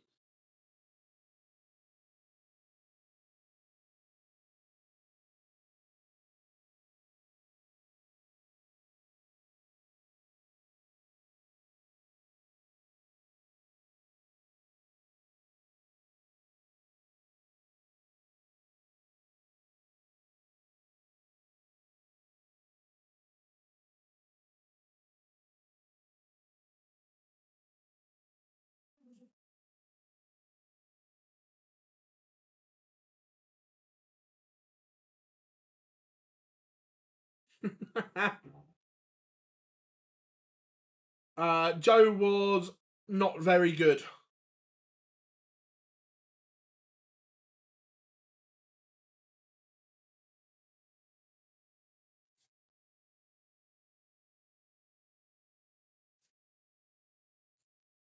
Littler leaves the big fish. Strange game, this one.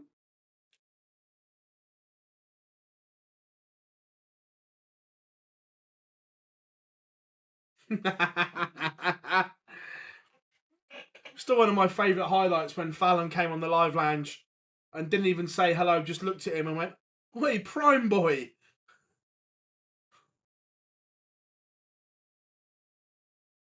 Searle leaves tops and Littler is not going to take out the 105. So Ryan Searle has the opportunity to lead this one.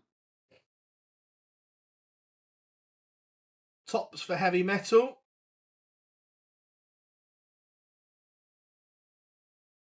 And he can't take it out either. Missed doubles continue.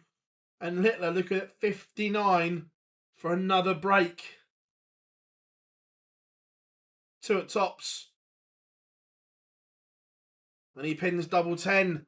Peculiar game.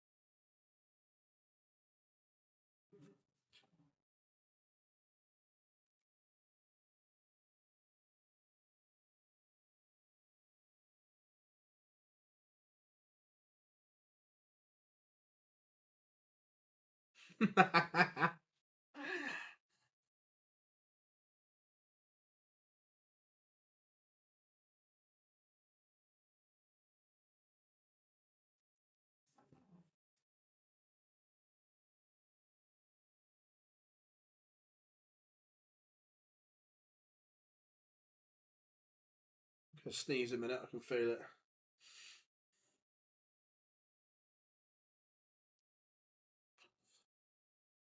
So, Luke leaves 64. Ryan Searle on 140. That's not going to go. So, Littler will return for a 3-1 lead. Searle leaves tops if he comes back. It's only going to be 1 at tops for Littler. And he misses.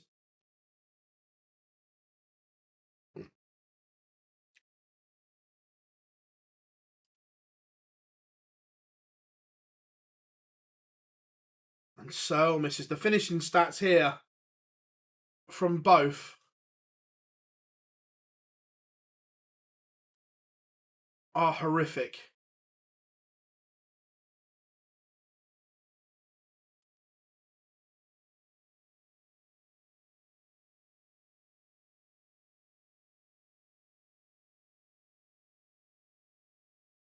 It is 3-1.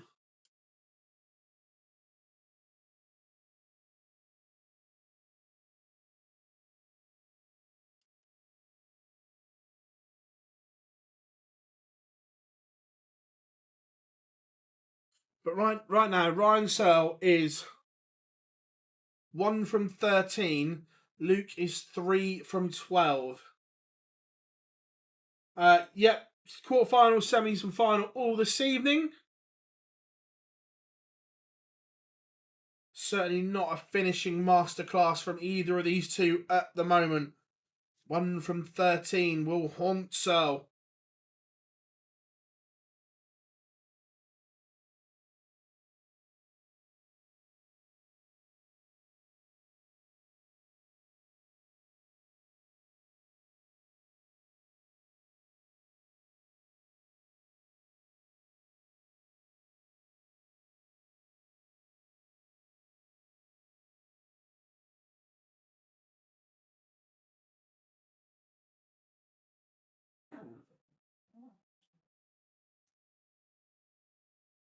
The 110 isn't going to go. Will Luke take out 150?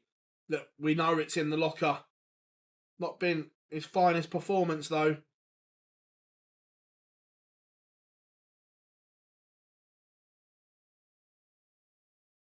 Leave 60. Oh, this is getting desperate. Well, as I say, Ryan Searle does pop one in the end, but 2 from 16. Doubling percentage currently at 12.5%.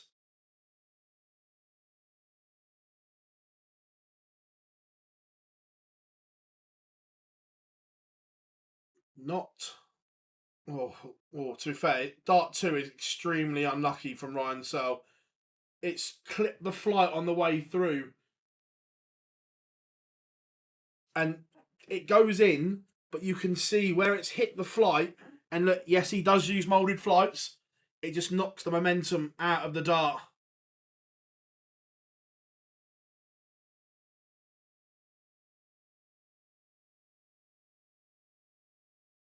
Oh, excuse me. 2 maximums in this leg. Leaves 51 for the nuke. After 9.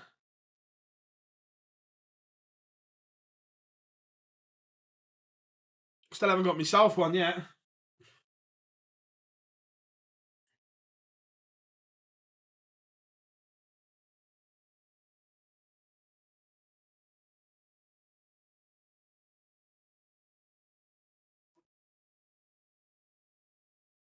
It's amazing though, isn't it? How many favours you do for people over the years and X, Y, and Z, and when you try and call in one, not forthcoming as much.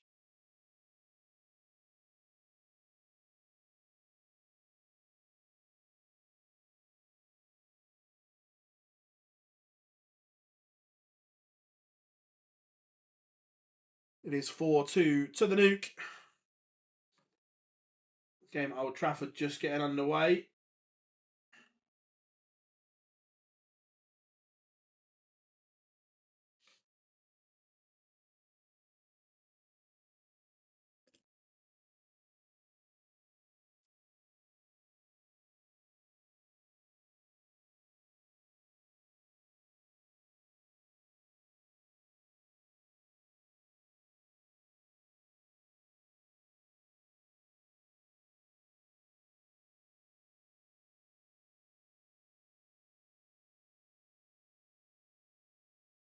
Luke's found his scoring range all of a sudden as he rifles in his 4th max.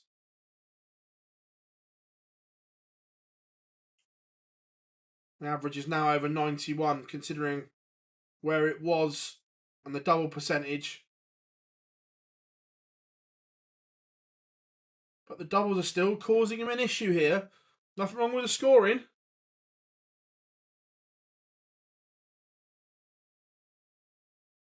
But same issue for Searle. And now Luke Littler is 1 away.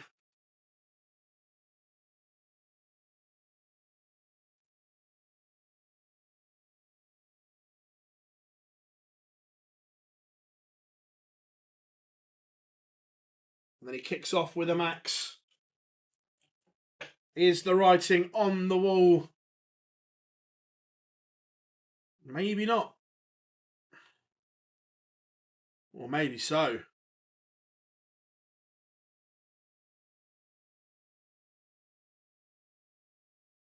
Hold on. Oh.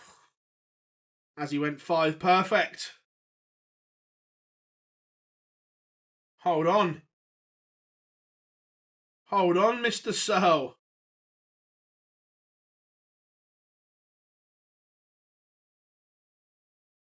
One for a 9. Can you? No. So Luke will return for 85.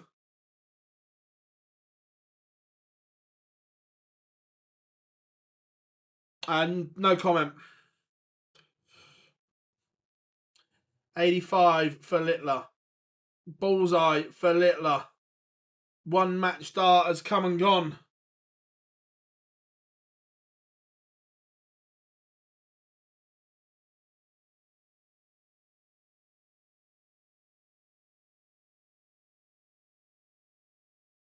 But 2 more should be incoming. 2 at double 10. Only needs the one. The Nuke has beaten Ryan Searle. Let's let the stream catch up.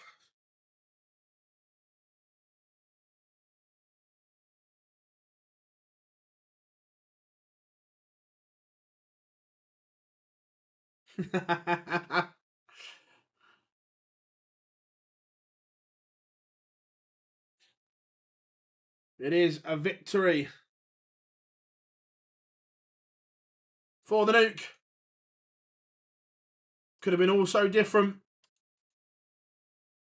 Both players missed doubles in the early stages. But it is the Nuke who safely gets through to this evening's session. Everyone, we'll do a quick wrap up because obviously the football's on. I want to go and get some food. And we come back in just under 2 hours time for the evening session. But everyone, thank you very, very much. I've been Phil Bars for Online Darts as always, and we'll see you all at 6 PM for the final session of the European Tour 9. See you all very, very soon.